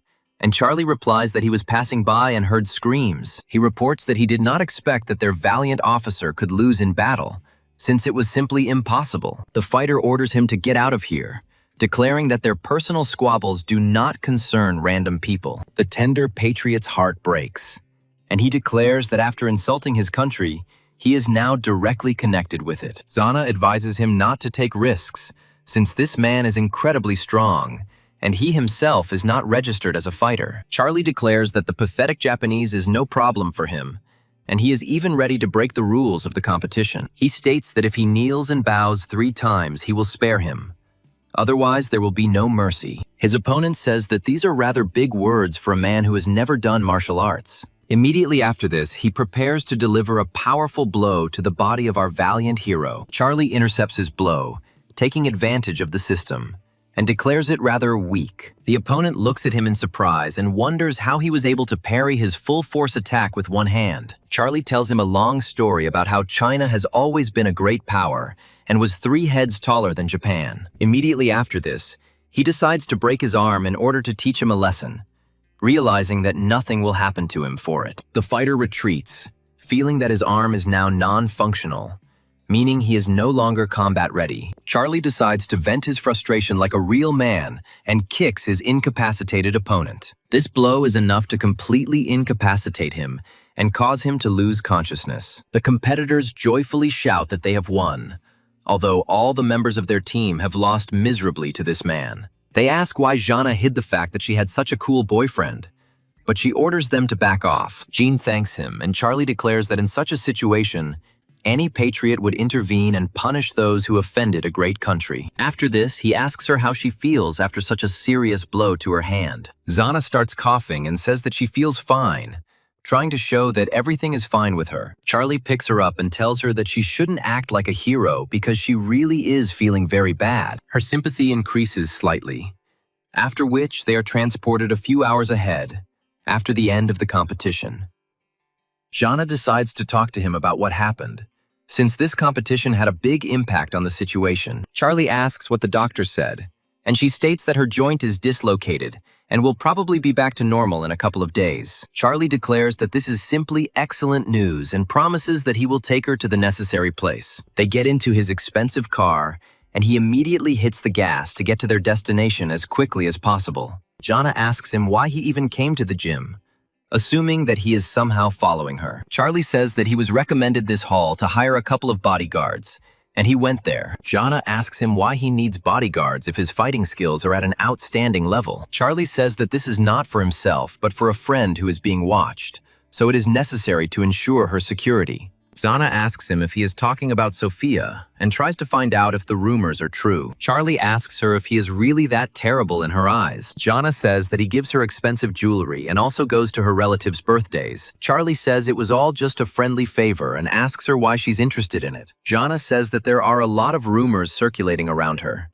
but Charlie claims that it is all the work of director Gao. Jana says that she knows that he is kind, but show business is a whirlpool, and he can be used for money. Charlie says that in order to clear his name in show business, he needs to invest a lot of money, and he has thought of everything. Jana says that if she is happy with this, then she will no longer lecture him about it. She understands that this young master from a secluded family has received an elite education since childhood and does not know about rotten business. Her stamina is growing, and just a little bit more, and Charlie wonders in her mind what she was imagining. After a while, her phone starts ringing frantically, and she realizes it's an emergency call from the police. She is informed that they have found the lair of the scammers they have been searching for several years. Jana turns to the protagonist and demands that he quickly take her to the eastern outskirts of the city, to the glass factory. Charlie asks her why he needs to go there, and she states that she is going to catch the scammers. Charlie says that her arm is injured, and in this condition, she is unlikely to be able to fight. Jana says that a minor wound is not a reason to leave the battlefield, and recommends that he speed up. After this, he steps on the gas in order to get to the necessary place faster and not disappoint his goddess. After some time, they are transported to an abandoned glass factory, where counterfeits are produced. Jana advises him to stay in the car and not go anywhere, as it could be very dangerous. Charlie follows her order and immediately gets into the car, carefully watching what is happening. Jana approaches another operative and asks him about the situation inside the plant. She is told that 4 of the 6 armed criminals have been neutralized, and 2 remain, but they have taken hostages. Jana wonders who the hostage is that the villains decided to use for blackmail. The operative reports that the hostage is a local child from the village who ran away to play on the factory grounds. Jana says that we need to take a couple of fighters to go up and act with maximum caution. Charlie hears this perfectly well, understands that the task is quite difficult, and hopes that everything will be all right with her. On the one hand, he understands that professionals are doing their job, and there is no point in interfering. But he is still worried about her. Charlie decides to intervene, since Jean has almost completely taken a liking to him, and she cannot be harmed. He asks the police officer if there are other routes to the roof besides the one the operative and Jana are taking. Someone reports that there is an emergency staircase outside on the 6th floor that was installed a long time ago. Charlie immediately runs to the stairs, declaring that he is going there to save the hostage. The police try to stop him, saying that the plant is old and everything is in disrepair, so it is dangerous to go up there. A seasoned policeman stops him, saying that he is a friend of Officer Jana, and therefore is definitely a capable guy. After some time, he climbs onto the roof of the building and looks around to find a suitable place. He also finds a fire escape and realizes it's the perfect place to climb higher. Meanwhile, the police are trying to calm the hostages, saying that they just need to talk. One of the criminals declares that the time for talking is over, and demands that the police back off and hand over the car to him. The boy starts crying and saying that he wants his mother, and Charlie realizes that he needs to knock them both out with one blow. He turns to the system and thinks about what he wants to invest in talent distribution points. Immediately after this, he realizes that he needs to invest 10 points into agility in order to increase his speed. Jean discovers that Charlie has gone up to the roof and tells her comrade that they need to support him when the operation begins. One of the bandits wonders if everything will be okay, emphasizing that he is very scared. But the other one reassures him. Charlie, in turn, jumps out of hiding and declares that it is time to begin the operation. At this moment, he makes a sharp leap forward in order to knock the hostage out of the hands of these scoundrels. Naturally, he succeeds in such a complex maneuver on the first try, since he has pumped up his dexterity to incredible heights. Charlie takes the child and then orders the rest of the police to get to work and arrest the criminals. The bandits don't have time to move before they find themselves in the hands of the police, as they were taken aback by this technique. Jana also handcuffs one of the criminals and informs them that they are under arrest and have the right to remain silent. After some time, they comb the area and discover that there are no escaped criminals left here. Jana reports that, fortunately, the hostage is okay, noting that he escaped with only a slight fright. Charlie says he was very afraid that the child would get hurt, so he tried to do everything as quickly as possible. Jana sincerely thanks him for his intervention, saying that thanks to him, everything went very smoothly. Charlie says that, like any decent citizen, he has a duty to help the police in administering justice. Jana reflects on the fact that he is definitely from an ancient clan and is an heir with incredible real skills. The system congratulates him on his new achievement, noting that he gains 3 new special abilities. He comes home and says that he needs to rest because his life has been very busy lately. He turns on the radio and hears a familiar voice broadcasting, which belongs to Lola. Charlie is surprised and wonders how long she has been working on the radio and why she performs other people's songs. He immediately writes to his brother to find out what is going on, but he says it is a long story. The brother reports that after his sister won the competition, she was offered many contracts, but she just wanted to sing. Charlie asks why her music program was moved to some late-night slot. The brother informs him that there is a presenter named Tenny who works in the music department and is jealous of his sister's incredible talent. He claims that Lola is naive and doesn't understand the underhanded games, so she decided that this was just a temporary replacement. Charlie says it's a terrible place to work and demands that she quit immediately and find something better. The brother says that this cannot be done, since the contract has already been signed, and the fine is 20 million. He also adds that with her character, she will never leave there and will stand until the end. Charlie says that this girl has always had a strong character and understands that something needs to be done. The next day, they are transported to the radio station to find out what is going on there. Tenny demotes her to a less popular category, claiming she can't handle the music channel's segments. She also reports that if she doesn't like something, she can resign and first pay a fine of 20 million. Charlie bursts into the studio and declares that he can pay such paltry sums without any problems. Lola turns around at him in surprise and wonders what he is doing here and why he decided to come in the middle of a conversation. Charlie continues to loudly declare that this kind of money is not a problem for him and that he will be able to pay it. Tenny looks at him in surprise and asks if he has ever seen such a sum of money, since he speaks about it so boldly. The radio station director comes into the studio and announces that the broadcast of Night Stories is about to begin. Tenny starts complaining about Lola, saying that she looks down on the show and dreams of being on the music circuit. The director says that she relaxed too early, because first she needs to get normal ratings. Charlie asks if they'll transfer her to the music department if they boost the ratings for the late-night show. The director asks who he is, and Charlie adds that he has a little experience as a presenter. The director reflects that it won't make any difference even if the ratings for the bottom-ranking show rise a little. She says they can do whatever they want, but if the ratings drop, Lola will be fired and he will pay a fine. Charlie states that he will fulfill these conditions and asks what will happen if the ratings double. Tenny says it's just ridiculous because she worked for years to make the music department top-notch. Charlie demands that she stop chatting and give a clear answer to his serious question. Tenny states that if he doubles her ratings, she will give him the position of first host, and Charlie records her words. Immediately after this, he orders the system to open a talent shop to search for suitable abilities. The system asks him what specialty he wants to choose, and he chooses the radio presenter skill. Tenny hands him the lyrics and claims they bought the copyrights for them for a lot of money. Tenny reflects on the fact that the ancient text is so complex that even experts have been unable to translate it properly. Charlie looks closely at the text and realizes that thanks to his mind, he knows all the languages of this world. After a while, the Night Stories program begins, which should impress late-night listeners. This program doesn't have many listeners, but every one of them considers it to be very underrated and exciting. One of the listeners turns on the air, thinking it's time to hear interesting stories. Listeners are wondering what they will be told about on this program today. Some of them have already lost hope and assume that they will hear low-quality stories again. After all, It is a radio show. Charlie wishes everyone a good evening and announces that he will be the temporary host for today's broadcast. Listeners react with surprise and wonder if the host was really replaced after just a couple of broadcasts. Charlie announces that today's story will be special because it is based on a Western legend that is over 400 years old. He begins to tell the story of the main character, who is immersed in the mysterious and frightening world of the game. His storytelling skills are so advanced that they immediately impress all listeners. One of the listeners even begins to see symbolism in the story where there is none. A child walks by holding a red ball, and he finds it very suspicious. He wonders who is walking around the city in the middle of the night, and complains that the children have become completely unruly. Charlie continues to tell the story, putting all listeners into a state of incredible tension and anticipation. Viewers say that this program was simply amazing, and are starting to recommend it to all their friends. Charlie continues to tell a story that is full of incredible plot twists and horrors. He brilliantly conveys the emotions of the protagonist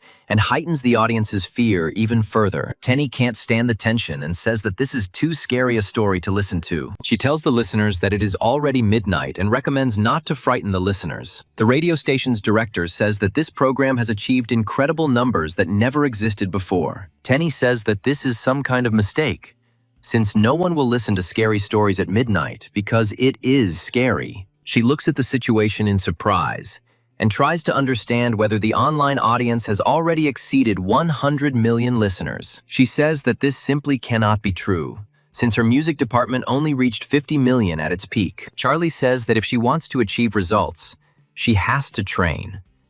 But she won't have that opportunity anymore. Lola notes that he has an incredible talent for radio hosting, and that he simply walked in and made a record-breaking broadcast. Charlie says that everything depends on her and asks if she wants to stay at the radio station. Charlie approaches the principal and asks her if she forgot her promise, and she replies that she has not forgotten. Tenny reminds the director that her husband invested in the radio station only so that she could work there. Charlie says that he can invest instead of any other person and invest any money. Tenny says that over 3 years her husband has invested around 300 million into this radio station, and this is hardly an amount he can afford. Charlie advises her to keep quiet because he is talking to the director, adding that this money is mere pennies. Charlie says he's willing to invest $1 billion and asks the director what she thinks about it. The director understands that this is a very important person with a lot of money and incredible opportunities. She wonders if this is really the man said to be the heir to the hidden clan. She asks him what conditions he offers for continuing their cooperation. Charlie says that, firstly, he would like to fire Tenny because he will not tolerate her presence on the air. Tenny looks at him with irritation and asks if he seriously thinks he can fire her. The director orders her to shut up and tells her that from that moment on, she is fired and will no longer work there. Tenny states that they will regret their decision, and then reluctantly leaves the room. Tenny leaves in annoyance and slams the door loudly, demonstrating his attitude towards what is happening. Charlie says that he will buy 40% of the radio station's shares, and all of them will be registered in Lola's name. The director understands that 40% will not affect her position, but will increase the market value of the shares, and considers this a good offer. She adds that she has no objections, and tomorrow they will gather employees to formalize the transfer of shares. Afterwards, they shake hands and say that working with each other is incredibly enjoyable. Charlie steps aside, and the director reflects on how she too would like to meet such an incredible man. After a while, they return home to Lola and her brother,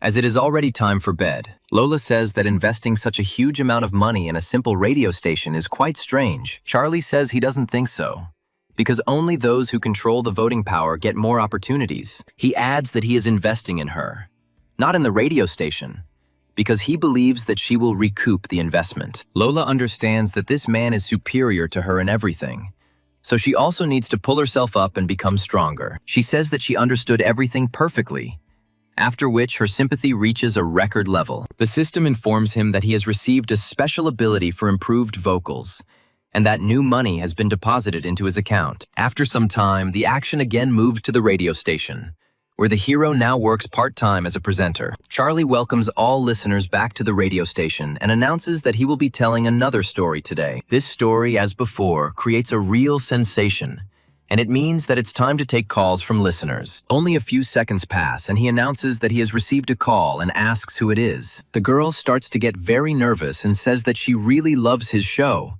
and he asks her not to worry. She asks him if he will stay on the program forever, as she really likes his style of storytelling. Charlie says that he cannot answer this question, but everything depends on the management of the radio station, and thanks for the support. After some time, another person calls him, asking if he is single and asking for his contact information. Charlie immediately hangs up and says that he will not answer this question because he has boundaries. He has also been offered to star in a film based on this story, but he says he is not very interested. The whole night passes in this way, and he has to answer uncomfortable questions about his private life. Charlie reflects on the fact that being a public figure is not a task for the faint of heart, and it becomes difficult for him. Lola says that since he became the temporary host, his program has risen to #1 in the ratings. Charlie says it's not a problem for him and asks her how things are going. Lola says that she has written several new songs and is going to record them here, so she won't go home. Charlie says it's an interesting idea,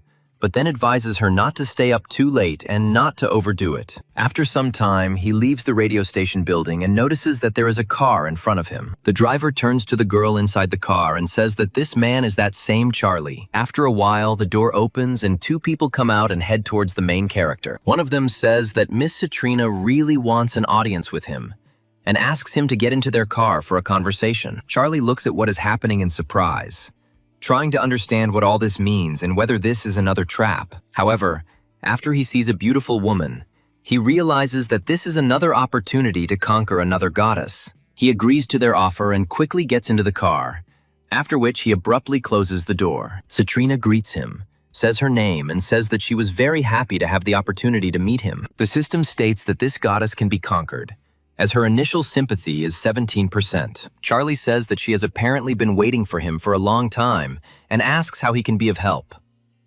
Citrina says that she's the organizer of an event dedicated to vocals and asks him to be the host. Charlie says that he won't be able to do it because he has a radio job every day and a very busy schedule. Citrina says it's a TV show that brings in a lot more money than a small radio station. Charlie says that it is definitely not about money, since he has enough finances to not live in poverty. Citrina says that the matter should be about terminating the contract and adds that if he agrees, she will pay the penalty. The driver says that they have a huge fine and no investments, so they will have nothing to pay the penalty with. Citrina immediately orders him to shut up so that he doesn't ruin her public image in front of a potential client. Charlie looks at her in surprise and says that if she needs money, then this is great news. Citrina says that she didn't expect him to refuse her help and tries to understand if he is mocking her. The system reports that her sympathy has dropped by a few more %, but this is not a critical drop. Charlie says he was misunderstood and states that he is no longer refusing but agreeing to become the host. He notes that the higher the presenter's charisma, the more investment there will be, which is why they turn to him. Citrina says that this is absolutely true and hopes that he does not hold a grudge against her. Charlie says that he is not a touchy person and immediately offers to discuss the details of the future deal. A few days later, the action moves to the very place where the singing competition is to take place. The competition takes place in a giant auditorium, which has enough space to accommodate all participants and spectators. Charlie gets the crowd's attention by saying he's glad to welcome them to today's show. He also thanks everyone for their support and states that every participant who receives the mentor's approval will receive a prize. Tenny looks at him with irritation and wonders how he even dared to appear on this show. Her husband looks closely at this man and asks if this is the same Charlie who kicked her off the air. Tenny says that he must stand up for her to defend her honor in front of everyone. He looks at this scoundrel and understands that today Charlie will bear serious responsibility for his actions. Stepping forward, he says that this show needs a host with deep knowledge of music and a wealth of experience. He adds that, as far as he knows, Charlie has neither, which means he is not suitable for the role of host. One of the jury members in the audience suggests that he must have really annoyed this man. He decides to agree with him and says that there is some sense in his words and asks what they think about it. His colleague says that they are obliged to approach the project responsibly and suggests replacing the presenter. Citrina says that Charlie is a professional host and that his program, Night Stories, has garnered over 1 billion views. Tenny's husband says that he is some kind of worthless radio host and that he cannot be of sufficient level for this event. Tenny adds that even if his stories are popular, He is participating in a music show, and this is clearly not his profile. Charlie asks them why they even thought he didn't know anything about music, since he never said anything about it. Tenny says it takes talent, years of practice, and knowledge of composition, technique, and presentation. She notes that she has been in the industry for a long time and is hearing his name for the first time, which means he is an unknown newcomer. Charlie arrogantly says that she is not at the level to hear about great composers like him. Her husband advises her to stop throwing around empty words and says that if he really understands this, he must prove it. Charlie says that he will now perform a song called Invincibility to prove his level. Everyone looks at him in surprise and realizes that such a song doesn't exist in the world. Charlie cheerfully performs a song that he himself composed, came up with an arrangement, and loaded it into the computer.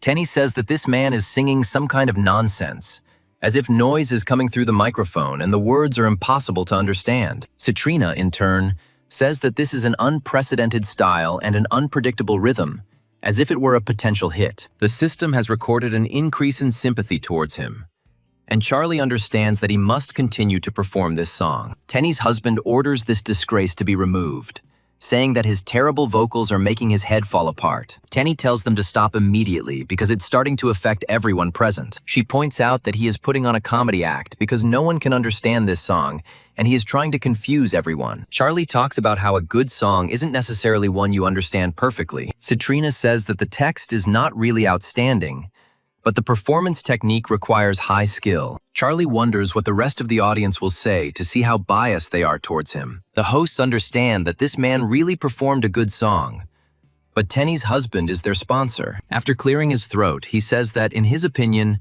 it is a terrible song that will be a disgrace to the music scene. They say that he probably made it up on the fly to somehow back up his words. Charlie says that this is his own song, which he wrote some time ago but did not show to the public. Tenny says it now makes sense why the song sounds so bad if he wrote it. They note that this is not surprising, and now it is clear why he got the night shift at the radio. Citrina says that the audience sees everything and believes that they will figure out for themselves whether this song is good, since the final word is theirs. Tenny's husband says that in that case, he will let the audience vote to choose the best contestant. Some viewers say that this song is real music from heaven, and that they like it very much. People who don't know anything about music say it's a golden hit because they like it so much. They start shouting in unison that this song is real art and not trash. Tenny's husband says they clearly lack taste if they consider such works outstanding. He encourages his wife to go on stage so that everyone can see what real music and talent are. Some viewers say that without comparison, it is still impossible to arrive at a final result. They also claim that he has spoiled the public's taste, and it is time to restore the audience's sense of real style. Charlie smiles and says that he will be happy to see who comes out the winner of this confrontation. Tenny takes the microphone with confidence, as her work as a radio host has made her a confident singer. After this, she begins to perform a song that was randomly selected for her. Listeners who watch her closely say that she sings really well. They add that she even has an album. But in terms of performance technique, she still cannot compare to Charlie. After she finishes the song, she thanks the audience for their attention and leaves. Citrina says that this song is definitely worth listening to, but from a technical point of view, it is weaker. Tenny's husband says that Citrina is being too protective of him, as if there is something personal between them. Tenny assumes that, judging by the rumors, she herself dragged him here, which means he is her lover. Citrina says that this is complete nonsense since they were recommended a talented presenter. Tenny's husband says he's done arguing and suggests she prove her worth by writing a song everyone can understand. Charlie says that in order for them to admit defeat, he will write a new song for them right now. Tenny's husband says that if they try anything like this again, he will immediately kick him out of the industry. Charlie announces that he has prepared the next song, which should please everyone gathered here today. After this, he decides to perform a song he made up about how hard it is to be the greatest person in the world. There is a disabled person in the audience who abruptly declares that this song is so powerful that his legs are moving. After some time, he starts walking and says that he never thought that a song could heal him. Other viewers say that the rhythm, lyrics, and chords of this song are incredible, and that no one has ever surpassed this level. Some female viewers prove to be particularly impressionable, and almost immediately confess their love to this performer. Almost the entire audience begins to loudly pronounce his name as a sign of incredible support for his talent. Citrina says that she has been in show business for 10 years and has never met such a dazzling talent. Tenny's husband says it's unfair because he probably prepared in advance and planned it all out. He begins to swear loudly,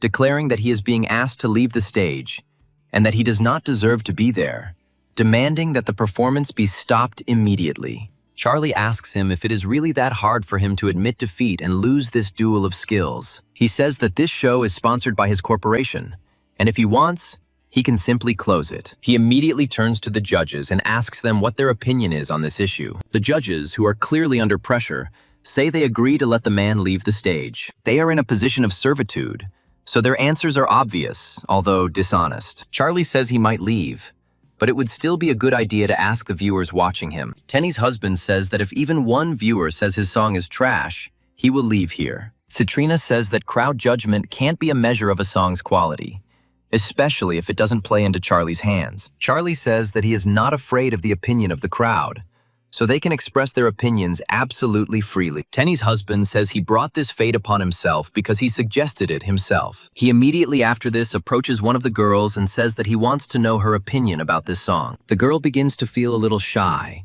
since such a high-ranking person has never approached her before. Tenny's husband encourages her to speak up and suggests that she probably thinks the song is trash. The girl continues to fidget from side to side, not giving a normal answer, and this gradually begins to irritate them. Tenny demands that she finally make up her mind and speak her mind loud and clear, without fear of judgment. The girl pauses briefly and says that this song is a rare masterpiece. Other viewers say it's an incredible hit, and Charlie has become their all-time idol. Citrina says that about half of the audience considers it a golden hit, which means that the crowd's judgment can now be taken seriously. Tenny says they only asked a couple of people, so it's not enough to draw a conclusion. After this, she turns to the audience and asks what they think about this song. Every single viewer says that this song is an absolute golden hit of all time. Tenny wonders what they'll have to do now that the audience is clearly on their opponent's side. Her husband says there is no need to panic, as he has leverage to apply pressure from other sides. He states that Charlie is indeed a good singer and has won the public's recognition,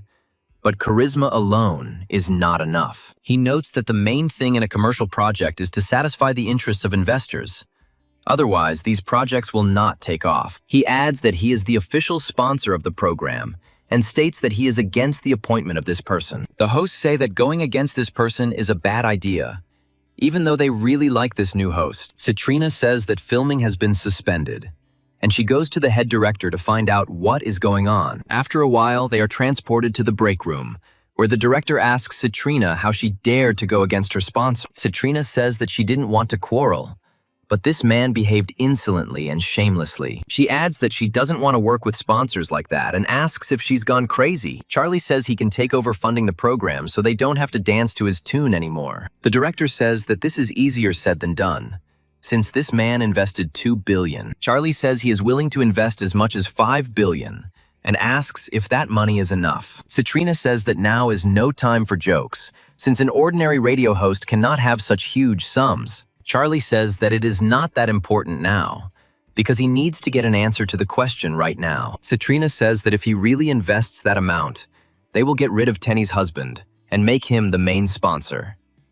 Charlie says that in this case, the solution to this problem turns out to be much simpler than he initially assumed. The director looks at him in surprise and asks if he really has such a fabulous sum of money. Charlie states that he will invest the money, but he has one very important condition that must be met. They look at him in surprise and ask what kind of condition it could be that would make him part with such a sum. Charlie adds that this money should be registered not in his name, but in Citrina's name, so that everything goes smoothly. Citrina looks at him in surprise and wonders why he wants to register such a large sum of money in her name. Charlie says that his personality is too sensitive, and if everyone finds out who is behind this, he will have big problems. The director says that there won't be any problems with this, and that he will immediately start drawing up the contract. Immediately after this, he joyfully runs out of the studio and closes the door behind him, miscalculating his strength. Citrina asks him why he works on the radio if he has such serious finances. Charlie says he works at the radio station because of a friend who recently asked him to cover for him because of some problems. Citrina understands that this man is clearly not so simple,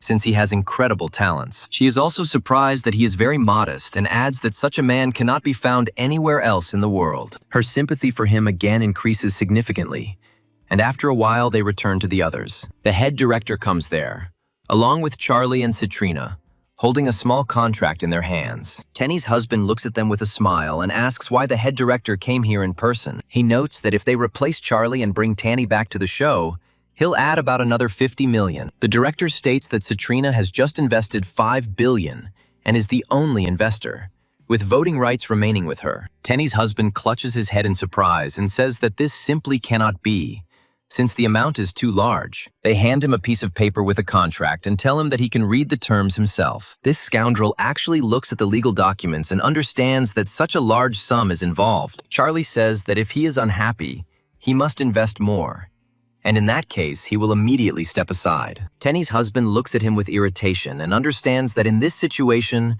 there is nothing he can do to beat such a serious bet. Tenny says he needs to add more money to show who's in charge here. He immediately orders her to shut up and realizes that it is not Citrina, but Charlie, who is actually behind all this. He speculates that this man may be the heir to a legendary clan about which so little is known. He says that he has thought everything through and acknowledges his talents, after which he adds that he should be the winner. Tenny continues to insist and asks him if he was really afraid of some 5 billion. Her husband immediately begins to beat her, telling her to shut up and calling her stupid. After this, he turns to Charlie, who is no longer bothered by the assault on women, and asks for forgiveness. Charlie says that he doesn't care, since now the decision is made solely by Citrina. Tenny's husband asks her what she thinks of his proposal, promising to add a little more money. Citrina says that they can do without their offer, after which she orders him to leave here. He thanks her for her cooperation, then turns around with his wife and leaves. Citrina turns to the protagonist and says that she is immensely grateful to him,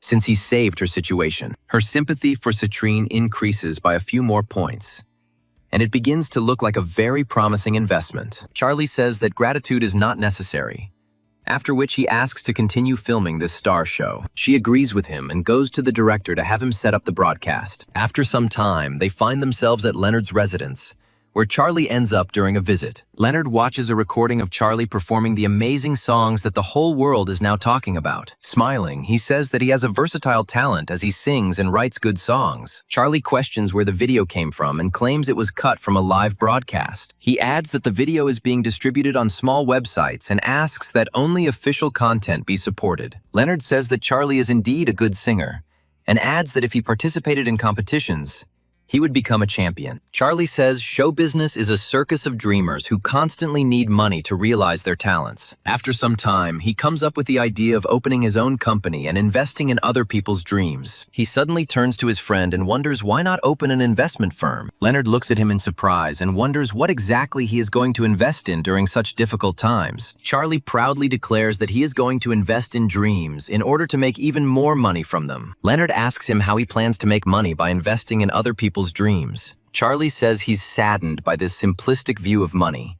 because people need help to achieve their potential. Leonard asks with a smile if he really has so much money that it is in his way and he needs to spend it urgently. Charlie replies that this is indeed the case and he urgently needs to invest in someone to get rid of the excess money. Leonard doesn't take him seriously and leaves, saying that if he opens an investment firm, he can call him. Charlie is also getting ready to leave, but declares that he is serious about starting this company. He gets into the car and realizes that there are still a few steps left to make his dream come true. He realizes that he needs to buy the building and is trying to decide who he can transfer it to in order to make a profit. He begins to reflect, saying that every day he asks himself who he would like to give a lot of money to today. After some time, he decides to call Citrina and asks how busy she is now. He tells her that he is going to the business district to take care of some business and asks if she can walk with him.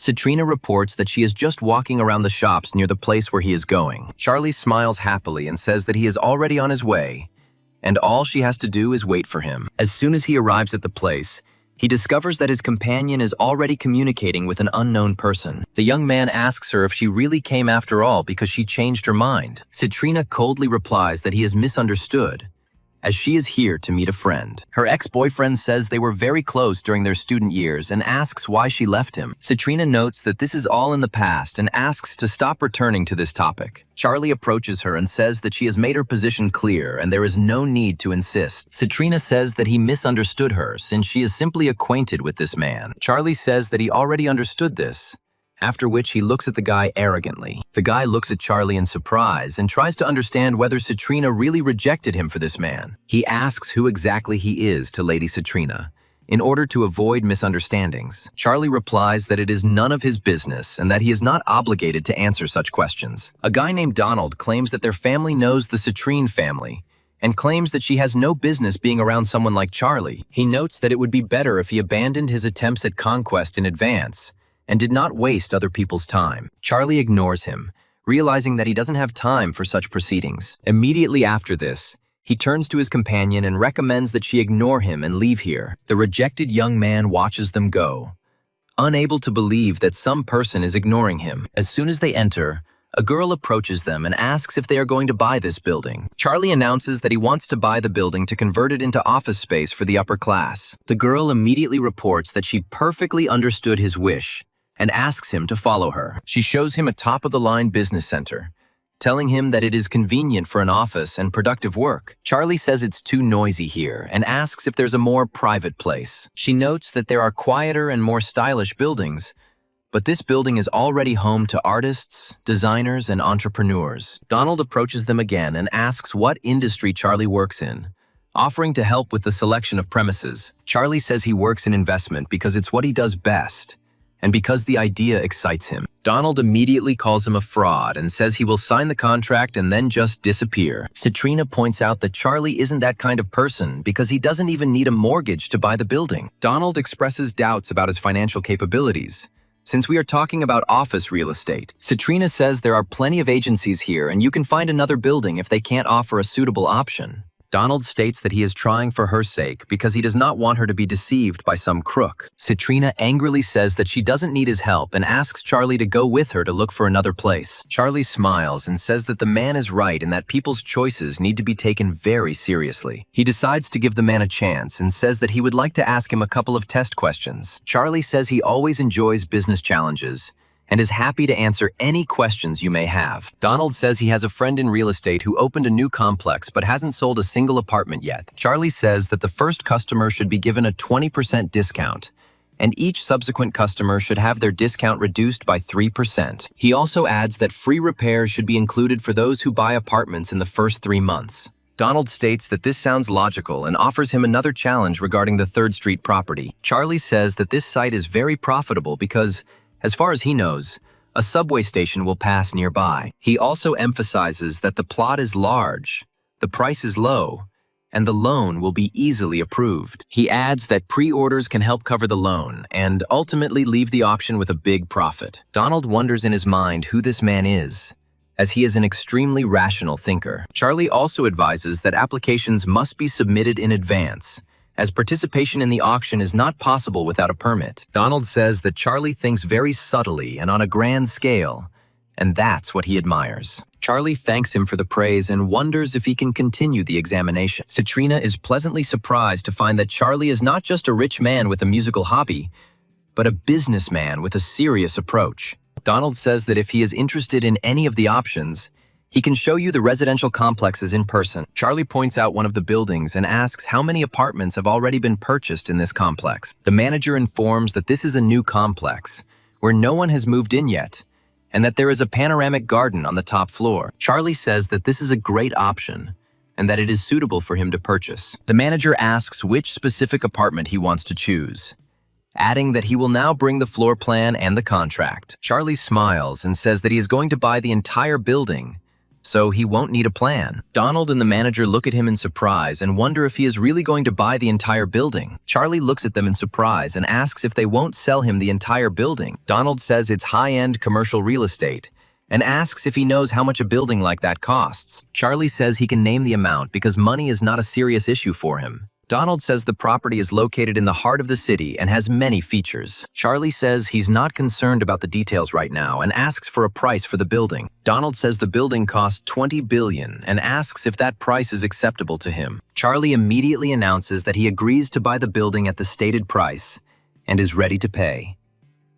Donald asks if he really intends to buy the building and if he intends to negotiate. Charlie tells him that if he is afraid of his refusal, these fears are in vain, and offers to sign a contract.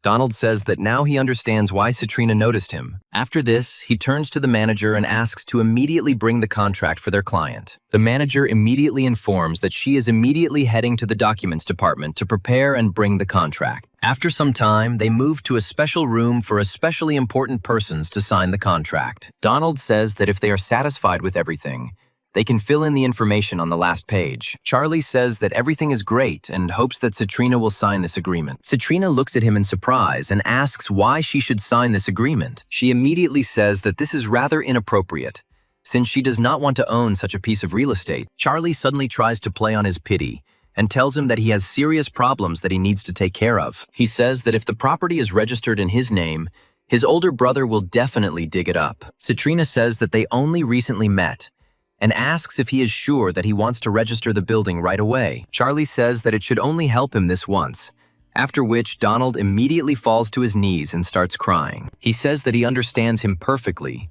since there are also many intrigues in his family, and it is necessary to monitor his every step. Charlie hugs him and tells him that he has finally met his soulmate after so many years. Citrina reflects on the fact that children of noble families have their own special burden, and this must be taken into account. Charlie makes pitiful eyes and asks her if she agrees to help him in this difficult matter. Citrina says that the building can be registered in her name, but he will handle all organizational matters himself. Charlie smiles and says that this will not cause her any problems, since he is a very enterprising person. 2 months pass and he organizes this building according to his needs in order to run his great business. He proudly announces that he has good news, as the Wonderful Ideas Studio is officially opening. However, the bad news is that he has absolutely no clients because no one knows about him. Donald comes to congratulate him on the opening and asks where to put the basket of flowers. Charlie thanks him for his help and says that he can put the basket wherever he sees fit. Donald says that thanks to his advice,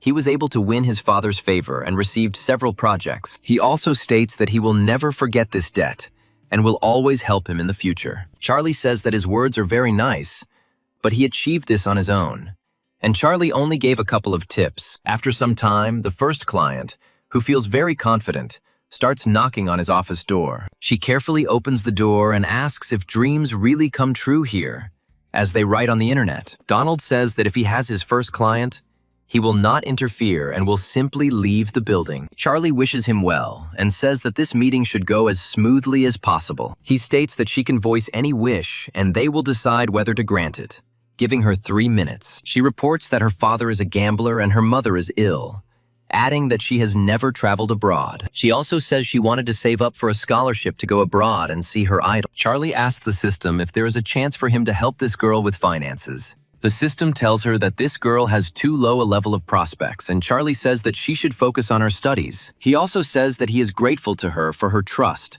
and recommends that she remember to stop by the reception and pick up a gift set. The student turns around and leaves, saying that she is grateful to him for at least listening to her. After some time, another girl comes to them and says that she would really like to have her wish come true. Charlie gives her 3 minutes and tells her that she doesn't have much time to talk about what's on her heart. The girl says that she comes from a village where they do agriculture and wants to help her family sell oranges. Charlie turns to the system again and asks what it thinks of this girl and how promising she is. The system reports that the initial sympathy level is too high, and Charlie redirects her to streamer Claire. She immediately thanks him for his help, and Charlie asks her to leave her contact information so that they can be contacted later. After some time, their grandmother comes to them and asks if he really makes other people's dreams come true. Charlie is very surprised when such an older client comes to him and tries to understand what she is doing there. He asks her what she came about, trying to maintain a polite tone. The grandmother reports that her granddaughter has gone missing and expresses hope that he can help her find her. Charlie says that this is not exactly his profile, and adds that in such cases it is better to contact the police. The grandmother reports that her granddaughter has disappeared, that she just arrived in town and cannot tell her daughter-in-law about it. Charlie decides to help this woman and takes out his phone to call a friend in law enforcement. This acquaintance turns out to be Jean, and Charlie asks her if she can come over to help him. He has to stop accepting clients for a while to wait for the police to arrive. Jean leaves, and Charlie hopes that everything will be resolved well, after which he decides to return to the office. However, on the street, an unknown person runs up to him. A fat man who says that he knows him. He says with a smile that he has been looking for a long time for the owner of a studio that makes other people's dreams come true. Charlie reveals that he does indeed own the studio and asks how he can help him. The young man takes him by the hand and says that he has always dreamed of buying a yacht to sail the seas. Charlie looks at him with irritation and orders him to leave immediately, as he is only interested in women. After some time, a little boy comes up to him and says that he always dreamed of becoming a race car driver. Charlie advises him to go to school to get good grades and then think about such dreams. People are starting to recognize him more and more often and say that they, too, have dreams that need to be fulfilled. In a matter of seconds, the number of people wanting to participate increases to several dozen, and this begins to become a problem. Charlie immediately runs into the building and closes the doors so that no one can enter for some time. He realizes that something is wrong here, and that he has clearly made a mistake in his marketing strategy. He looks at the main poster of his company and realizes that it does not indicate who exactly he grants wishes to. He quickly goes to the official website and points out that the promotion is only valid for women between the ages of 20 and 30. He assumes that everything should be fine now, since no one will bother him without reason. Some more time passes, and he finally decides to open the doors of his company to let new visitors in. The first visitors are two girls, one of whom is clearly not thrilled to be there. Her friend recommends that she quit her boring job, adding that they write on the internet that they help with investments here. The girl asks if she is sure that this is not a scam, since the place is empty and does not look like an office at all. She adds that this is a business district, and opening an office here means being truly rich.